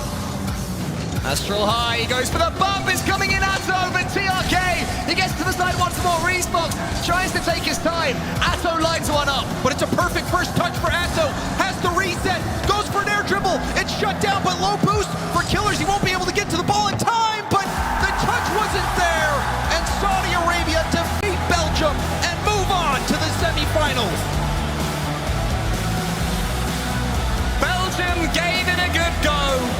They got that first game, and everyone after that, they were threatening throughout. But when the Falcons score, they score. And they leave Belgium's door. It was a bruising battle against three players of brilliance. The defending World Cup champions, Saudi Arabia. Was there any question that they would fall in the quarterfinals? Well, Belgium, they came out swinging. It looked like they had a chance, and they stuck with Saudi Arabia at every step. They were there. They were in it. They were playing. That was not a gimme game or a gimme series for Saudi Arabia. So much respect to the game that Belgium played. I'd say against any team except for Saudi Arabia and maybe France, Belgium could have won that. They could have beaten England with that performance, could have beaten Brazil, Netherlands, Germany, maybe even USA, but against Saudi Arabia on home soil, you have to play better than well. And look at this camaraderie between player and fans. You love to see it. The passion for esports here in Riyadh is undeniable. The fans showing love, showing up, showing support. Truly making it a special experience for everyone involved. That drummer, by the way, is concentrating so much not to mess up this timing. He was staring at the three players like that was his moment, and fair play. Well done, Mr. Drummer. You did well. Saudi Arabia did more than well, especially Killers at TRK. I mean, Rawaz had some good moments defensively, but TRK, with his challenges and his creativity, opened up so many opportunities for Killers, who was precise, almost perfect with the plays that he was making. Such good shots, good control, never really a missed touch. Patience on defense to keep the shots out. For me, honestly, I think Killers was the MVP out there for Saudi Arabia. But if somebody says TRK, I can see that too. I'm Team TRK. 1 in chat for TRK, 2 in chat for Killers, 3 for Ruas. You can make an argument for any of them. But the Falcons, well, the former Falcons, now Saudi Arabia, well and truly back. Still have comfort around one another. Semi-finals, Brazil. Does Brazil have enough against them? Well, if Belgium can take a game, I think Brazil could be a threat to Saudi Arabia. So, also, I think Yan playing with a little bit of a chip on his shoulder ever since he caught wind of, I think it was Vatira, correct me if I'm wrong, that said Yan seems to have lost a little bit of aura that he had before. Well, enough from us. Let's head down to Milos to speak to the triumphant Saudi Arabians.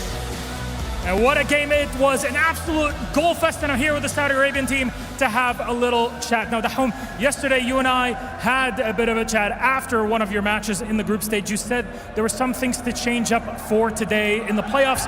What were they? أكيد امبارح كنا عم نتحكى سوا بعد الجروب ستيج، قلت لي إنه في أشياء بدك تحضرها لليوم للفريق لتغيير الفورمات، شو حضرتوا سوا؟ أول شيء الحمد لله على هذا الانتصار. بالنسبة للخطط اللي سويناها، دخلنا البلاي اوفز بالطريقه اللي متعودين عليها. اول جيم ما دخلنا بالشكل المطلوب، لكن الحمد لله بقيت سيريس قدرنا نلعب بالشكل اللي نبغاه والحمد لله فزنا بالسيريس. Alhamdulillah. Now I'm going to move on bit by bit through everybody. Rawaz, I want to ask you, look, it took a bit to get things going for the Green Falcons here. Now, was it just you trying to warm up? أخذت شوية وقت لحديت ما بلشت الجيم عن جد تتحرك لإلكم. هل أخذت معكم بس لتتحموا بالجيم؟ صراحة أنا مو راضي عن مستواي اليوم. بإذن الله أعوض بكرة. والعيال ما شاء الله عليهم شالوا الجيم. يعطيهم العافية الصراحة. شكرا للجمهور بعد. So personally, I wasn't too proud of my performance, but I'm working with some of the best players in the world. They'll carry me through it whenever needed. I'm going to go all the way to the side here to Killers. Now, this was a goal fest. How do you keep focused and not let things slip up during a game like this? أكيد كان في كتير جوال بهيدي الجيم وخاصة بأول ماتشات. كيف بتحافظ على التركيز بمباراة مثل هيدي؟ احنا ندخل جاهزين ومتدربين لهم صح. نعرف ان هذه سلسلة best of 7. ندري ان الجيم الاول حتى لو خسرت انه يمديك تعوض عندك فرصه اكبر والحمد لله كنا واثقين من نفسنا وقدرنا نقرب النتيجه. Well, we step in game by game. We have a lot of respect for our opponents and we just take it in that way. Once we're prepared, which was the case, we're able to take them down. Now our last person, the man himself, TRK, here for our last question. Now, you're here with a full audience in Saudi Arabia, in Riyadh, the heart of the nation. Do you think it has an impact on the way you play? TRK, أكيد نحن هون بقلب الرياض حواليك كل الجمهور السعودي. هل هيدا بحفزك لتلعب أحلى وأحسن؟ أول شيء الحمد لله مبروك لنا وللجمهور وأكيد حضور جمهور زي كذا ما يخليك تجيب البطولة بس إلا تجيب أبوها بعد. Of course, an audience like this really helps. It doesn't even push you back, it just pushes you forward for this win. Now, last question. You play against Brazil in the semi-finals on Friday. Anything you'd like to say to them ahead of that game? حتلعبوا ضد البرازيل نهار الجمعة. شو حابب تقول له؟ منتخب البرازيل صراحة منتخب كبير ولكن بحضور الجمهور هذا كله راح نفوز إن شاء الله. The Brazilian squad is one of the best, but with this audience, we can take it. Congratulations once again to Saudi Arabia.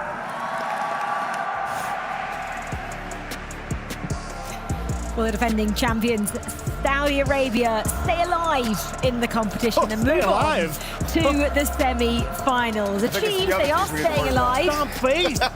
They're staying alive. If they weren't, they'd be getting knocked out. So they are moving on. One step closer to that trophy, which is at the top of that staircase here at the FIFAe Finals featuring Rocket League. And before we move on, we have to just say thank you to that crowd as well, because they were incredible out there, Joby. As they always are whenever Saudi Arabia are out there on the pitch. That was something. The crowd never disappoints, although Belgium handed them the silencer in that game number 1. I was a little worried at first. Yeah, game 1 started off quite well for Belgium. You know, they found some great defensive demos, taking away that support for Saudi Arabia, really limiting the firepower on the attack. It allowed them to get a good couple chances. Reece Fox showed he had some chops up there in the front on the attacking half. You know what? I need Reece Fox. I know playing with K-Dot must feel amazing. He's one of the GOATs of Rocket League. But can you play for a real team? I need to see you play for a real team. He's 18. More he's people got, need he's to know got your time. name. He played really well. Yeah. How unexpected did Belgium come out the traps there? You know, go for it. I'm not surprised that Belgium was able to find a win in game 1. What I was worried about was what was going to happen after Saudi Arabia adjusted. I even put in my notes, I was like, that's some good demos. Physicality's good.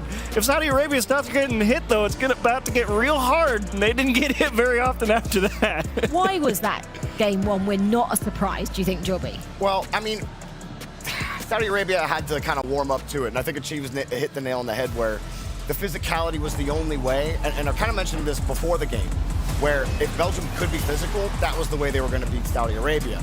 Problem is, Saudi Arabia are one of the best teams at avoiding demos, and we saw that. Not only that, they're great at dishing out the pain, and boy did TRK dish out pain. I think after game 1 he took it personally. He's like, fuck, you think you can demo? No, you don't understand. You are dead after this. Yeah, there's a difference. When you're demoing on defense, you're trying to hang on and create a little room for yourself. When you're demoing on the attack, you are in the driver's seat saying, get out of my way. And that is definitely the position Saudi Arabia found themselves in games 2 through 5. Is it also a case of Belgium maybe showing their hand early on? And having nothing else to go to. That's the thing. You kind of do it. You really don't. It's always good to get demos, but when you're finding that, look, these demos are kind of the only thing stopping them from building more attack, you're kind of realizing you're probably at the limit of your pace, well, right? I think the other thing is that Atto wasn't the best player on Belgium. It was Astral. And I didn't expect that at all. That offense had to run through Atto, and Atto had moments where he set up some nice things, but Astral was the one really creating opportunities when there were some. He still got it. And then, yeah, he really does. It was great. I love seeing him play well again, but Atto, I don't think he played up to his standard, and I don't think that helped in the final 4 games. Why was that, especially on this stage when it was so important? You heard it, Rachel. You heard it out there. It's so hard to play out there when they're going That's nuts. the The defining drums are factor? out there. Yeah. Well, the crowd's one aspect of it. The other part is there is a lot to manage there. I mean, Atao usually plays on a roster with, a different caliber of player than Astral and Reese Fox. He usually has a little bit more help in all areas of the field, and here he really did kind of get tethered a little bit in the backfield, which I actually think is the right move. I mean, in the situation where you're the best player and you're playing one of the best attacking teams in the world, I think it's okay if you strap yourself in the back line and say, look, I'll try and hold it down, go and let your supporting cast try and build the attack. And honestly, I do Reese think Fox that and Reese Astral did Fox, well. his inexperience showed Reese Fox, where really talented player. But you saw how Saudi Arabia kind of took advantage of that sometimes. He fell for a lot of fakes midway through that series. And so, yeah, Atto was forced to play back, and I think that's ultimately why they lost. This is a case of deja vu, isn't it, as well? You are not having a wrong bracket here from last year. This is correct. This is 2025 bracket because it is the same as 12 months ago. Saudi Arabia, Brazil, a top half bracket as well in that semi-final. France, then, they still wait for the winner of the United States, the Netherlands, our final quarter-final to see who they'll get in the semi-final tomorrow. It wasn't to be for Team Belgium, but boy, didn't they put on a show, especially in that first game. Let's hear from them with CJ. I'm here with Astral from Belgium after that quarter-final matchup, mate. Tough draw getting Saudi Arabia with that crowd. What were your thoughts on the match? I mean, the match was pretty good to play, to be fair. Good games, always close. Just one game we kind of slipped it up, but yeah, it was some good games. I'm happy with the result, even though it's 4-1. It felt like it was actually close, so that's what matters. Pretty good tournament from you guys, from Belgium. I mean, it was obviously close yesterday to make it through to the playoffs. What were your thoughts on the whole tournament? I mean, the tournament is always so fun to play because it's different format. You play with different players. Yeah, the environment is pretty good. I like the FIFAe. It's a pretty good tournament. Always happy to be here. I mean, you're an old boy now, but you're still moving pretty nice on the sticks, if I do say so myself. Will we see you back next year as well? I hope so. I'm not gonna talk. Maybe I'm gonna get benched. I don't know. And anything for the Belgians watching at home, for friends, family, feel free. I mean, thank you for everybody who's watching us, supporting us. Thanks to my family, to everyone, I guess. And yeah, see you next year. I hope. Awesome. Well played today, mate. Cheers.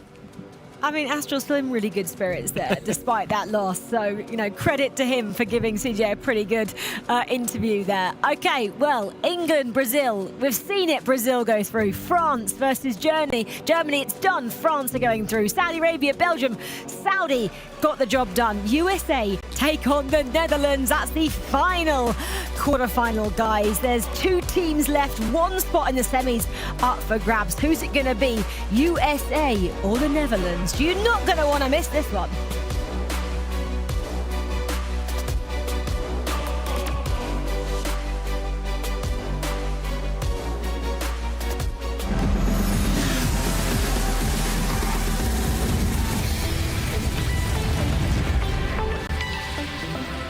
I like the sound of that. Let me just... Wait, we just can't you just sit down, you handle that. Let me just... And you're in. That's what I like to see, because when you think about it, I think Australia deserves a wild card spot. Come with me, Big Tiggy. They get some great draws, some great wins as well. I'm not sure how we're not there. We've been completely scammed out of this playoff. 3-1 England. They're in the playoffs. Come on. No, we 2-0'd them. Easily. Extra! Read all about it. World Cup prep begins. Hold on to your hats, folks. Trading for World Cup in North America has begun. And you would not believe what these guys are up to. White 17, hot!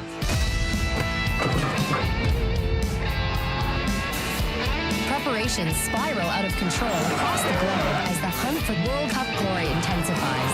Buckle up, folks. We're just getting started.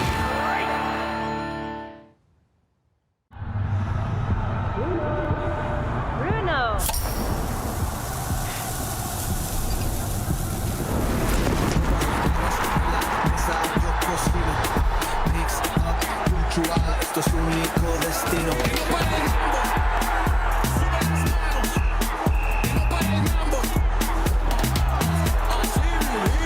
When you're all in, anything can happen. Enjoy the moment with a Coca-Cola.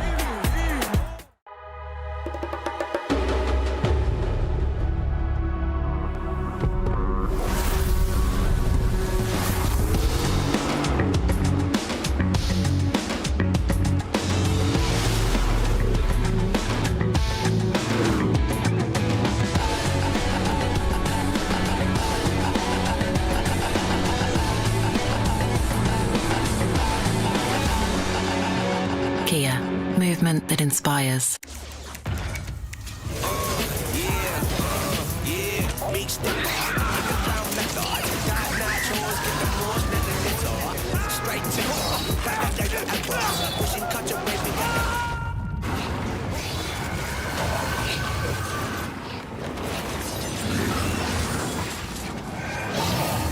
Reach your impossible with the AI-powered Legion Pro 7i, Lenovo Legion.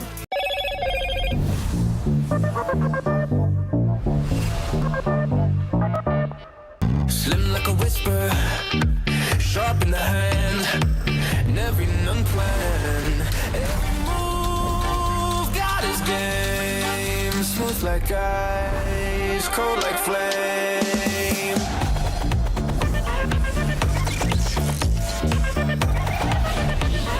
What's your edge? Hello, Moto. Welcome to the world's best airline, where the journey begins before you fly, where lounges are a destination in themselves, and your world is always within reach. A place where you're looked after, and the smallest details bring the biggest smiles. This is Qatar Airways, the world's best for a record 9th time.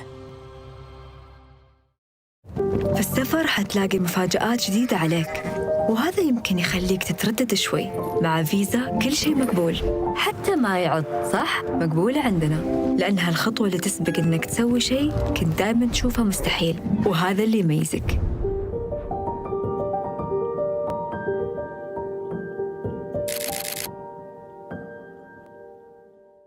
The digital world speaks the language of zeros and ones, and now, with advanced digital systems, countless new numbers join the field.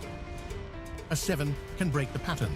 A 9 can be the game changer. At Globant, cutting-edge technologies are at the core of everything we do, driving new and innovative solutions to shape the future of FIFA and companies across every industry. We are the official tournament sponsor of the FIFAe Finals 2025. Globant, technology that dares to delight.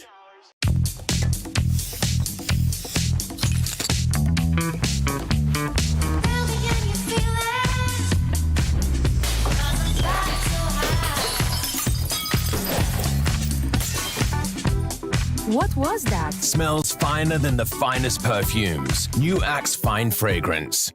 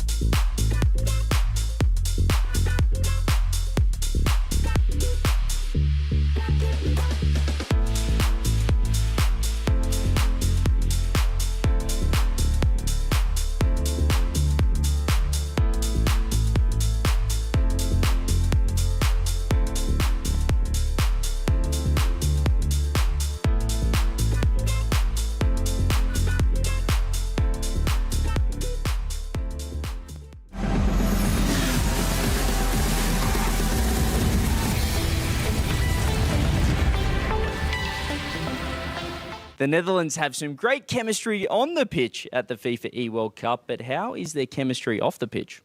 Let's find out.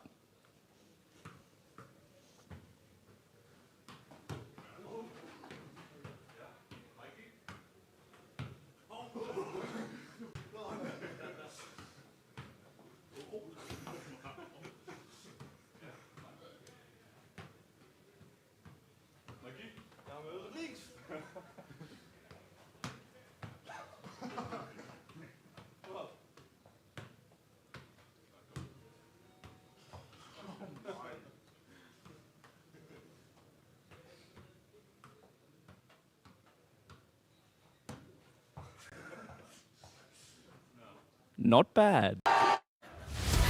Okay, let's get back to the action, shall we? Final quarter-final of the day, and it's a big one. We have the world champions, the USA. They're taking on Netherlands, who maybe don't have much skill outside the virtual Rocket League pitch. I don't know, I'm not going to go there. Before the break, though, we saw Belgium fall to the Rocket League giants that are Saudi Arabia to set up an incredible semi-final as we just... I'm going to say the semi-final first. Brazil take on Saudi Arabia. Musty just joined us and just absolutely crashed my shot there. It's fine. I forgive him. Welcome. Let me scoot down. I'm actually going to say welcome to Princess Aurora from Frozen. And welcome to Musty as well. Actually, I got the wrong Disney film. I was like, you just set off a bunch of 10-year-old little girls. Oh, man. It looks great. I'm so sorry, Frozen, Elsa, and her name's Herc, of course. Achieve's been here all day. Musty, welcome. Hey, how are you? I'm doing good. I just got here. I just kind of ran in here. How are we doing? You literally ran in here, crashed the cameras, but that's what you're allowed to do when you're Musty. What have you been up to? I've been making content, shorts. I just produced a first ever Rocket League TV show on YouTube. I'm calling it the KPH Race. Episode 3 just dropped, the KPH Race. But I've been doing that. I just finished recording the KPH Race. 30-second elevator pitching. Yeah. Flight to Saudi, and then now I'm here. You want me to pitch the 30-second elevator pitching? Get me to watch the video. What camera do I? Right there with the red light. Stare at him. The KPH Race, exclusively on YouTube. Me versus West, 200 KPHs to hit. We have to shoot 1 through 200. And we have a KPH master telling us what to do. It's pretty crazy. It's been months of planning. And yeah, you should watch on YouTube. Ding, ding, ding, ding, ding. Doors are opening. You're out of time. There we go. Hopefully that was good. I've never been a salesman. Creative. You're obviously getting excited for USA coming up next. You know these boys well. How are they feeling? Have you had a little bit of a chat with them pre-match? I've had a very brief fist bump with each of them, including Sathu. But they're looking pretty good as far as I know. And the last content I did with them, I pretended to be Atomic, and I played with Beast Mode and Daniel, and we did really good. Oh yeah? Did you hit some stick redirects like Atomic? I was passing off the crossbar. That's good enough. Yeah. Intentional or unintentional? It was intentional. Okay. Yeah. Do you know the stories as well coming out of the USA? The fact that we've got a few. Day one, Beast Mode missed his flight. Did you know that story? I heard someone saw him at the airport right before his match. What happened? Well, he did make it, but he did. missed it. I don't know why. He just missed his flight and then turned up on the day, so was jet lagged. Oh, yeah. Still obviously got the way through. And then I think it was yesterday, Daniel lost a shoe when he walked out. I mean... How do you lose I don't a know, whole shoe? But that's a great question. You could ask him that. I thought maybe... Apparently the clip's hilarious. That's what I heard. And then he kind of just laughed and giggled and kind of walked out with the shoe in hand. And I don't know, America is still kind of grinding their way through the game, but they're never flawless, clearly, outside of Rocket League, because in their real life, they seem to be a little bit flustered. Yeah, but on the field, they've been looking really good, I've heard. Have they lost a game? Like against Saudi Arabia, they lost like one match? Correct, they drew and then they lost. So that was a pretty big deal across the 2 group stages. Yeah. But they beat Chile. Okay. No, they drew Chile. No, they drew Chile. They drew Chile. It's a one win in that is a win in most Americans' books. Yeah. So. Okay. Right, well, This is the featured matchup. Here we go. The last one of the day. USA versus the Netherlands. We've just seen them getting ready backstage. The nerves are building, but the time is now to see if they can book themselves a spot in the semi-finals.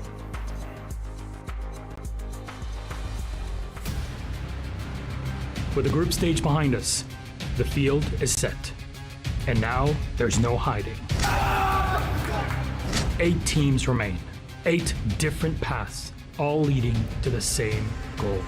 This is where preparation meets pressure, where every touch matters and every decision carries weight. There are no second chances here, no room for hesitation. One play can change everything. Quarterfinals aren't about surviving the moment. They're about stepping into it. This is Rocket League at full speed, and the road to the final starts now.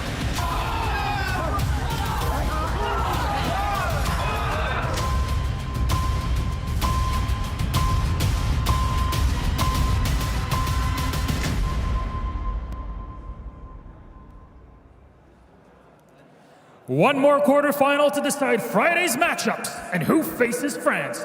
Join us on stage, the Netherlands and the USA!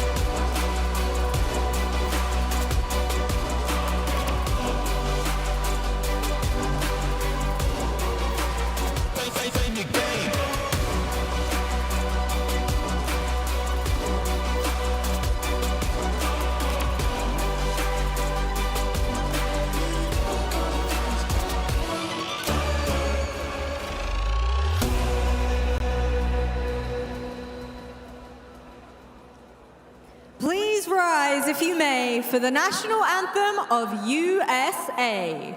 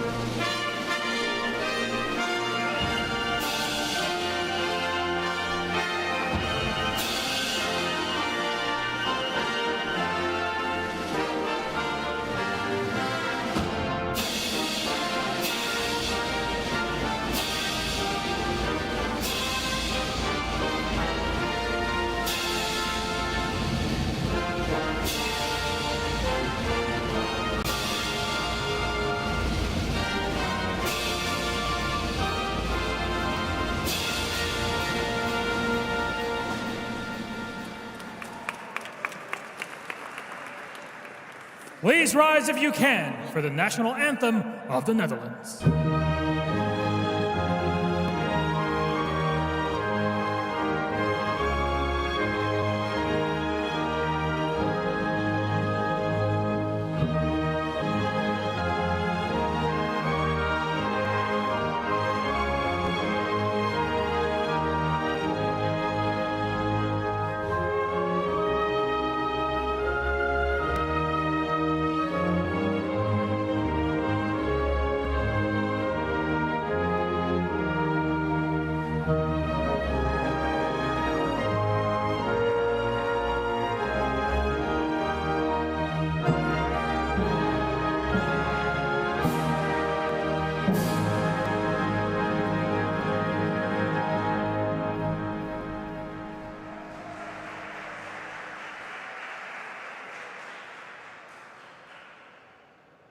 Hey guys, Manuel here, and it's time for the FIFAe World Cup 2026 in Rocket League. As the Dutch national team, we have something to prove, something to put right from in the past. In 2023, we came second.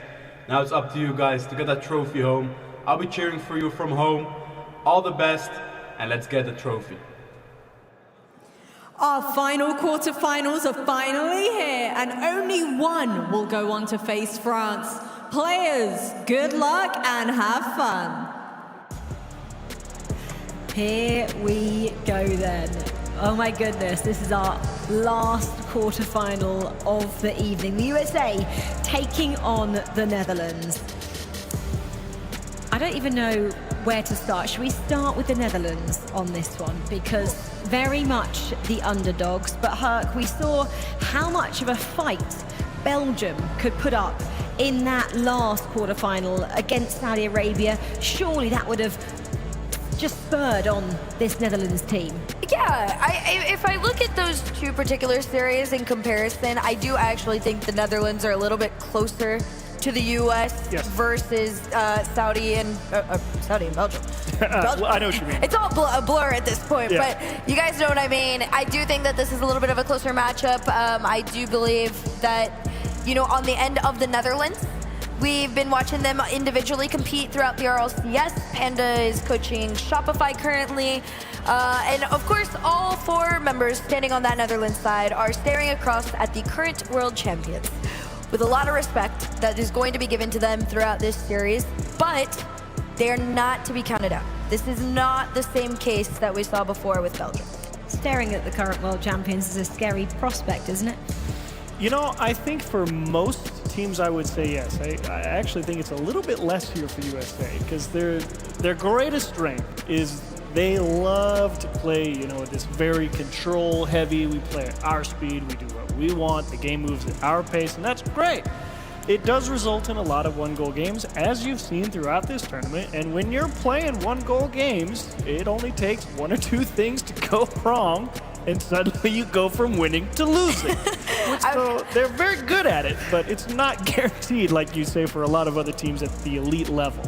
Yeah, I was gonna say, I was like, the MO for this USA team are those low-scoring games, and I heard Johnny Boy talking about it before too, saying that when you play against a team like that, sometimes unintentionally, you are building up the confidence of your opposition. They're thinking that these are much closer than they are. And they are, yeah. Not realizing that, you know, I know you guys can hear me and you hate to hear us say it, play a defensive game, but they do have an incredible defense, but more importantly, their offense is never handed to them, it's all earned. Let's stay with the USA a little bit then and talk about the last couple of days from them. We've spoken about them being solid, but maybe kind of plateauing a little bit yesterday. I mean, was their biggest shock the fact they couldn't get the victory over Saudi Arabia in their group?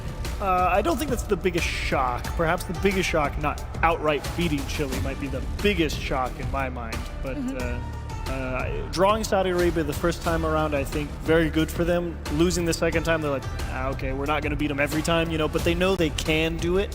So I don't think it rattles them as much, per se.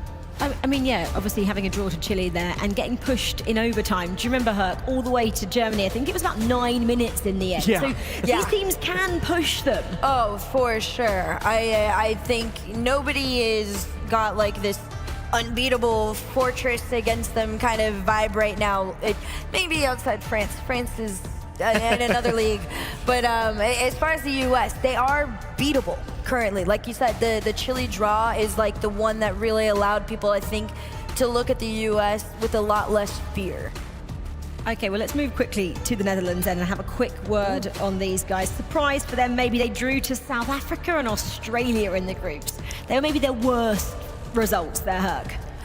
The Australia one, I do put a little bit of respect on that name. I think Australia came into that one pretty heavy. The South Africa one is where you have the question mark a little bit. But according to chat, this is going to be really, really close. Way closer than I thought it was going to be. Y'all pushing the 50-50 mark. It should be. You've got two really good European players in Oli and Jurius. They play at an elite level in the European region. Mike Boy has played several regionals before. like Herc was saying, it's the step up, you know, right? There's Germany, then there's Belgium, and then you get to this Netherlands team. They're pretty good. Mike Boy was possibly the question mark. Yes. Yes. Has he proved himself? Yeah. He's done it before, for sure. I mean, Mike Boy has played in some top-level competition, you know, for a decent chunk of time in the past. He's definitely, you know, lowest on the totem pole in that Netherlands roster, but he's no slouch. That is for sure. Yeah. The last 3 quarterfinals, I think we can all agree, followed the script. Yeah. Is this going to be the same? This, I think chat is kind of nail on the head with the coin toss thing. I do believe in the favorite to the US. We'll find out the chat's right then, won't we? It's very close at the moment. This is your final quarter-final for a spot in the coveted semi-finals, which come your way Friday. The USA, the world champions, they're taking on the Netherlands in the company of Jorby and Johnny Boy.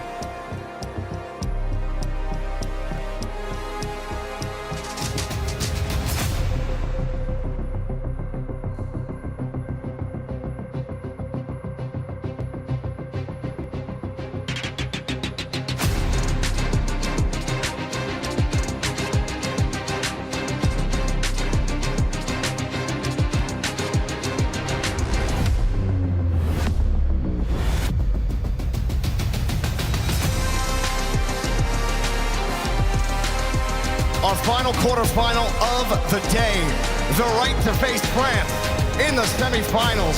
The US of A versus the Netherlands, Johnny. Chat has USA in this one. The desk seem to think so as well.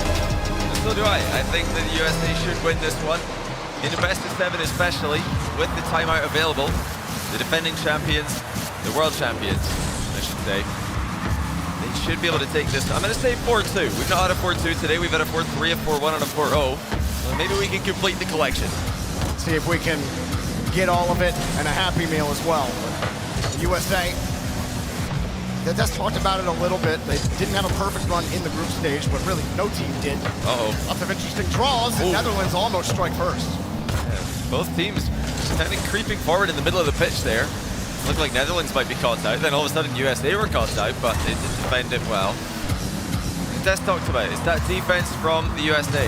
Will the unpredictability of the Netherlands, Joriyas in particular, very creative player, that could be something the Netherlands could use to their advantage. Something that Germany lacked in the group stage, something that Germany lacked today against France as well. Netherlands do not have that problem. Now, after the group stage, Joriyas was top 10 in score per game. I believe he finished like about 8.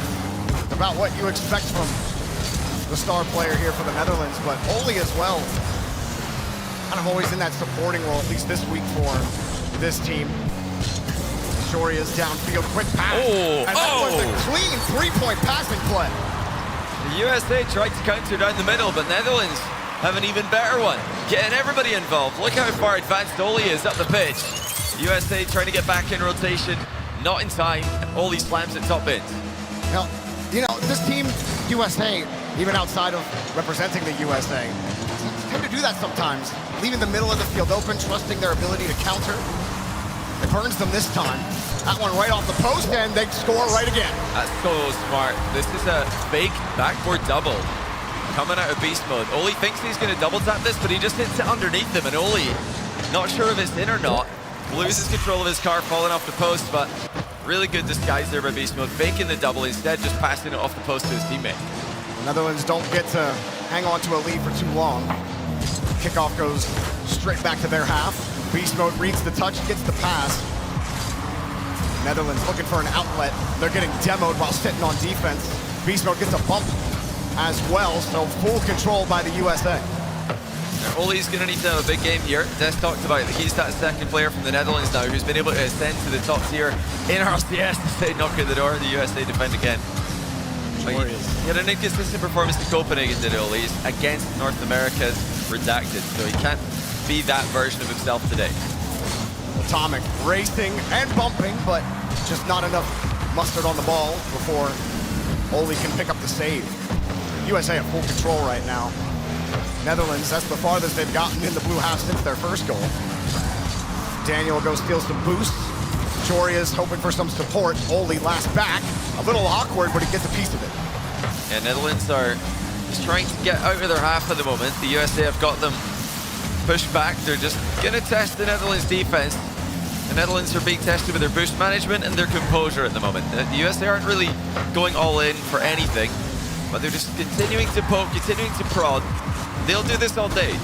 They're very happy to sit at a tie game, even deep into overtime, waiting for the other team to make a mistake. Daniel even there, kind of acting like he's going to go for that second touch. Beast mode comes up to take it. Only no boost, couldn't get back to the ball. 2 minutes to play. USA have had possession for about all of, except 15 seconds of this match. Still, even over here, Netherlands are looking for a way in, but they just don't have a way where they can challenge USA, so they get back, try to find a way through here. Oldie, nice touch out. Beast mode forced to go back. It looks like Netherlands are a little bit afraid of sending players upfield like they did for their first and only goal this game. That USA pressure has got them thinking they need to be careful advancing, especially with players out of the game on the far side of the pitch, but that's something you have to do in modern Rocket League if you want to keep the attack going quickly. Hit from Beast Mode forces the defense. That's a decent touch, but Beast Mode gets another look at it, and Oli was ready immediately. I mean, defense, they're very quick to attack, but this midfield's wide open for Beast Mode off the ceiling. Had to stretch a miss from the Netherlands, goes unpunished. Yeah, good read by Atomic there, just playing the ball. Here come USA again, Oli with a goal line save. USA, like you said, have got all the pressure at the moment. It's not overwhelming pressure, but it does look like Netherlands are starting to struggle. Netherlands have been able to grab some boost, but now they're starting to look starved. Mike Boy and Oli on small pads. Atomic drills to 50.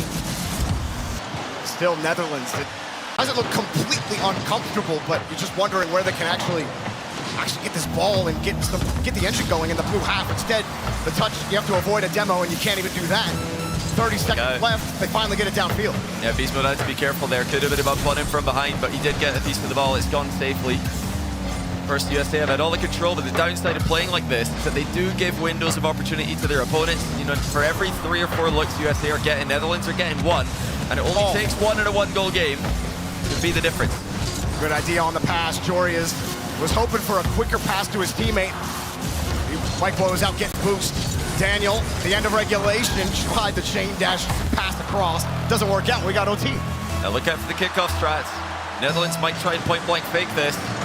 Instead gone for the intentional loss to the back right. They did win possession briefly, but Oli doesn't do anything with it. And now it's USA's ball. And he got sandwiched chasing the ball down. Jorias, not much really doing with that touch. Daniel might get a free one here. That's a free rebound almost. Jorias got a piece of it. Scary moment there for the Netherlands. Atomic has a free ball to Daniel. Nothing that threatens the Netherlands. Daniel just decided to play that to the back corner. Maybe if he took his time, there would have been a more threatening option available to him.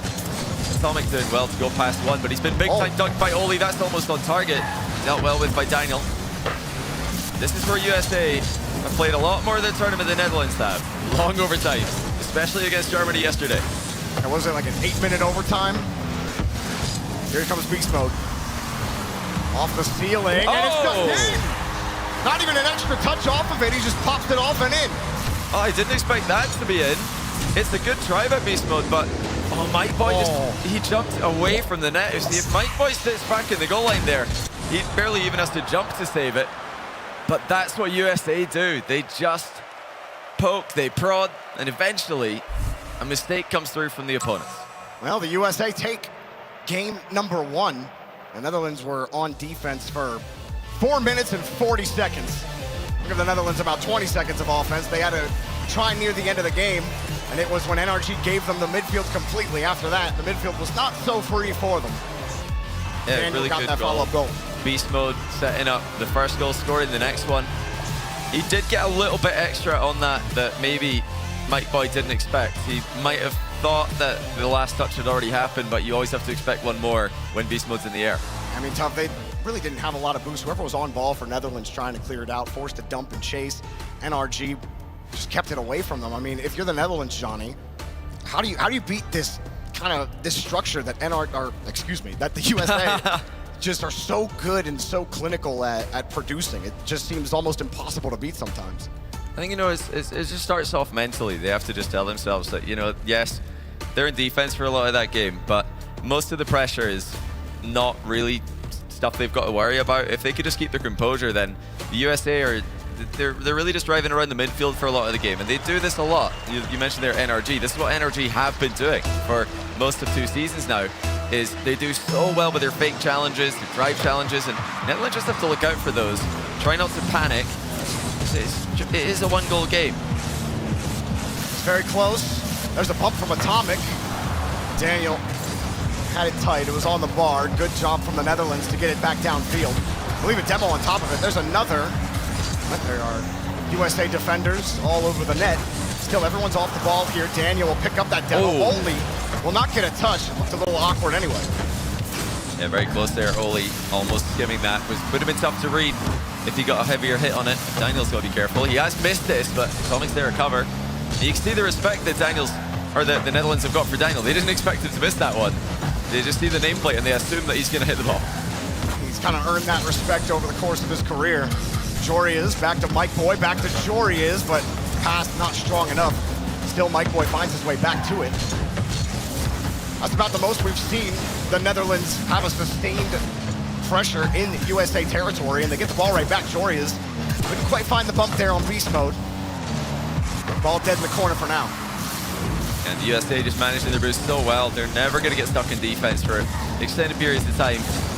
With the ability to control their emotions, control their boost. Jorias getting chased there. He did well to get the diving save. More of the same compared to game 1. We saw USA took control. Still have it, but here comes Oli. Oh, he's faked out beast mode. Fair play. I thought beast mode would play ball here, but Oli's convinced him to get mind gamed. I really thought that was not the touch Oli wanted. I thought he wanted the clean catch. Beast mode made up for it with the fake. He might have accidentally jumped a second time, because I don't really see why he would want to jump twice there. It looked like he tried to flip. He angled his car as if he's going to flip into the ball. He might have just accidentally jumped. So you're saying 2 errors make a goal? That's just about it, and you can't rely on that for Netherlands. It's not going to happen all that often against the USA. We'll take it for if you're Oli. Couldn't quite pinch that off the ceiling. Daniel keeping the ball tight, allowing beast mode to try to flush it forward, and he cuts the pass out. Atomic coming in right behind him. Daniel's just playing headhunter on the other side of the field, and that opened up the space, but Atomic couldn't keep the ball tight enough. Yeah, I don't think he realized that was going to be an open dish. And Jarius to the goal line save. Not the best placement by Daniel. Doesn't matter though. Atomic's got the follow-up. Daniel probably could have put this one away right here. Well, beast mode planted himself like a duck in a pond on Jorias on the back wall, and there was nothing he could do about it. I think it was not Jorias, Mike Boy, excuse me. Either way, USA, just like in game 1, Netherlands score, and it takes the US all of 3 seconds to get the game-tying goal. And they're looking good, USA. We see the level up from France today compared to the group stage. Saudi Arabia looking like they're back at their best. USA starting to look like the NRG from RLCS of the last couple seasons. Just controlling the series. Even in these close games, it just feels like they're in complete control. This will make US fans back home and all around the world very comfortable. Something about those best of 2 sets, or not best of, but the sets of 2. Just everyone's not exactly on their best, but as soon as you get to best of 7 Classic Rocket League, the best comes out. Netherlands, they've made a good fight of it so far in the first 2 games. You said it, game 1, 1-goal game, and even here, 3 minutes in, it's a tied game. Downfield, Jorias has to fight off Daniel, and is continuing to headhunt Atomic quickly to the ball. His release is so quick off the ground. Beast mode back to Atomic, who can't quite make the touch. Jorias trying to take control here, but USA continue to pile on challenges in the back corner. High defensive line at the moment. Can Netherlands get the ball over the top of it? It's a nice cut back pass as well from Mike Boy to maintain possession. Jorias looking to work his magic. We talked about him as the guy for Netherlands to make things happen. He almost had his teammates heads up there. Mike Boy was ready for it. Atomic challenges the backboard, and wow! That one's going in anyway on the rebound. Daniel takes the lead for the US. That's a great save before it. Oli misses the overhead. Mike Boy diving save under pressure, but Daniel, this time, he's the one coming in his third, cleaning up the mess. Those rebounds are killing the Netherlands. They were in hurry-up mode, getting back in time. Like you said, desperation from Mike Boy, and then the rebound just comes out for free for Daniel again. from Oli, but no one there to follow it. Mike Boy actually gets a clean touch to Oli and a bump. Heads up play, but it's not on target. Yeah, not quite. That was a really smart play by Mike Boy, but the shot was off. You know, the way we talked about this, it sounds like USA are dominating. I mean, they're dominating with a different type of Rocket League. It's not the same as we see from Saudi Arabia or France today, where they're running up the score. It's just control. They play controlled Rocket League, frustrating their opponents, and eventually eking out these one-goal wins that feel like a lot more.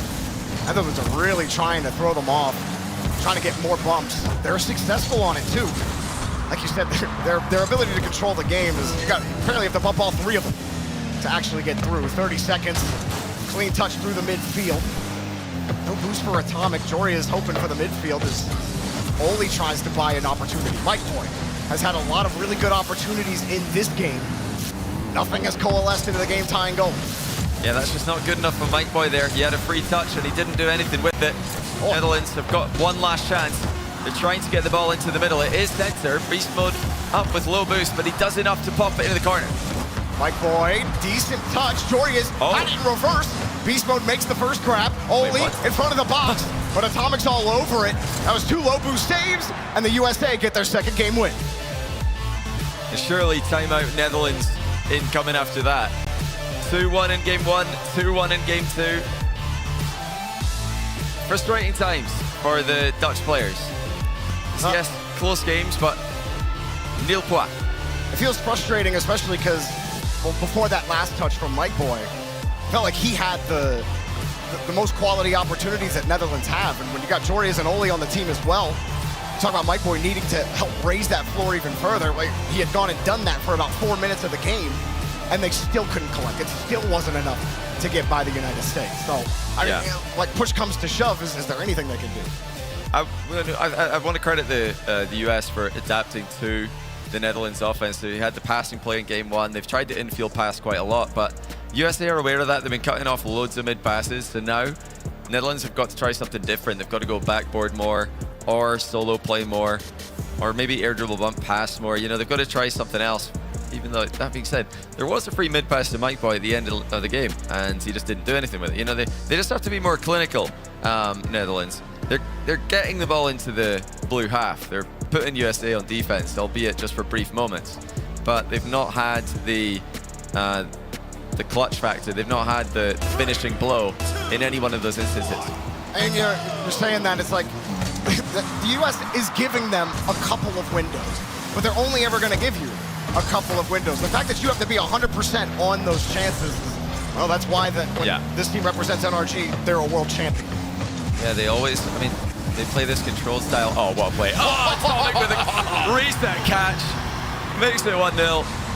Oh, man. I tell you what, it's so clean. I love reset passes like that. That is just beautiful stuff, Atomic. Well done. They're just so nonchalant about it as well. There's plenty of teams in this tournament who would be up on their feet for a goal like that one. But for USA, it's just simple stuff. Fresh out of the break, is back to the USA leading by 1 again. USA actually, this is the first game where they score first. Netherlands had scored first in each of the first 2 games. Now they're going to be the ones to have to equalize. They've been unable to score when they score, but Oli actually finds it here, and Netherlands tie quickly.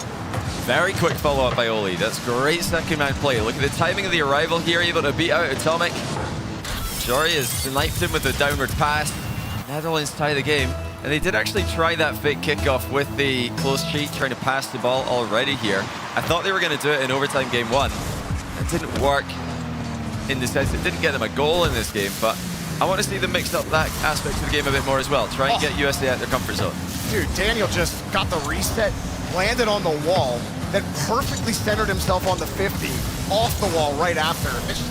It didn't result in anything right there, but I mean, man, that's just ridiculous. It's something that a lot of the best mechanical players in the world do very well. It goes underrated. Oh, what a pass. That one extra touch again. Beast Mode not able to pick Mike Boy, though. Really good job by Mike Boy there. Beast Mode trying to convince him with as many wiggles as he could. But yeah, the 50-50 game.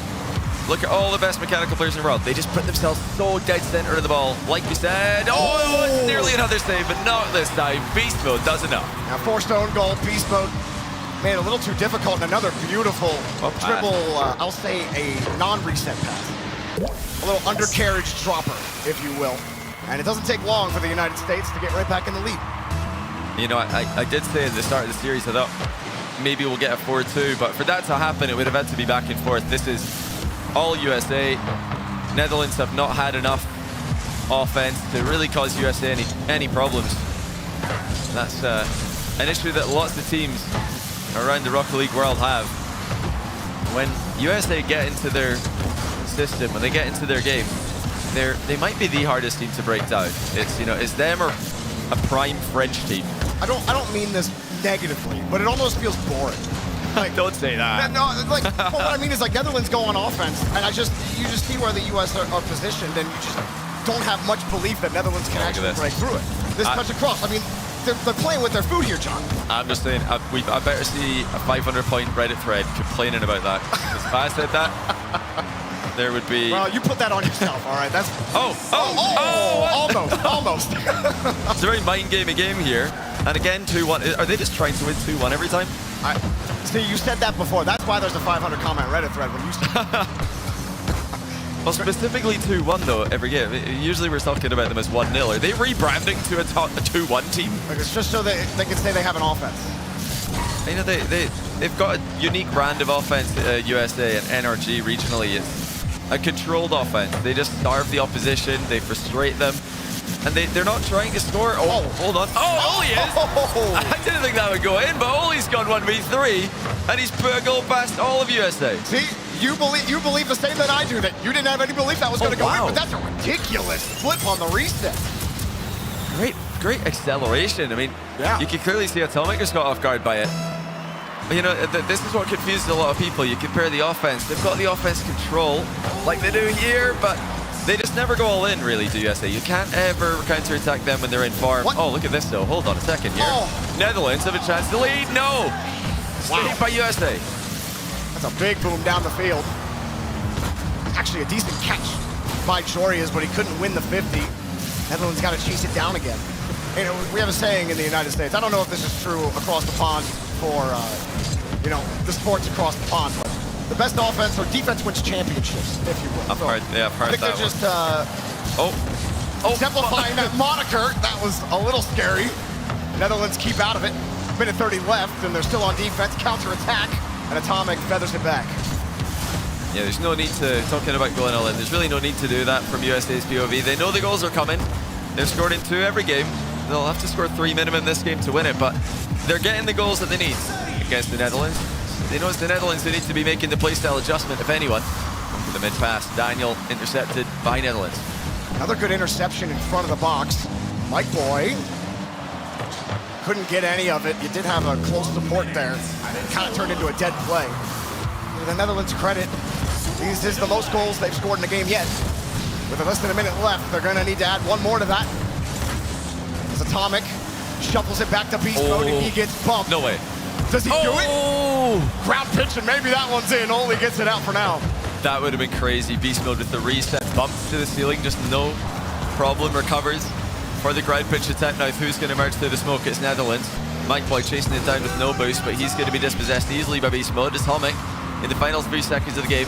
Looking for the offload to Daniel. Oh, he's accidentally blocked it though. Atomic blocking Daniel's shot. U.S. still have not given up this possession. Beast mode looking for a bump. He actually gets a demo. Daniel, great recovery. Great 50. Oh, that's Daniel all day. The game of mind games continues as Daniel manages to get the ball past everybody. Jorias must have thought that was going mid. I think he's just given the desk a little baby slam there as Daniel slows it down and then walks it in. Make sure to not break the desk or the controller. 10 seconds. Netherlands, can they respond quickly? Otherwise, you're gonna have to do next to the impossible. And Daniel will make sure you gotta do it through the air, and he'll make sure you can't do it at all.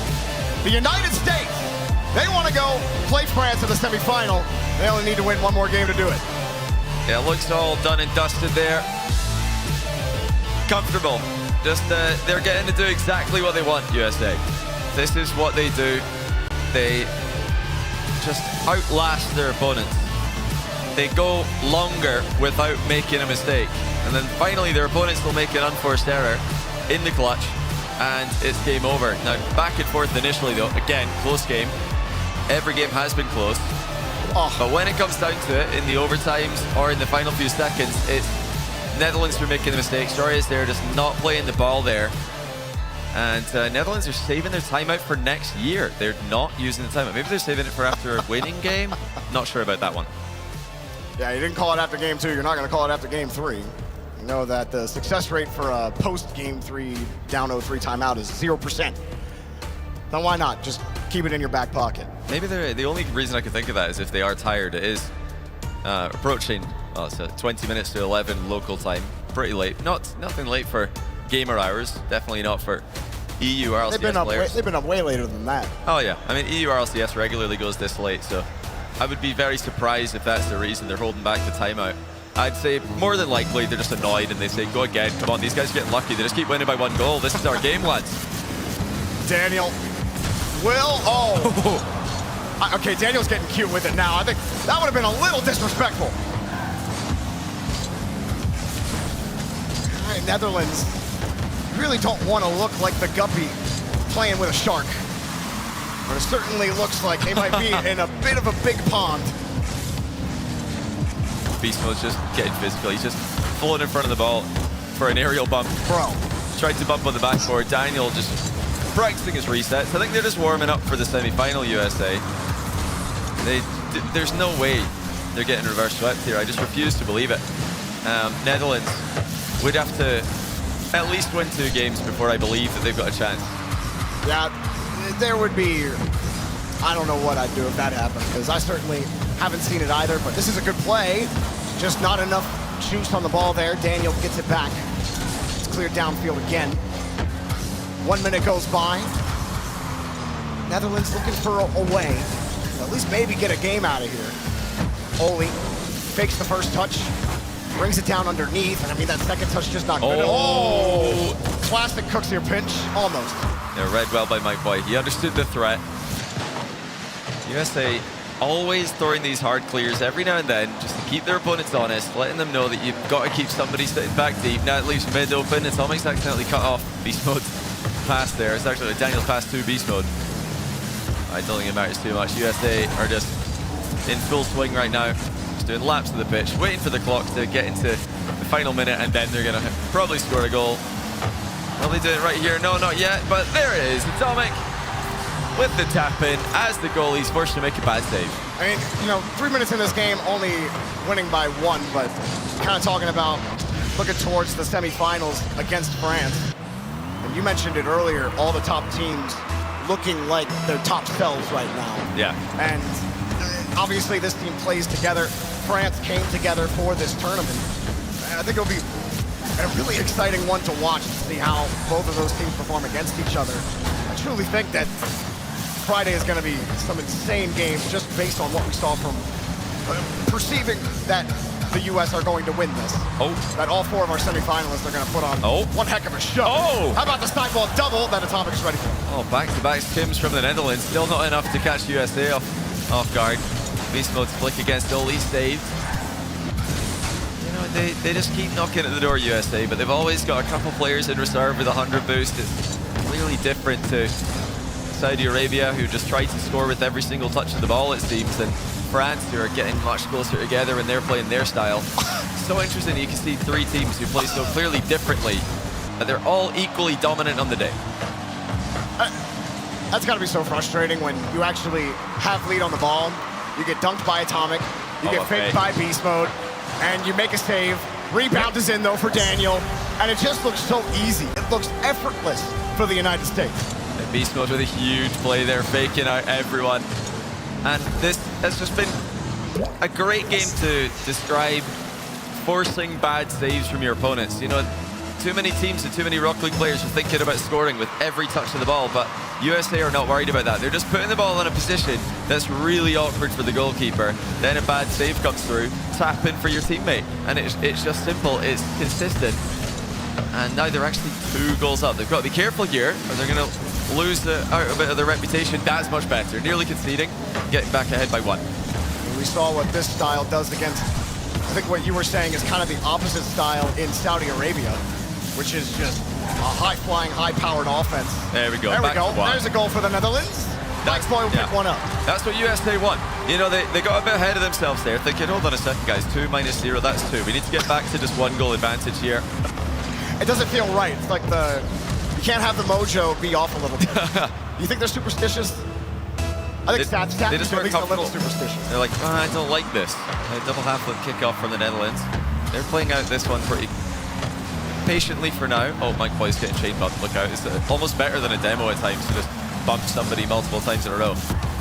That's true. You know, sometimes I see people complain, remove demos. I'm like, do you really want that? Yeah, do you want to get bumped across the stadium? It's even more annoying. You're just going to get bumped and then bumped again and again. At least in the demo, you're out of the game and you're spawned back in, usually in a clean location. Now, another minute left. It's a 1-goal game. It might as well be an 1 million-goal game for the U.S. We'll see. Netherlands were able to get a 2nd goal in the last game. Oh. And they might here, but the rebound wasn't even available. Right to a U.S. defender, right into safety. No problem. Jorias has the midfield, though, and heavy touch. It's got to be tighter. Yeah, you can see the difference in class and goalkeeping in this game. The Netherlands forced to make bad saves. Easy tap-ins for the USA. At the other end, Netherlands try and do the same thing to the US, but the saves are always going to the back corner. They're always going to safety. They're not giving follow-up shots to the Netherlands. Daniel just wraps himself around. Tama keeps finding himself in the way of his own teammates. I know he's trying to make it interesting. This is a little scary. 20 seconds left. Mike Boy. Oh, well played. Got the reset somehow. And now, fake. No goal. The U.S. had the answer. 10 seconds for the Netherlands. The last life here in the tournament. Jorias puts it right back down to Mike Boy. Pre-jump from Oli. Feathers it. Reset too high up. Atomic. Oh! Just off the bar. No. Oh! Oh, it's Atomic up. Giving it one more chance. And there it is. The U.S. of A. sweep their way to the semifinals. The 1-goal merchants no more. Now they evolve to the 1-goal win merchants. But a clean 4-0. It never felt like Netherlands had a chance in that. Even if they were able to get that game, I don't think anyone, even the biggest Dutch fans, would have believed until they got at least another one. They needed to get one of the first 2 games, really, to get a foothold in this series. But that sets us up for some exciting semi-finals tomorrow. USA taking on France. Woo. I am definitely ready for that one. And on the other side, we got Saudi Arabia versus Brazil, which, you know, if you're keeping records, and I am, Brazil are 0-10 all time versus Saudi Arabia, those 2 squads specifically. So you might know how that one goes, but USA-France will be a close one. I'm really curious to see how that will work. We might get a rematch of what our World Championship final in the RLCS was. And obviously, the USA look as clean as ever. Good stuff from them. Yeah, really good rebound here after a disappointing regional for the start of the new RLCS season. This is an opportunity for USA to get their mojo back before they go back to North America and try and continue their reign of domination there. Continue their streak of winning 2 regionals every split, of course, but it's also really exciting because we're seeing the 3 favorites of the tournament, USA, France, and Saudi, all dominant wins in their quarterfinals, and then Brazil best of the rest, as we expected. So it's sometimes nice when everything goes according to plan. You feel like, okay, maybe we can actually call ourselves Rocket League analysts. There we go. Yeah, at least everyone, you know, giving you crap for your tier list. You can tweet right back at them. Still going strong, but for the Netherlands, you know, again, 2 consecutive top 8s in the FIFAe World Cup. They'll be looking to make strides in the next 12 months to take that next step. But still consistent top 8 in an esport as competitive as this is very impressive for a country like the Netherlands. Well, we've had quite a day of quarterfinals. It did start with a 7-game ripper, but we're done with the games today. Let's go down with veracity with the US of A. Team USA come out on top. Now, Daniel, I'm not sure if you heard, but Johnny Boy called you boys the 1-goal win merchants. What do you have to say to Johnny Boy? What is it? Why is it only by 1 goal? I don't know. We just play Rocket League, and that's how it works out. I don't really have anything for Johnny Boy. Well, are you guys keeping something under your sleeves? Do you think you're going to be a lot more successful heading into the next stage? Because you boys are going to be playing against France. Yeah, I mean, I feel like we always improve throughout whatever tourney we play in. So, yeah, I mean, I think we'll just get better and better. And, yeah, it'll be a fun match. Well, you boys are currently sat second in terms of, the most amount of shots taken. Why is it that you think that you boys in particular are really strong as an aggressive team? I think, I mean, that's the way we want to play. That's how we always practice, and we're just ready to be aggressive. And I think we're just very skilled as a team, so we're always on offense, and we just keep shooting the ball, and yeah. Well, my next question for you is France. That's your opposition coming up next. Do you think France are looking as strong as expected, especially after their group stage performance, or do you think they're looking pretty weak? I mean, I would say they're looking as strong as expected, but I mean, they still have to get their chemistry together. So I mean, I think they'll be better on Friday, and yeah, I'm just excited to play. Final question. This could end up being a Worlds rematch. It could end up being USA versus Saudi Arabia. Do you think we're going to get to that stage? Yeah, because I mean, I'm confident against France, and I think Saudi will win, and it'll be a fun time for Saudi in the final. Well, GG's, congratulations again, boys. I'm looking forward to seeing you perform on the big stage. Good job. A confident Team USA there, and as they should be. Guys, what did you make of that one? Good old America. I mean, they're the most lull you to sleep.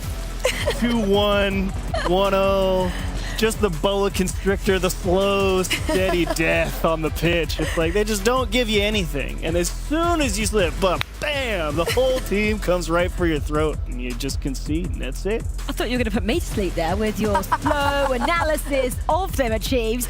Again, what did you think of how America got the job done? They look great. They look exactly how I expected them to look coming out here today. I'm looking forward to what they do against France tomorrow. It's also so much fun, seeing Daniel over the years get so talkative. And then in his talkative era, I pointed over to Achieves. Every sentence Daniel ends with "and yeah." And yeah. I love it. Also, we got to peep Daniel's dad here. So stoked to see the family all out. I'm glad. It's going to be a fun one. They look great. Daniel said that, he thinks they can get better and better. Is that a scary thought? Do they need to get better and better when they go up against France? Terrifying thought if they get better, because honestly, they are one of the best, if not the best, at just making the game go the way they want it to go. And if they think they get better every game, that's not good news for anybody else here, that's for sure. And Veracity asked him that, why is it that you just win by 1 goal? And Daniel was like, I don't know, really. It's just how we play. They take what they give them. Yeah, it goes very hand in hand with their play style. They will shoot, like she pointed out, second in shots overall. A lot of the times, and I don't know if this is a hot take or not, they're not one of those quality over quantity people. They're a throw 100, 2 are going to go in, but those 2 are going to be great, and we're going to defend anything you put our way. Yeah, get a lot of big benefits from having 3 incredibly gifted mechanical players. The communication has only improved over the time they've spent together, and that has they've built a fantastic system over on that roster. They know exactly what they want to do, how they want to do it, and how they're going to do it. And that is 3 big pillars for any successful team, and it's a large part of how they won a world championship and why they're looking so good heading into semifinals. We kind of compared this fixture to the previous one, Saudi-Belgium, and we actually said this one could be a little bit closer. In the end, it didn't actually turn out that way. It was a whitewash in terms of 4 games. Why? Well, it's the difference in how they like to play, right? USA, it's the slow, methodical death. Saudi Arabia is the death by 4 very devastating cuts type of it. It's this attacking, leaning control versus this midfield, we're just going to squeeze the life out of you type of control. There's 2 different ways to go about it. Saudi Arabia is just a lot more fun to watch because they score a lot of goals. Do you think Netherlands gave a good account of themselves out there, Herc? I do. I think they definitely put up a fairly valiant effort. Obviously, you take a look at some of these, they went very toe for toe in terms of shots. 33 alone, 23 saves.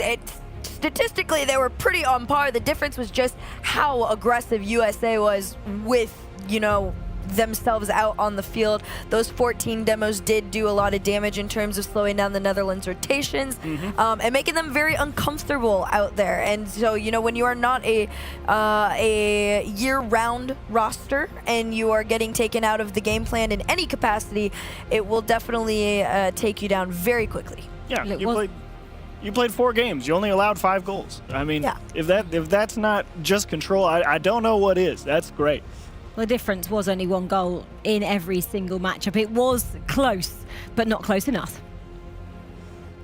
Here with Violent Panda, coach of the Netherlands after that quarterfinal. Tough draw against USA and 4 one-goal games. What were your thoughts?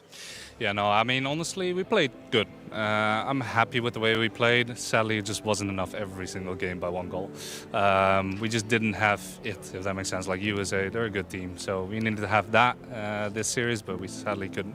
And as a coach, how much time did you have to kind of prep? Obviously, not the longest with the national squad, but what adjustments could you kind of make on your side of things? Yeah, no, I mean, it's a short period. You know, I got to be real. Most of the teams here, it's like 2 weeks, 3 weeks. They come together, try to put something together. Except for the teams that are actually a team, like the USA and stuff like that. But no, we tried to make the best we could out of this short amount of time, and I feel like we did a good job. Yeah, I feel like it wasn't a bad group stage at all from you guys. What were kind of your thoughts over the whole tournament, not just that match? You know, I think we played good. I mean, last year we also got second in the group. Like, I feel like we're a solid team, and we're kind of like we're top 8 for sure team, I would say here.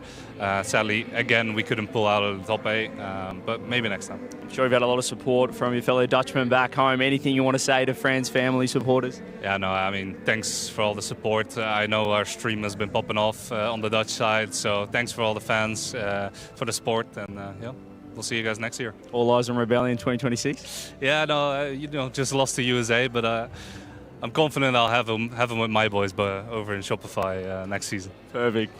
Great work. That was key, though, what we just heard. We didn't have it. What is the it? We don't know. The top 4 have it. Is beast mode. It is what they have. Well, only one person has beast mode, but we can kind of say beast mode is amongst them all.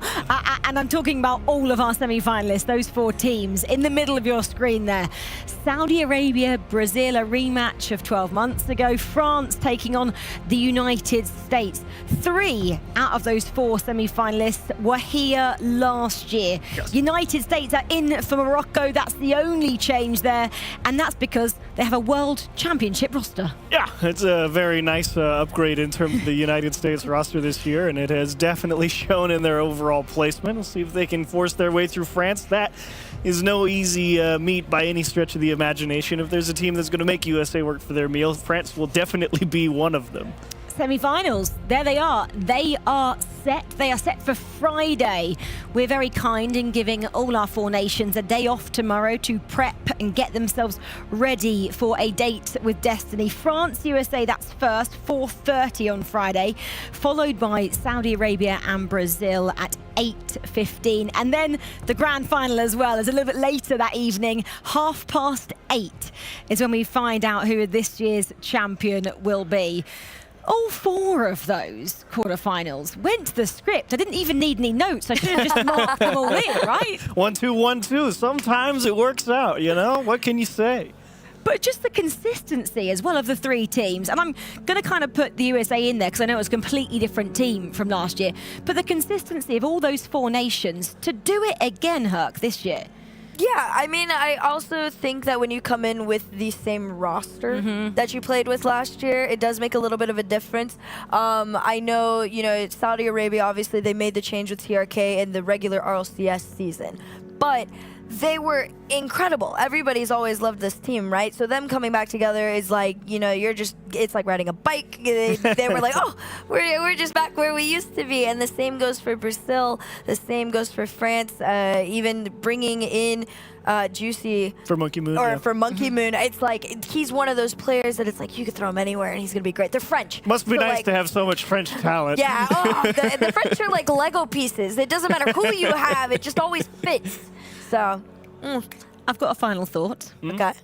who's looking the most like a world champion? Oh, well, every time I come here, I always pick Saudi Arabia. Oh, it's the easy option. Well, no, you want the fans, I'm a don't believer you? in the Saudi He Arabian just likes Rocket the League fans style, to support man. him over here. That's what he's doing. Dude, they're so good. It's so aggressive. It's so attacking, and it's so juicy. I love it. Well, I like Juicy, and Juicy, I think France actually looks crazy this year, and I think that there is a world where they could actually pull off the upset. So okay, Saudi Arabia for achieves here, and France for our Princess Herc. And with that note, on this glamorous queen over here, I think we should say our good nights and goodbye to quarterfinals day. It was absolutely epic. We have our 4 nations, we have our 4 semi-finalists, and the first one comes your way at 4:30 on Friday. Don't come back tomorrow because we won't be here. We're all having a well-deserved rest as well. It is France taking the USA. They're up first, and then it's a repeat of last year. Brazil taking on the Green Falcons, the home hopefuls, the defending champions, Saudi Arabia. We'll see you guys on Friday. Goodbye.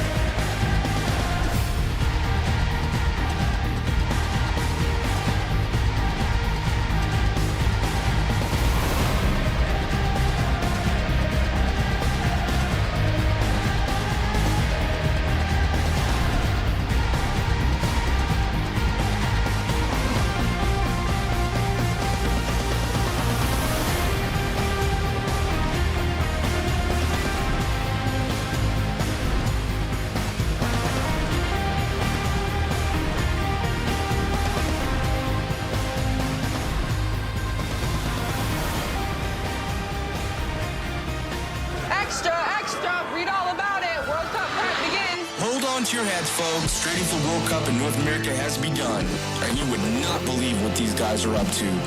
White 17, hot!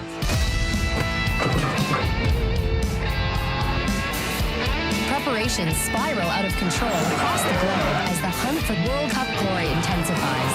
Buckle up, folks. We're just getting started.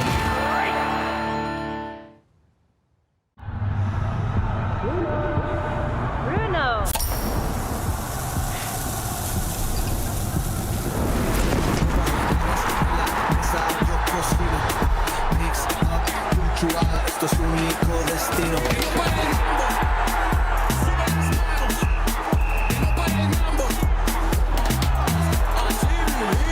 When you're all in, anything can happen.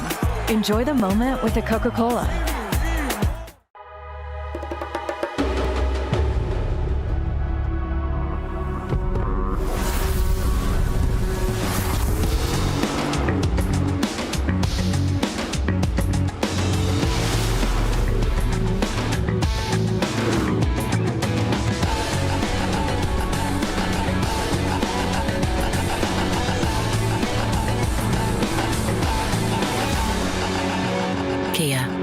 movement that inspires.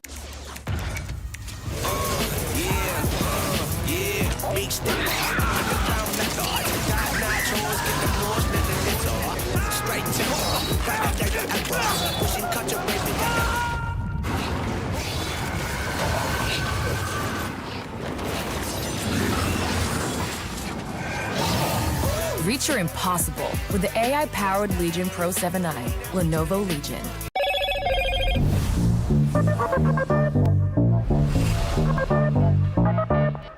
Slim like a whisper, sharp in the hand, and every unplanned. Every move got his game, smooth like ice, cold like flame.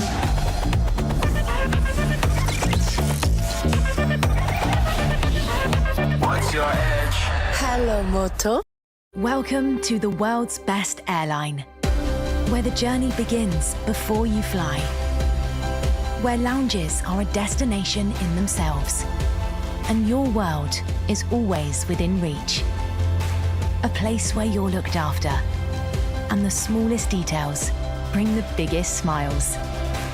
This is Qatar Airways, the world's best for a record 9th time.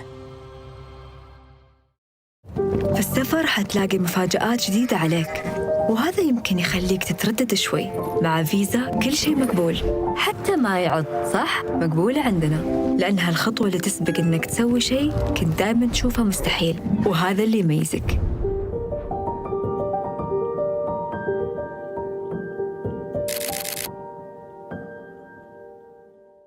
The digital world speaks the language of zeros and ones. And now, with advanced digital systems, countless new numbers join the field. A 7 can break the pattern. A 9 can be the game changer. At Globant, cutting-edge technologies are at the core of everything we do, driving new and innovative solutions to shape the future of FIFA and companies across every industry. We are the official tournament sponsor of the FIFAe Finals 2025. Globant, technology that dares to delight.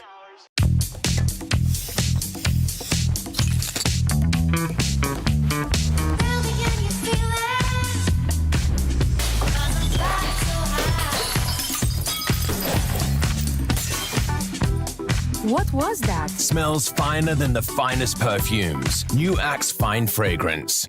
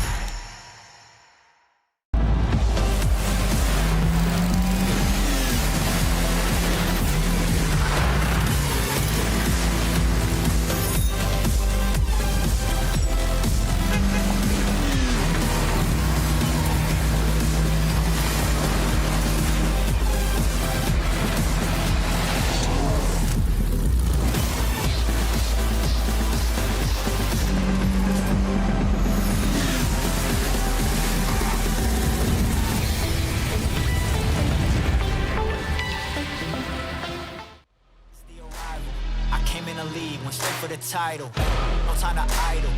I'm finna get it, put that on the Bible. This is survival. Gotta treat every move like the final. One by a mile. Nobody believe it, they all in denial. Look at me, look at me, look at me. Stealing the show, that's the crook in me. They want me gone with the hook in me. Asking why is he here like I shouldn't be. I've been on grind since I old. 10,000 hours the motto. They see the bag is coming out, they flocking to me like I won the lotto. Dancing with the devil, there's no recital. I'm killing competition, ain't no revival. I shoot it to kill it, I'm aiming for vitals. I'm showing no mercy when facing my rivals. Snakes in the grass, they getting exposed. I know they be lurking, I'm watching them close. Acting like friends, but really they foes. Thought they be scheming and said adios. Yeah, I gotta get it. By any means. I gotta get it. I gotta get it, the mindset. I gotta get it, the mindset. Hey, back with a vengeance, back on the grinds, back to the business. Hey, God is my witness, they watching my moves like shows they binging. Hey, best keep distance, all of my haters send best of wishes. I get to the bag with the quickness, no I don't need no assistance, no. Yeah, no playing it safe, I said let's get it, you say not today. What can I say, you ain't gon' go for it, get out the way. Yeah, got no time to waste, can't be with me if you not at my pace. You not at my level, you not in my race. One foot on the gas, I'm pushing the brakes. Dancing with the devil, there's no recital. I'm killing competition, ain't no revival. I shoot it to kill it, I'm aiming for vitals. I'm showing no mercy when facing my rivals. Snakes in the grass, they getting exposed. I know they be lurking, I'm watching them close. Acting like friends, but really they foes. Thought they be scheming and said adios. Yeah, I gotta get it. By any means. I gotta get it. I gotta get it, the mindset. I gotta get it,